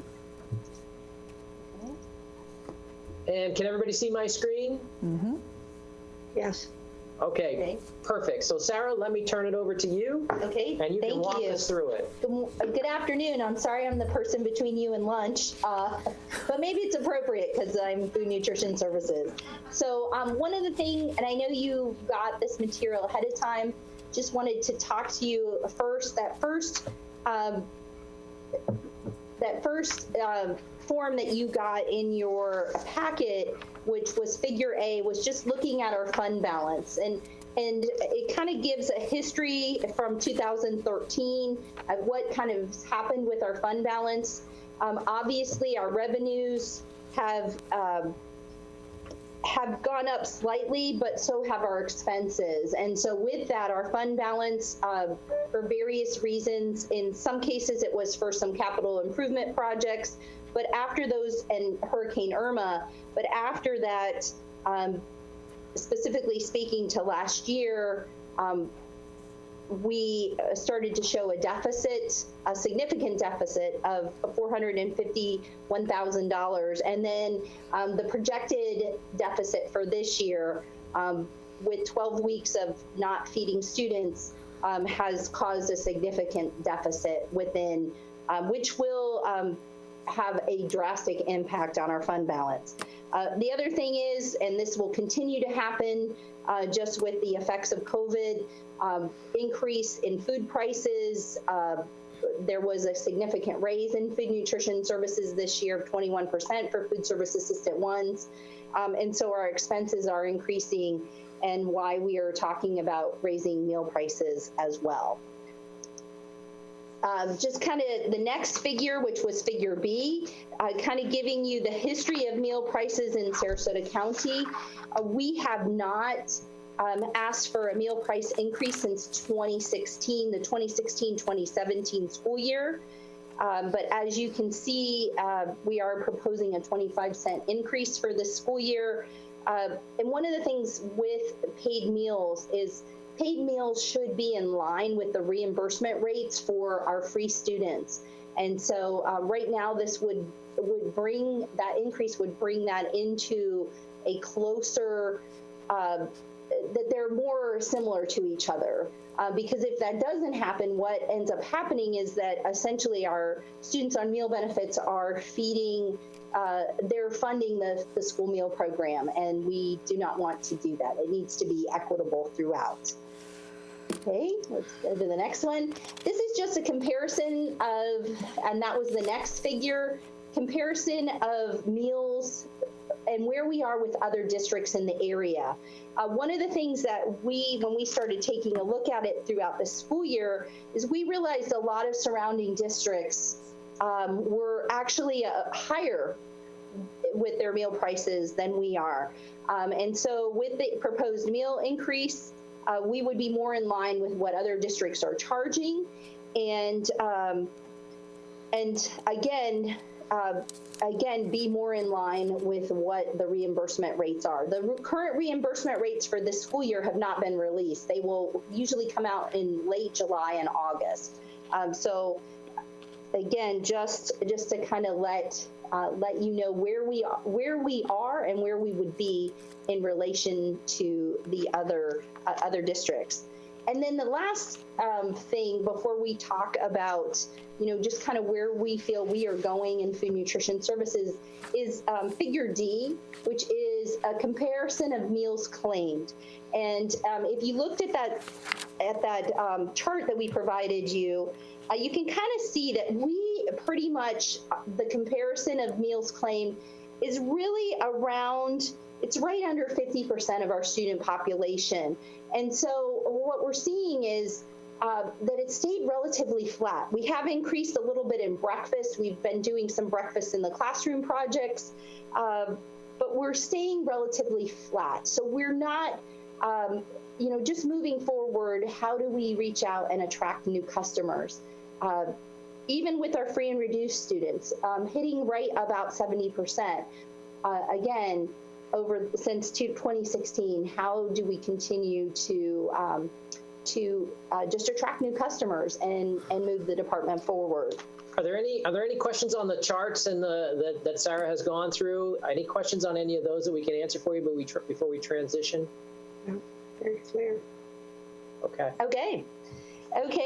So let's talk a little bit about food nutrition services this year, kind of the opportunities, and I put opportunities and challenges together because with both have resulted. Obviously, you're aware this has been a time of transition for our department. I just completed my first year as the director of food nutrition services, and just taking a department through a time of transition, which has been extremely positive. Continuing to build on the legacy that has been here in Sarasota County. A couple of fun or maybe not, depending on how you look at it, is we had a coordinated review, which went well for our regular National School Lunch Program. We were notified last week that our summer program is also going to be reviewed right as school starts next year in the fall. So they'll be looking at our emergency feeding. Staffing challenges. This has been opportunity and also challenges. You may not be aware of this, but we've actually had vacancies in our administrative ranks for the last 3 years, since right around Hurricane Irma, that we have been able to hire in a few people, but not, at least I know this year, just the area supervisor positions, a lot of those positions have been difficult to fill. And so that's one of the things with the assistant director position that we're really excited about, is to continue to attract talent and also allow internal candidates opportunities to move forward and move up and continue to support the vision of food nutrition services in serving the students of our community. Participation, again, attracting new customers, making sure that our students are aware of what's available for them. Our staff works really hard to provide nutritious meals, and just making sure that that message is out there in a greater way as we move forward. And then obviously COVID-19 has been an interesting opportunity and also challenge. It's been an opportunity because it has allowed us to help our community in a time of great need.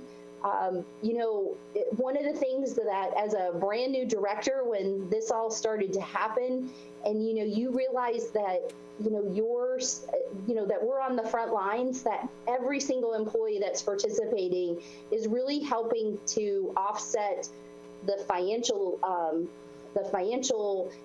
just this nature of our department, as well as feeding the community, is huge. And so, like I said, it's been a challenge, but also a great opportunity. I know our team at our 8 sites has done an amazing job, and extremely proud of each and every person that has assisted with that.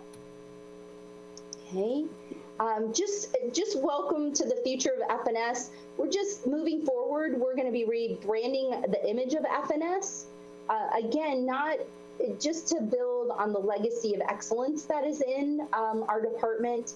One of the things that has kind of been our motto this year is that nutritious meals and memories are made here, that our customers know, all of us can recall memories of school lunch, good or bad, throughout our childhood, maybe even experiences here. Just really making sure that our customers have great memories as they enter into the classroom. The other thing is just the continued collaboration. One of the things that I know walking through the COVID-19 experience is just how much Sarasota County collaborates with each other. And when I mean that, it's not just us feeding the community, All Faiths Food Bank, Meals on Wheels, different partners, transportation, facility services, everyone working together. And I feel like that's kind of Jody's vision as he moves the operations program forward. And so it's exciting to be a part of that. We in Food Nutrition Services want to continue to collaborate with our schools so that our kids are fueled, ready to learn. And then obviously we have opportunities for growth. The percentages of the students that aren't our customers, how do we attract them? How do we get them to participate in meal service? So just some things that we are working on is, just menu changes. With any restaurant, we have 50 restaurants in Sarasota County, is how do we continue to attract? So again, as part of those memories, creating dining experiences for students of all ages. Some of our middle school and high schools, tying our district remodeling projects so the experiences in the cafeteria are preparing students for the next level. For example, does our dining experience prepare our middle schools for high school? likewise, our high school to college and career. And then just creating a greater knowledge of offerings, the food quality, the different quality of the choices, so that our parents and our customers feel safe. With COVID, I think that's one of the things that, we've just realized in our own department is making sure our customers, whether they're going through a drive-through line right now, that they feel safe, that we in Food Nutrition Services are caring for their children exactly how we care for our own. And so just continuing to expand that knowledge. So just to share a little thing, I know you talked to a few of you, and you just may want to know a little bit about what our emergency and summer food service program has looked like. Since March 23rd, we are closing in on 500,000 meals served in the community. Again, just some of our partners, for example, All Face Food Bank has been providing extra food that we are distributing that has allowed us to give, not just feed children, but also help our families in need. Meals on Wheels Sarasota, and this was a partner that I wasn't really aware of. They have been assisting with about 51 homebound children in Sarasota County, which has been awesome. They're going, even though they're in Sarasota, they've gone into Osprey and Nokomis to help, again, so that we're reaching as many children as possible.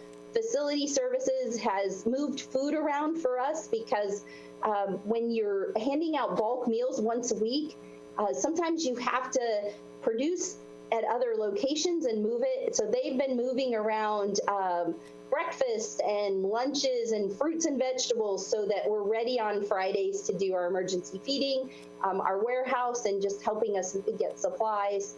And just another thing that, before if you have any questions, one of the other things that's been a little bit of a challenge of this time, and I don't have a slide in here, has been, school stopped suddenly on, after spring break. And so how do we best inform our parents that have negative balances? And so, some people have come forward. Just today, thank you, Mr. Robinson. We had negative balances will be paid off for Alta Vista Elementary, Cranberry, Emma E. Booker, Inglewood, Glen Allen, Goshio, Oak Park, Toledo Blade, Tuttle, and Venice Elementary. We've been reaching out to our seniors because, again, we needed to talk to them so they can graduate. And so we've just been trying to continue to move, just move the department forward. Do you have any specific questions or anything that I can answer for you? Well, thank you for that. The charts that she was talking about that we have, any of you at home that would like to access those, you can go to our website, and under the calendar for board workshops, you can get the attachments there. Jane. Well, I just want to say, Sarah Dan, what a great job you've done. This first year has been a lot for you. I know with the audit and all the wonderful things that you've had to do with employees and filling positions, and then the wonderful pandemic. So I can remember the first weekend after we found out that we were going to be staying home. We were just on spring break, and I got a text message from a person in the community at 7 o'clock on a Sunday morning saying, how are we going to feed children? And of course, we didn't feed children the week we were on break, but I think right after that, you were out there doing a great job, and it's really meant so much to a lot of people. And we do have all those wonderful partners, along with the Senior Friendship Center, who's also fed some children who are living with their grandparents. And I just want to thank you for doing such a great job. And we owe, before Mr. Robinson's generosity, we owed about $14,800 from last year's balance, and I guess the senior balance was $1,322, something like that. So I'm hoping that we can find some way of paying all those off before school starts. I really think if any of us have a way of generously giving a donation, I'm certainly going to, and going to rally around with other people, but we really need to have our students come back in the fall without this outstanding balance, because sometimes that really is shameful to these students, and everybody's having a rough time this year. So it's not a matter of who was on free and reduced lunch anyway. It's a lot of other things. But I just want to tell you what a great job you're doing, and how how happy I am that we have your great leadership in this department. Thank you. And thank you. And to follow up on that, I'll get right back to you, Caroline. Jane mentioned that there was $14,800 outstanding on what was owed on lunches paid during the school year. And Sarah referenced that Mr. Robinson paid an amount of that. What's the balance that's left? So I actually have that with me. I just may need to use a calculator real quick. Here.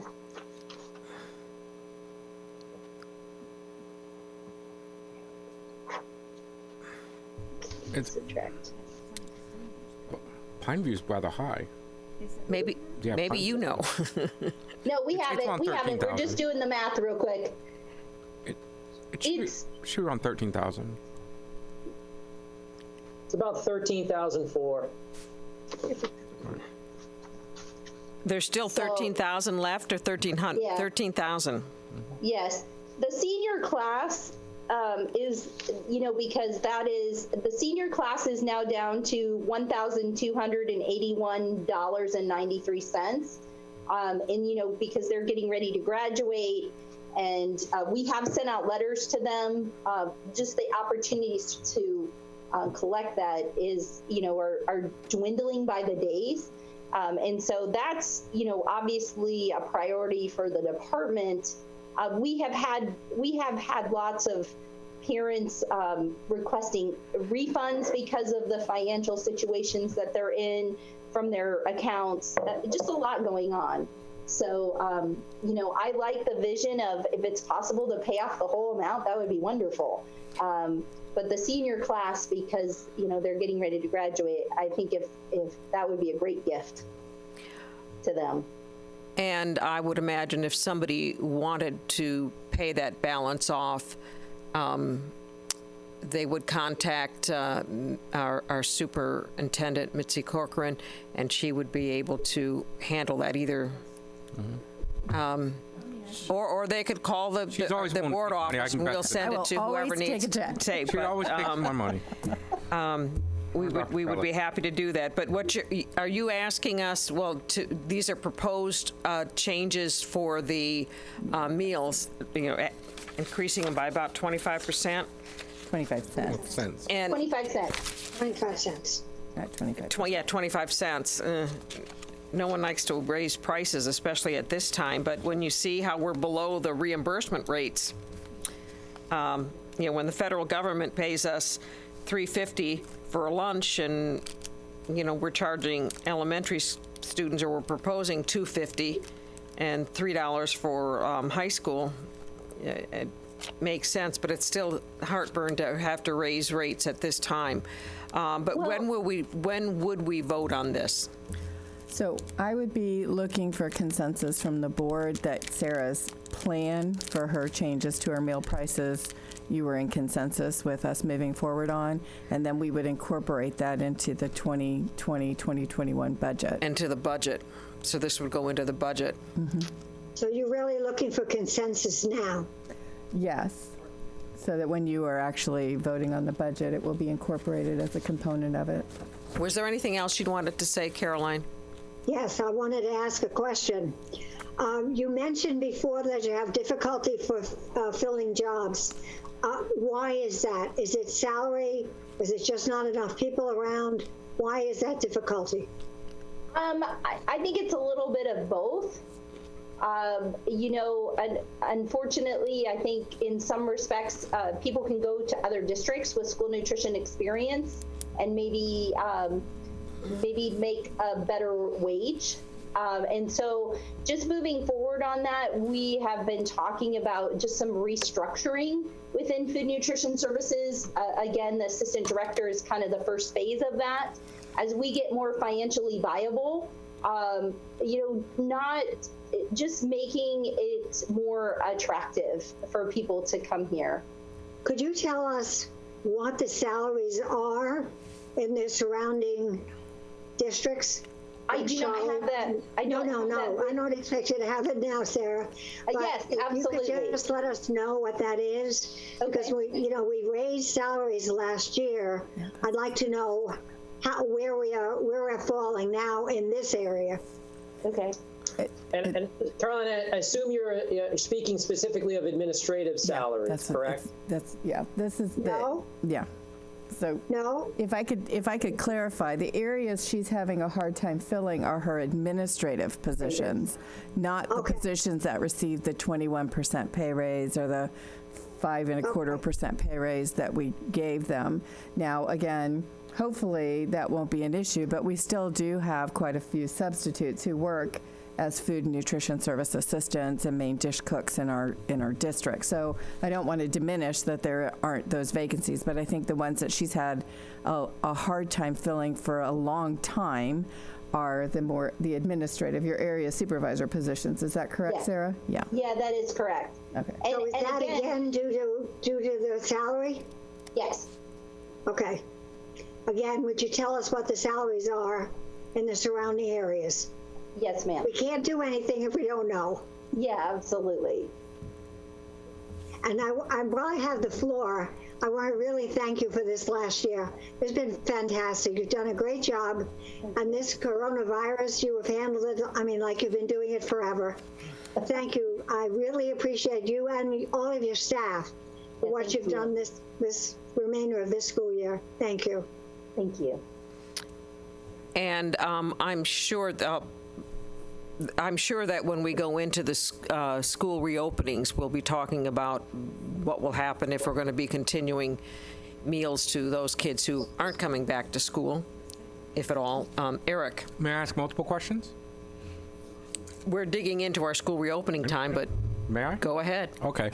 My first question is, I paid off made a joke with Mitzi. It was a little bit of Catholic guilt because I'm worried about, raising the fees, and I'm worried about people.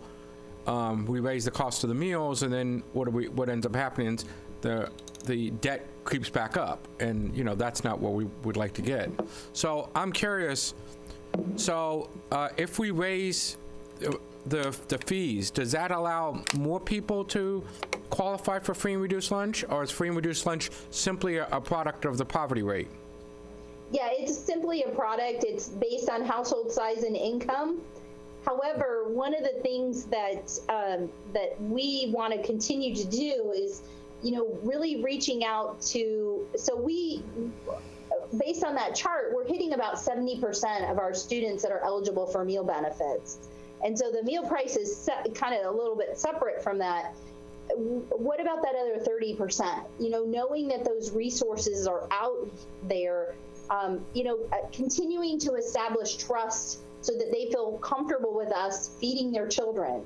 Why aren't they participating? So Sarah, my next question is, I'm sure with 15% unemployment, we have people who previous COVID didn't qualify for free and reduced lunch, but maybe for a short-term period of time, they do qualify for free and reduced lunch. How is the qualification determined? Is it based upon your previous year's tax return, or is it based upon that particular month? So it's literally based on reported household size or income. There is a percentage that we do have to verify every year. One of the things that I think we are going to see is that we are going to have potentially more families that do qualify. In 2009, when we had the economic downturn, one of the things that our department had to do was really, because we end up with people who have never participated in using meal benefits, and making them feel comfortable and helping them be aware of the, that that we protect that information, that, you know, their neighbor isn't going to know that they're receiving assistance, and that they're not taking away from other people by participating.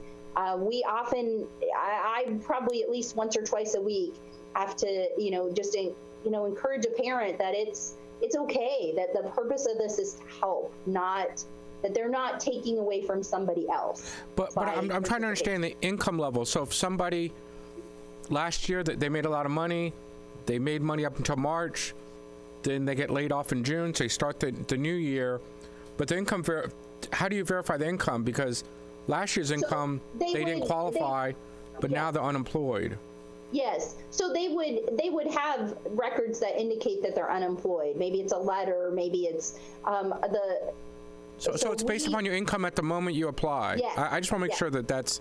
Yes, that is correct. That's important to me. Yeah. So if last year, you know, we've had lots of families come through the lines that have had those drastic changes in income. So even if we raise the rates to the what you propose, it's still below the reimbursement rate, and so we still run the issue of, you know, possibly one group subsidizing the other.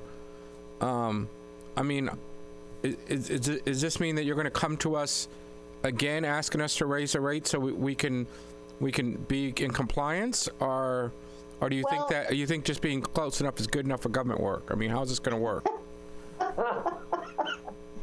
No. I think I'm funny.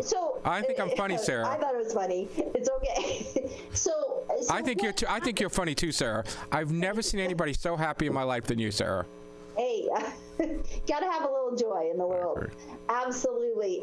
So one of the things that when you have a healthy fund balance, oftentimes the USDA will not require you to raise meal prices. And we need to see, you know, the directors in the state of Florida, you know, kind of like after Hurricane Irma, is the USDA going to come forward and say that everybody can eat for free? We just don't know right now. There's so much uncertainty, you know, and if that's the case, then the entire school district would benefit from that. So we just don't know. This is to help offset. Before COVID, we were in a deficit, and because of that, as we continued to spend down our fund balance, which what was happening, eventually the USDA would require us to raise meal prices. We're just being proactive, and I'm hoping that they're going to come back with some solutions that may offset this. And Sarah, I would actually like to see the pay for the school-based cafeteria workers, because you know, I'm concerned about the main dish cooks. Some of them have come to me. You and I talked about it, you know, within 30 seconds after that person came to me, with the issue of, hey, I'm supervising people who, you know, make more than me, or I'm supervising people who make 24 cents an hour less than me, so $200 a year. You know, why? It's almost a disincentive for people to want to move up the chain. And so when you see people not, you know, at the administrator's level or the regional supervisor, it's because maybe they're seeing at their level of supervision, it's really not worth it to me because I only make 24 cents an hour more, or quite possibly I end up making less. And so... So that's a great point. We're aware of the issue with the main dish cook and the recent changes in pay, and how that's created an issue where we've got, you know, we always want to have a career ladder in place, and this has kind of created an issue for that career ladder in food and nutrition services. It is on our agenda. Ms. Corcoran and I have discussed it, and as we go into negotiations with SCTA, they're also aware of it. It's one of the things we need to look at. I do got to admit that you know, that they had good morale. Everybody was, you know, whenever I go and work there, everybody's very joyful and helpful, and it's really a team atmosphere. But, you know, when you have people who are working together as a team and they have high morale, if they bring an issue to you, that's the time to solve it. You don't want to do something that's going to deteriorate that cohesiveness of that team. So I'm glad that you guys are working forward to address it. Thank you. Thank you. Bridget. Hi. I'll be quick. Thank you for everything. I mean, I think when you just talk about how many meals you served this community, I mean, that's tremendous. And it really, again, I reflect back to Irma and really how this community comes together in need, and we had to flip a switch really, really quickly. So my hat's off and thanks to you and all of the staff and our partners. And I agree with Mrs. Goodwin, and thank you to Mr. Robinson for donating that. But also, I absolutely concur. We know there are so many families that are struggling, and so anyone who can help support those graduating seniors or help pay off a balance for paying it forward to another family in need, I think that's wonderful. I will definitely be joining that. And finally, I know raising meal prices and it's tough because we have to. This is like the start of all of the very tough decisions that we're facing, and the realities of the human impact of that. And I know it'll be a perfect transition because what does the future of food and nutrition look like when we deal with COVID? Every restaurant's had to change things. We don't know. I mean, cafeteria, where are our kids going to be in cafeterias anymore? And so how will that impact your operations as well? So I'm not going to, I think that's part of the next topic of discussion, but I recognize it's tough, but I know I appreciate your work and your leadership. So thank you so much. Thank you. Okay, and now we're going to move to the fun part, the reopening of schools. And I would imagine that our loyal superintendent, Mitzi Corcoran, will lead us in that discussion. And we won't interrupt her once. Okay, so I'm hoping there will be some other people joining us here. No, I mean, yeah, Stella, literally, you have my back, right? Okay, there's Laura, and I know Jody and Sarah are staying on, and I had seen Jason Harris. So I was just trying to bring in some of the initial task force group of people who have been, there's Jason, who've been working on these plans. I know that some of our instructional staff are involved in other areas and may not be able to join us, unfortunately, but so we just kind of wanted to go through and basically kind of what we're looking for is, I keep calling them my guardrails. So for the staff, we have another task force, much larger task force. Did you guys get the names from the union on who will be joining us? Can you hear? Mitzi, Yeah. Ms. Corcoran, excuse me. No, we don't have those yet. Okay. Dr. Kingsley and I had a conversation early on Monday morning with the SCTA. They are going to bring those names to us, and we'll send out that invite. Our plan is to meet Thursday morning at 9 o'clock with that committee. But as of right now, but I haven't checked my email in a couple hours, but we'll probably have that today, and we'll contact those individuals. Okay, so the plan was for us to get the guidance from you based, we'll go through the original or the initial draft of ideas that we have on what we can do moving forward based upon last week's guidance that we received from the governor and commissioner of education. So that kind of changed quite a bit of our planning. There was a lot of initial discussions about 6-foot distancing, what kind of space would we actually have available. So during those discussions, it was, okay, if we're going to have to maintain social distancing at a high school level, we wouldn't have enough capacity for our students to attend every day. How would we handle that? When the guidance came out, the new guidance came out, it kind of shifted everything to, it is the intention of our governor and commissioner of education to get our students back in our schools and face-to-face with their teachers. So we kind of stopped working on any more of the social distancing document, kind of focused all of our attention on what is it going to look like for us to open schools with just enhanced safety measures in place. So that's where we've kind of been working from. And then what we're looking for you guys to help us with is kind of, you can go this far to this side of the road and this far to this side of the road, but stay somewhere in between the middle of that road.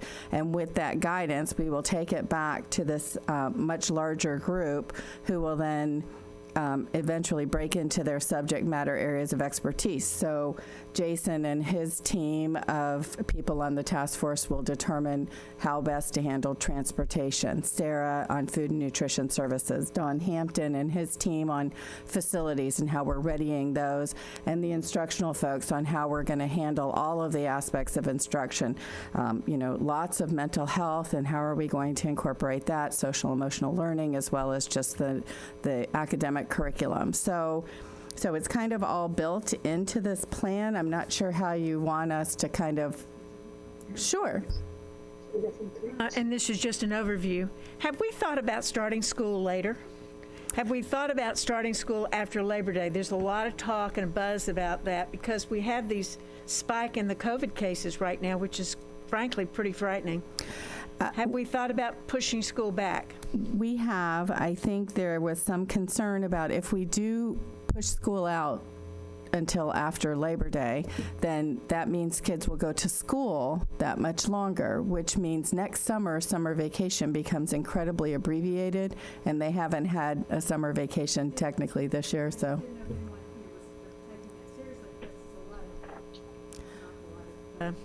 People talking and buzzing about that. And it's always a possibility for us to be able to build into that, for us to pivot. If we continue to see increasing numbers of cases throughout the summer where we haven't even hit cold and flu season, then that may be what we have to do, just because it isn't necessarily safe for us to just start. There's no holdup of us starting school as our normal planned time. Somewhere in my brain I heard August 15th, night before August 15th. Am I making that up? I think is that the date, 15th, 13th? I'm sorry, I don't have the calendar in front of me, but yes, I think teachers return the 3rd, so is it the 10th, Laura, that they come back? Oh, you can't hear? Oh, we can't hear. I couldn't hear Jane's question, Mitzi. I'm so sorry. She was asking if we had any discussions about opening later. Like after Labor Day, like the schools up north, and we had the conversation about how extending that year then extends into next year's summer, which abbreviates it. Right. But then it was the day that students are supposed to return is August 10th? Is that yes. Correct? Okay, I just wanted to make sure. And Mitzi, I will tell you, we didn't talk about delaying given the governor's guidance on he would like to see us open full capacity on time. But I just want to put this aside. I was reading some research where some school districts were talking about the potential for closing between Thanksgiving and the winter break because of flu season coming on board. So there are lots of options that are out there, but right now we're trying to follow the governor's guidance. Yeah, I wouldn't want to push that date past either because we may have to close down for weeks at a time because of a new outbreak, and of course hurricanes again, where we may have to shut down for days. Is that where you were going? No. I don't know. No. Well, can we start someplace? Start with transportation. What does transportation look like? Well, I think we're talking about opening schools sort of normally, but having some safety guidelines in there. Correct. And what are we doing for parents who say, I don't want to send my kids back if, you don't have little cubicles for every child, or, if they're not comfortable, what are we doing for those parents? So the plan was, once we received your guidance and then the task force went out, they'd have about a week, it's a pretty short time frame, to come back with kind of a developed plan. And from that, the plan was for us to then survey our families, but this would be on a school-by-school basis. So we would actually ask our principals to send out the Connect Eds. It would be more of a closed-end survey that would be student-specific. So you would literally fill one out for each of your students. So if you have 3 children, you'd have to fill it out 3 times, once for each child. Similar to our device when we were looking for how many computers you might need, you completed a document similar to that. So we would ask that they do that. The plan, so just as a quick timeline. So we're going to discuss today. Then, as Jody mentioned, the task force, the larger group, would meet on the 18th at 9 o'clock in the morning. They would go and proceed to do their work, bring back their stuff into a document. Hopefully by the 24th, we would then compile it all, update our website on the 26th, send out the surveys that are school-specific on the 26th. The survey would close on the 1st, so it would be really short.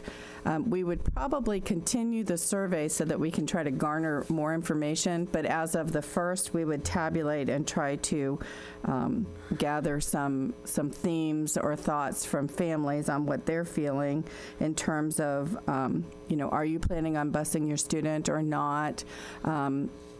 Encouraging them, if they're able, to drive their students to school. But again, if they're busing their student, that they would let us know and that they would understand that, it would be our preference that they make sure that they're wearing a mask while they're on the bus, because the ability to be socially distant on a school bus is not possible. But we would be moving forward at this particular point in time with our buses being routed as they have been every school year. What about for, I'll be right back to you. What about for parents that maybe had, through choice, picked a school that they need to be bused to, but now they're saying, well, maybe I don't want to go to that school. I want to go to a school that's closer to home. Or, like you say, the parents have to be available to be able to pick up the child from school. And what do we do if the parent doesn't have transportation to pick up the child from school? Because I know that happened, at least at Philippi Shores last week, where a parent could not pick up their child. They had no transportation. Well, we have been having conversations. We're going to actually have to set up a separate clinic area for students. We're going to have another room for those students to be in, which means we may actually be having a need to hire another aide who can monitor these children. So yeah, there's all of those are within the context of this document. Again, the thought is if you're called, you should immediately come and pick up your child or make arrangements for your child to be picked up. It is not our hope that they cannot come at all to pick up their student. But, we know that isn't always how it works. So, Mitzi, could I add something there? Sure. Uh-huh. Shirley, parents and children always have the opportunity to go back to their districted school at any time during the year. They can't. If they choose not to do their choice. Correct. It's the ability to choose into somewhere that isn't your districted school has a specific window. Jane. So in front of us, we have two plans. We have one on the computer and one that we just received. So are we going to review the plans in front of us, or are we randomly going to just talk? I need to know so I know how to move forward. The computer plan, is the plan that's on the computer not the same as the one that you have? Oh, I'm sorry. There was a draft plan, and I think the second draft plan had some minor changes from the first, and Kathy gave us those changes. She's asking how we're discussing it, how you want input from us. Jane had. It looks pretty much the same. It looks pretty much the same. There might be minor changes in it, but the first page of the revised one I have is the same that's online. Okay.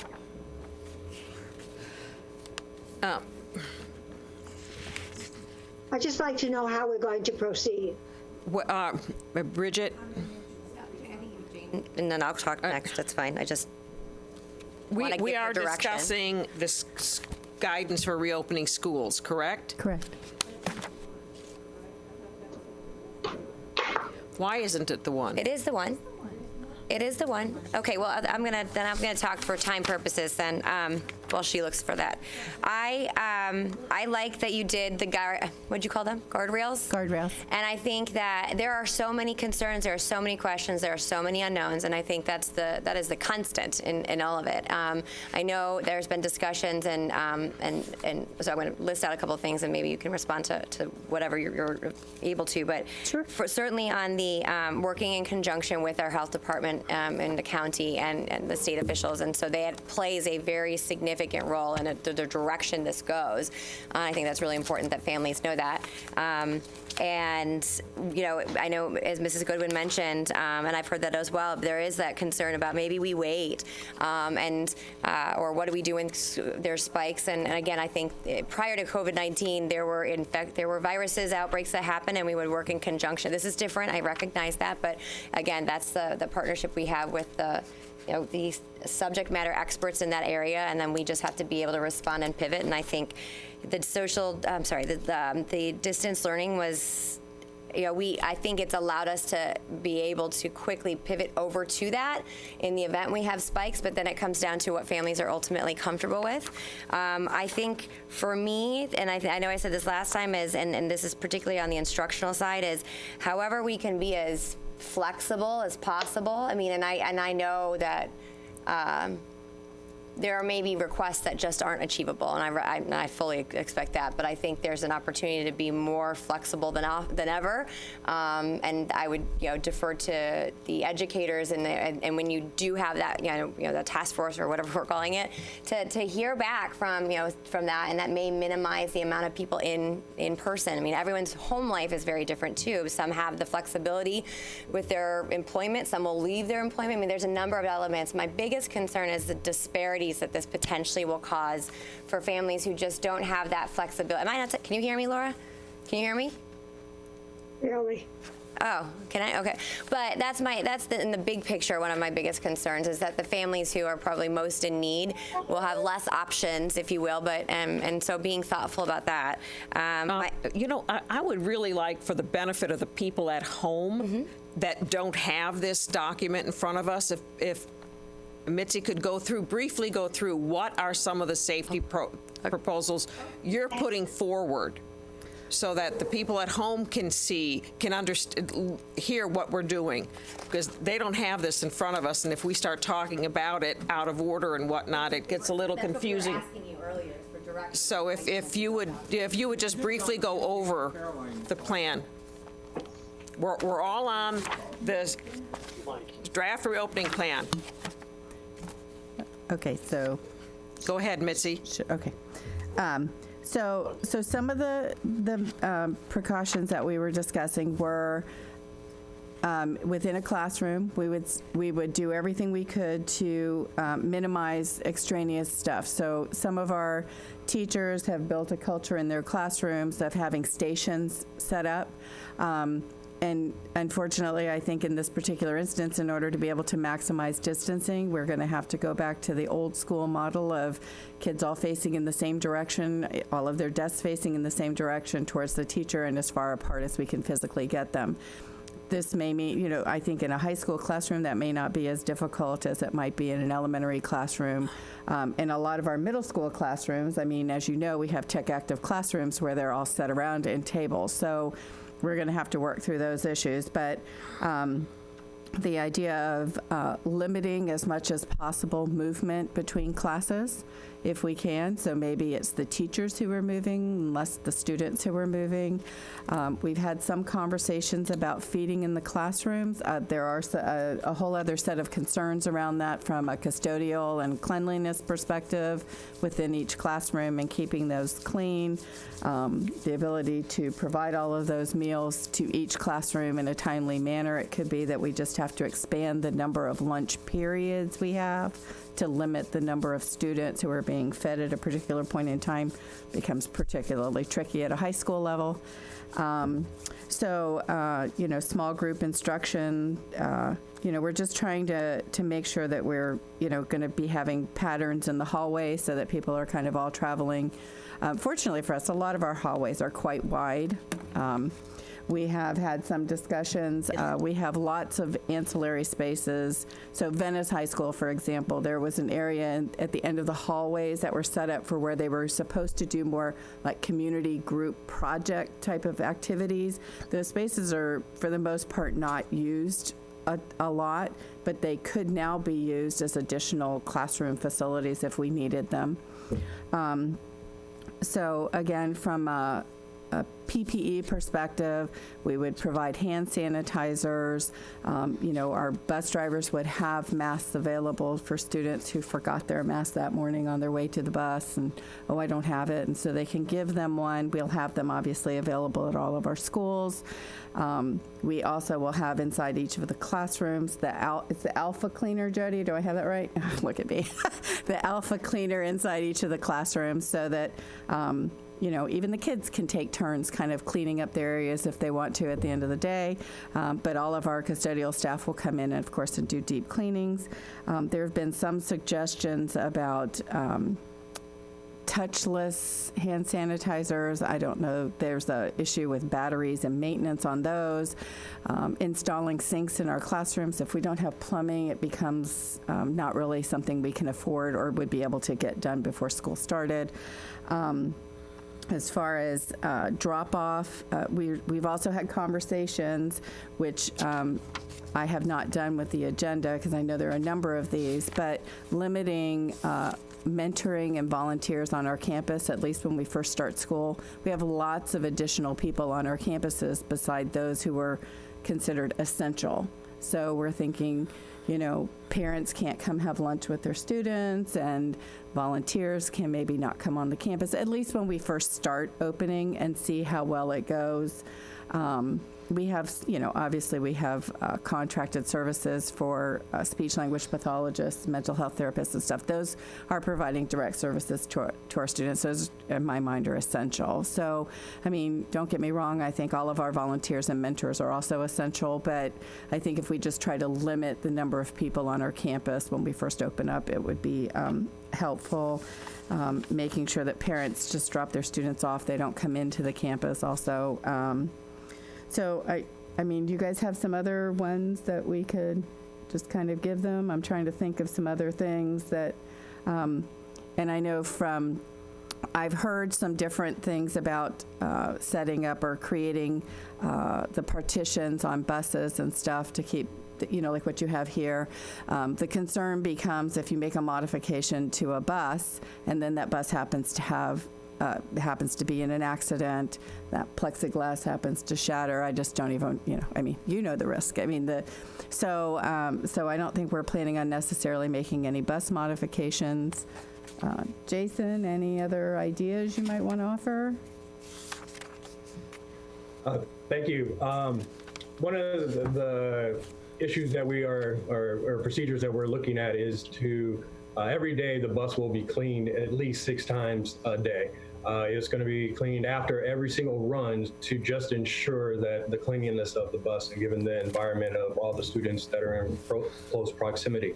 Those will be high touch areas. The handrails are getting on, some of the seats, some of the bottoms of the seats. So after every run, that's one of the things that we will be doing after to ensure the safety and cleanliness of students.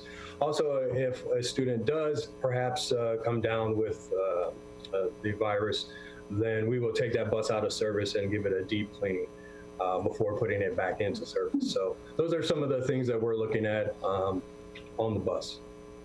Great, thanks. And Sarah, did you have anything to offer as far as food service, meal preps or distribution?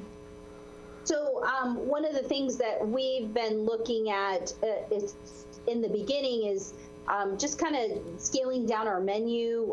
We will not have salad bars in the beginning, just because of, again, it's fresh produce that,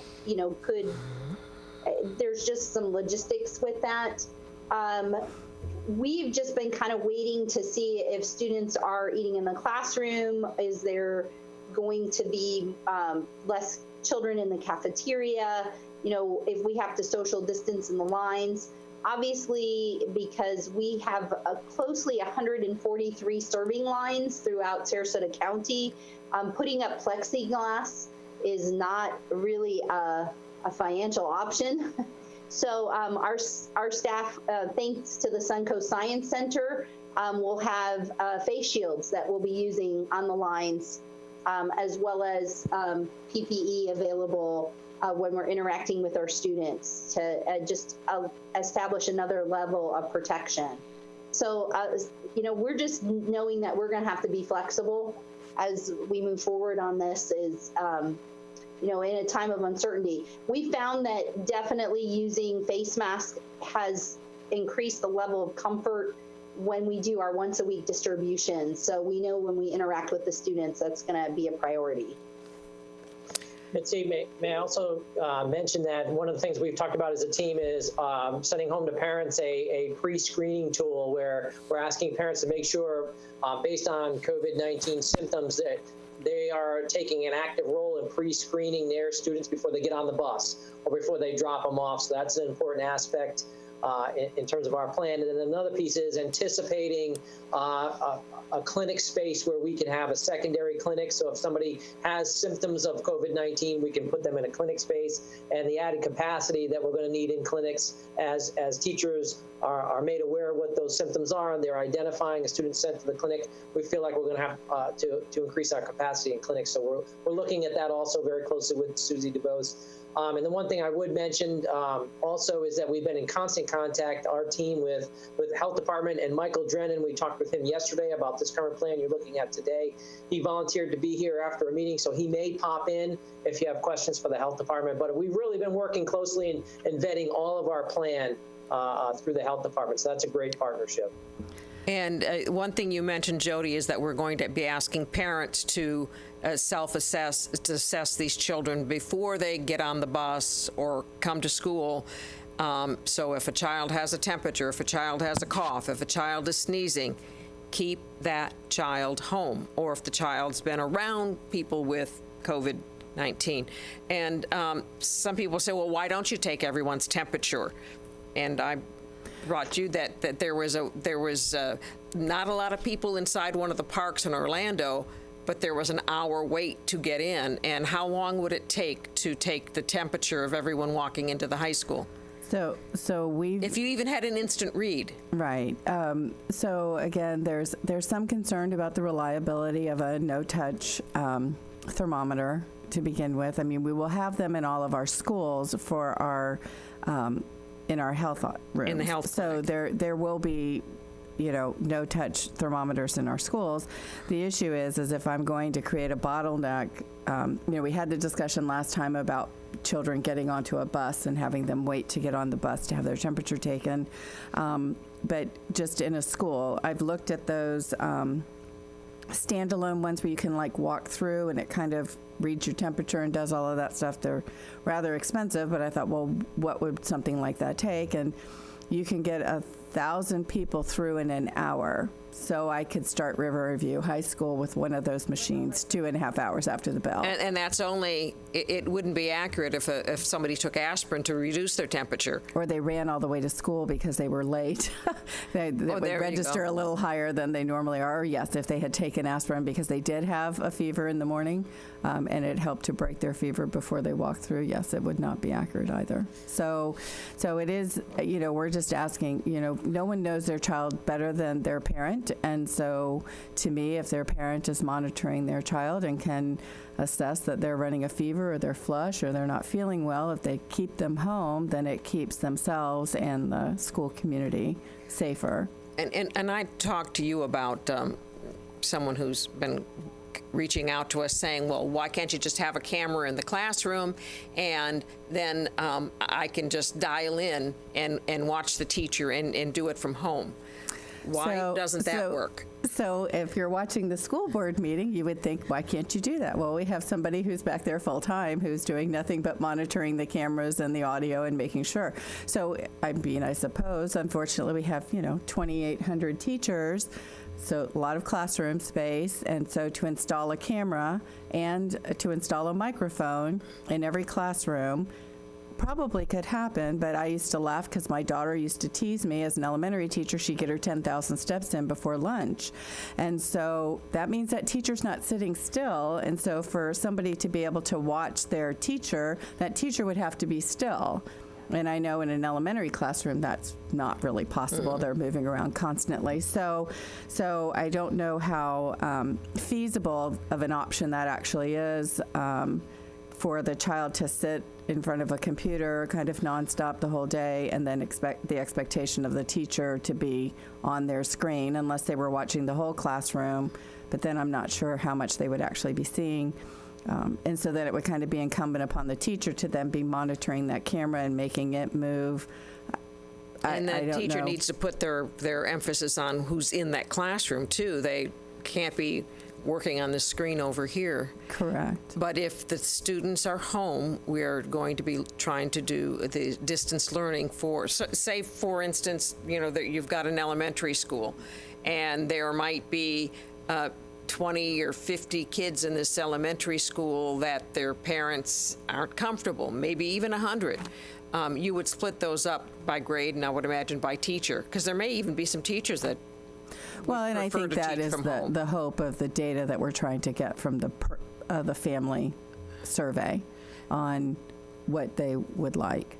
No, I'll be right with you. But what we don't want is we don't want parents pulling their kids out and going to this school and then trying to come back, because there's a big difference between virtual school and distance learning. Could you explain that before I get to Caroline?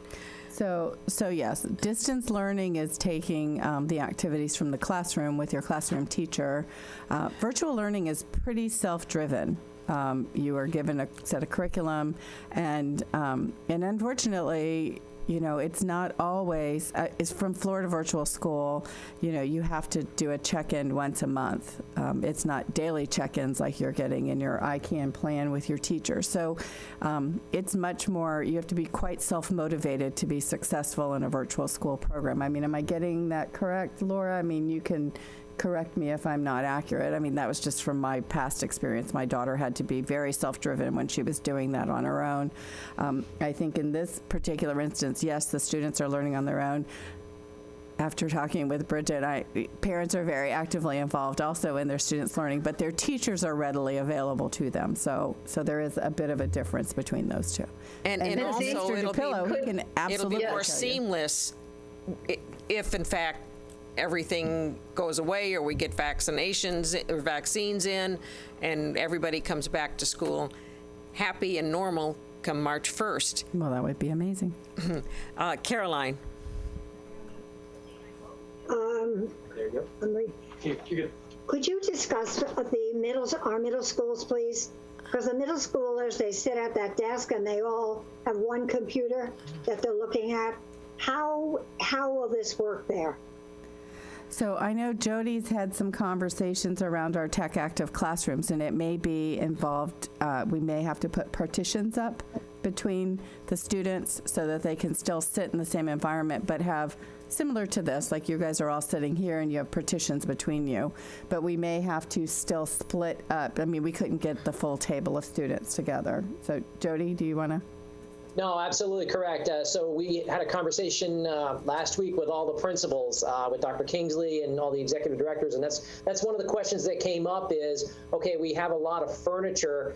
Middle schools kind of jump out at me as being the tech active classrooms where we got furniture. It's not conducive to social distancing, but there are other probably classrooms that we're going to have that issue. So creatively, how do we do that? So we've talked about the dividers, some plexiglass. So we're going to have to look at those cases and do what we have to do to get those students in. And again, it's going to be creative with that furniture. And so we'll look at options right now.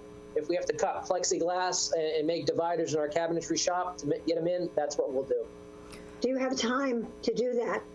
Do you have the time to do that? Because that's what I'm worried about, because if we're opening on the 10th of August, this is what, the 17th or 16th of June. So I will say that Don Hampton's on the call, and he's probably going to grit his teeth when he hears me say this, but we have to be ready. I mean, we will get it done. So whether it's a combination of cabinetry shop, we're purchasing, Tracy Brizendine in the warehouse has been wonderful at getting stuff in for us as quick as possible. So whether it's PPE or if it's dividers on desks, we will be prepared come one way or another. And I will tell you, I daily get 20 to 30 solicitation emails on all of those different types of options. Well, I know they're coming to board members also. Yeah, so I don't know that there's an issue with plexiglass. You can also get the Lexican or whatever it's called.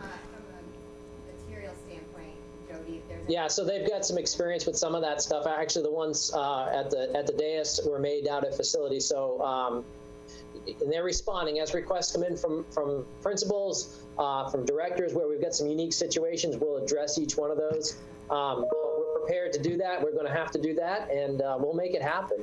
And how will we handle social distancing at a school like Oak Park? How will that be handled? Because they're huggy, touchy-feely kids. Well, and we realize that we're not, I mean, these students need some of that interaction, and so we will have to work with those kids to meet their needs.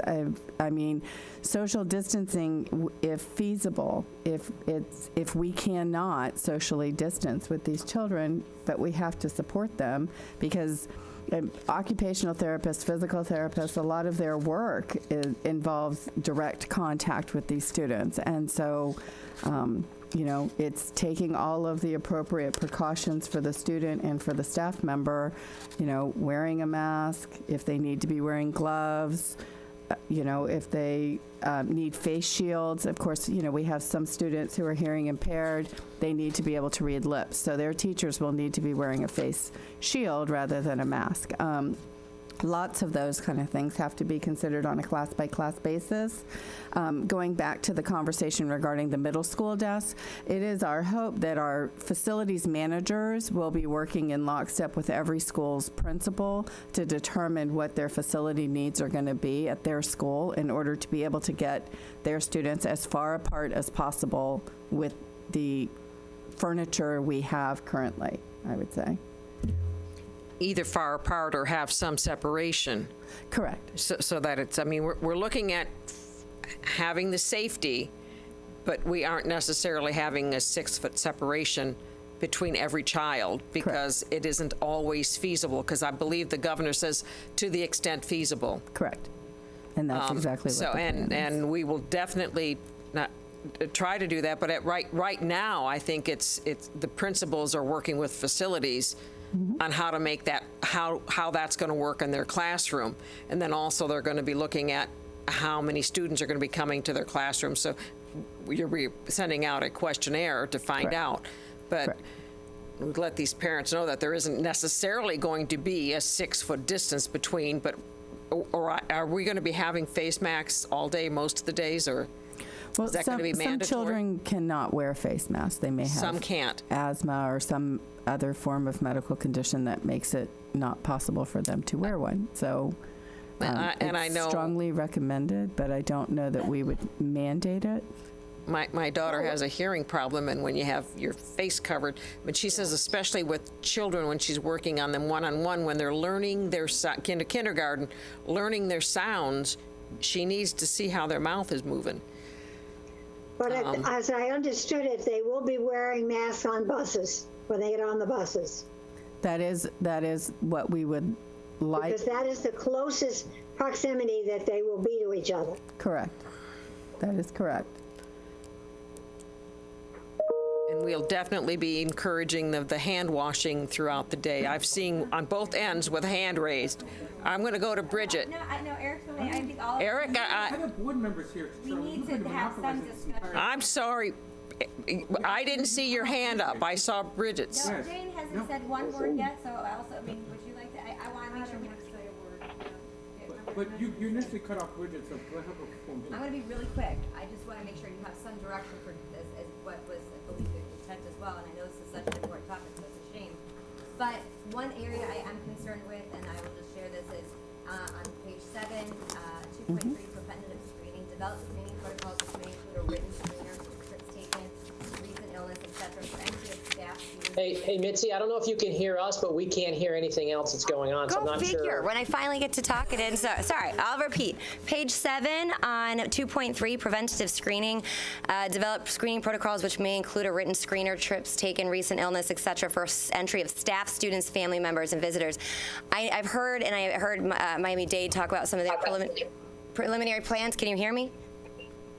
Okay. Yeah, they can hear I you. just, Good. I want to just preemptively say I want to be very cautious with, you know, we need to. I love the communication plan because it puts that responsibility and how that partnership is that we need of our families to own and be in this together in order for us to maintain safety for everyone. But I don't want to cross a line where we're trying and requiring to ask all of these questions that I mean, at the end of the day, I don't know if that will. I know information's powerful and helpful, but there's just a balance, and so I just wanted to make sure I addressed that. I wanted to say I loved the communication strategy as far as making sure families, again, understand that and they play that role. I'm going to stop so other board members can speak because I know we have a hard stop at 1:30. Eric? Thank you. I kind of piggyback on some of the things. I want to make sure that we have this overall plan that's going to be helped develop by the task force, and I hope the task force is a diverse group. But I also want to make sure that the local schools have flexibility for what works in their schools, because they're going to, you may make an overarching plan, but particular schools got to have the flexibility to be able to, which I think I heard you say.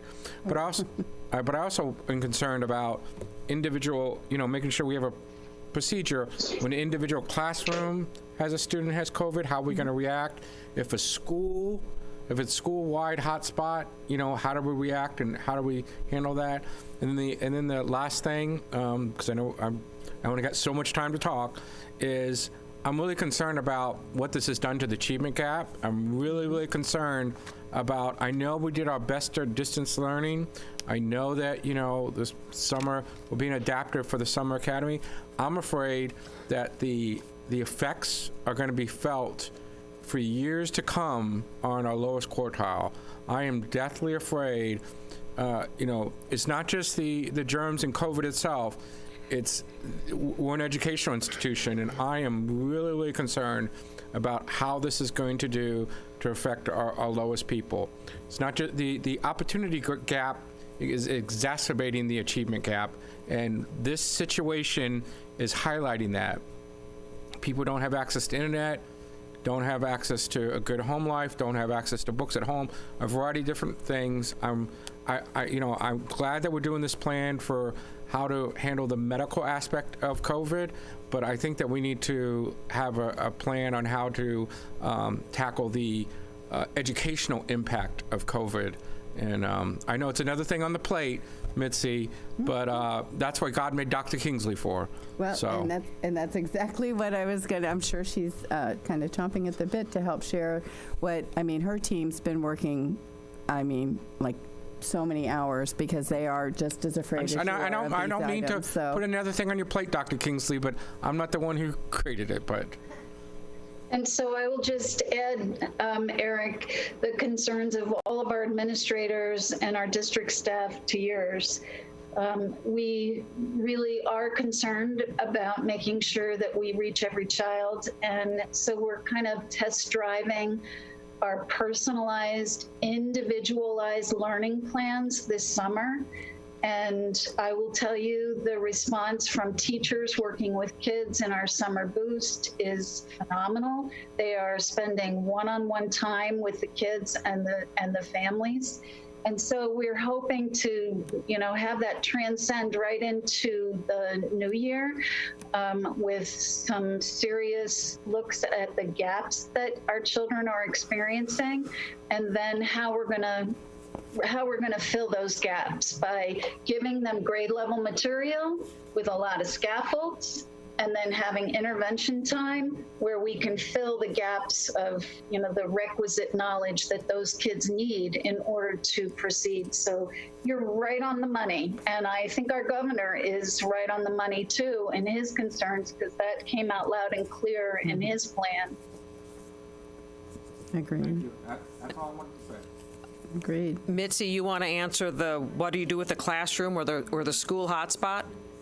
He didn't get questions 1 and 2 answered. It was more of, I don't think, You just want to make sure it's I included. want to make sure it's in the plan. I don't expect Mitzi to give me the plan now. Okay. You just, that's it's a part of the guardrail. parameters. It's a It's a guardrail. I gotcha. Great. Jane.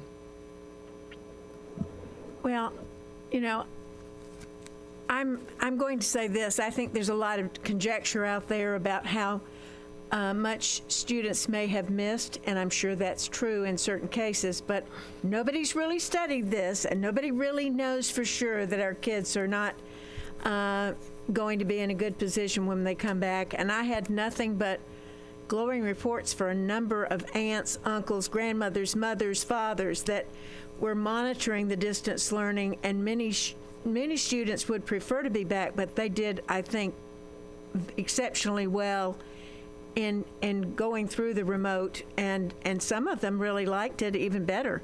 So I think we may have a hybrid going forward, but I know that career and technical, Mr. DePillo, Dr. DePillo, is gone on this summer, or maybe in this case, and I just wish you would address that a little bit with us since you're the first to come back.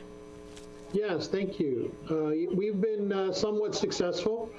On a small scale, we decided there was a few students who were almost complete in their programming in March, and we said to complete them, we've exhausted all the remote learning we can do, and they needed to get into labs or hospital clinicals.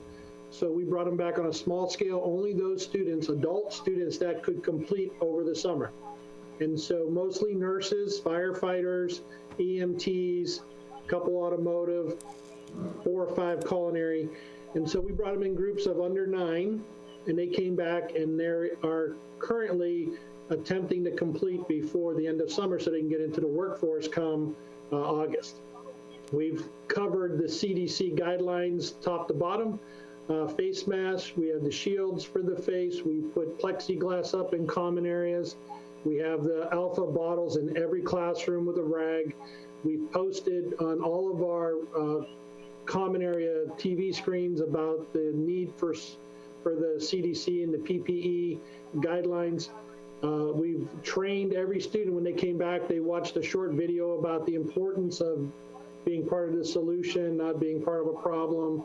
We also then educated the students that if somebody were to test positive, it will then probably postpone their graduation as a class 14 days as we wait for results or for a positive test to become resolved.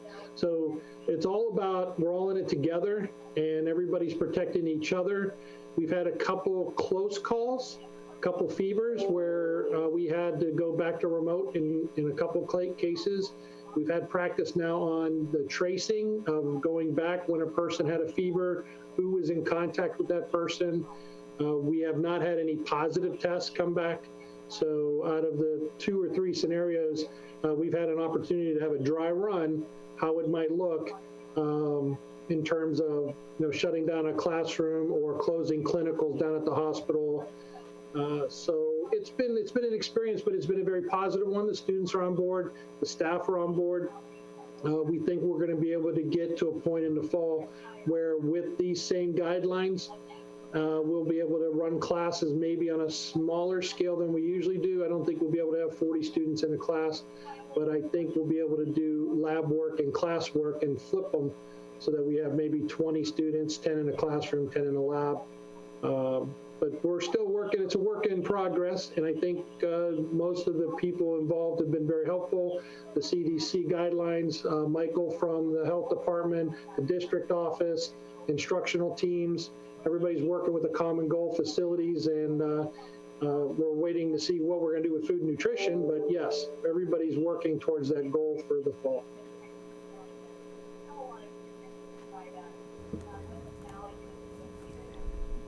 Bridget? Mic's on. As far as for contact tracing, and this may, again, this could potentially wait if we do have the health department, but when it's particularly for staff, but even for our students, again, there's a myriad of privacy elements that we need to be cautious of as well. I mean, I know with contact tracing, with my experiences, I was made aware I was exposed to it, tested negative twice now, very excited to say that. And that's how they found out. So how are we navigating that? Is that something Department of DOH is going to be doing? That's not going to be on us, where we're asking staff or families? Yeah, they'll be taking the lead. Okay, good. And I'm pretty sure that's what Michael mentioned to us in our last meeting on Monday. Actually, it was just yesterday. They asked for our assistance in saying, at the building level, who are these people in contact Perfect. with? That makes sense. Okay, I just want to make sure. And then one thing I have to add, though, who experienced it, I agree. I told Mrs. I'm so impressed with what my experience was with the teachers and how much work they did. And so it's this balance. So please don't, I share deeply the concern. I know Eric did, and I know, I'm sure we all do, is that there's truly just a gap that is inevitable, and that's widening. But I don't think that that's what you were inferring at all. But that our team did some amazing stuff, and you just really saw their hearts, and it just really made me proud. And so I have no doubt, with all the questions and concerns we have, we can do it. But I just wanted to give a shout out to all of our teachers and everyone working hard. Any further questions or comments? So if I could just circle back one more time. So before this much larger group of people kind of get their marching orders on Thursday, was there anything that we had that we didn't include or that you want to see addressed by this team that wasn't part of the draft document that you received, and that's on our website? What about the possibility if there's a child that we think may be infected and they've got some symptoms and we send them home when they come, to ensure that they get the test taken? Okay. So I'll ask that question of the health department and have kind of Susie take the lead on that. Especially with HIPAA and all of that, how do we even know? Right. Again, for those members at home, if you want a copy of this report that we're talking about, you can go to our website, pull down the agenda for the workshop for June 16th, and you can get this. You can also get the governor's report from the Florida Department of Education. They're also contained on our website under the, is it the reopening? There's a link on our website to it also? Yeah, it's one of the tiles that slides across at the very top of the web page. There's slides across. School Great. reopening. Oh, it's just below it. Okay, it's right on the main page, home page. So, and it is a draft of our guidelines, and but it does also have the entire governor's PowerPoint that he had. So we're not forcing any parent to send their child to school. We're not forcing any parent to keep their child home from school unless they're sick. And the high schools are still kind of up in the air on how they're going to handle that. I think they're gonna work on the plans, and then just so basically from that timeline, again, parents will have an opportunity to provide feedback. We'll kind of call that into some information. We will come back on the 14th at your next workshop and then kind of give you what we're seeing in terms of family feedback and what the task force has come up with in terms of changes to this document or any more specific details or finalized data from their, because they're the subject matter experts in some of these areas. So we're getting, the survey would go out before our next meeting? The 26th of this month. So we meet again on the 23rd, okay. Oh, no, I'm sorry, I meant July 14th, the next workshop, July 14th. The survey would go out on July 14th? No, the survey goes out June 26th. Okay. And we would have results compiled to provide to you at your next workshop on July 14th. Right now, we don't have a workshop scheduled for July 14th. We just have a meeting, but we'll add a workshop. No, we have one scheduled. We have one. Yeah, because we were going to talk about the budget because we didn't get a chance to talk about it today. Yeah, that's what my question was, when are we going to talk about the budget? At your next workshop in July. Because again, I don't have a state-approved budget to even talk about right now, so that was part of the reason why we added a workshop in July, was for us to actually talk. Hopefully, we would have a finalized state budget. Thank you. Any other member comments before we break for lunch? And I'm seeing we're going to not break, we're going to just. You're going to. I would ask that the board recess so that at 2 o'clock we can have a litigation meeting in the case of Jimenez Ruiz versus the school board. Present at that meeting will be the board members, the 4 who are present here, Mrs. Zucker by Zoom, Attorney Rich McCray by Zoom, myself, the superintendent, and the court reporter who will be here at 2. Then we'll come back when we're done with that, adjourn the workshop, and the regular meeting will begin at 3. Thank you, guys. Appreciate you. Thank you. coming in and Stand in supporting me. recess.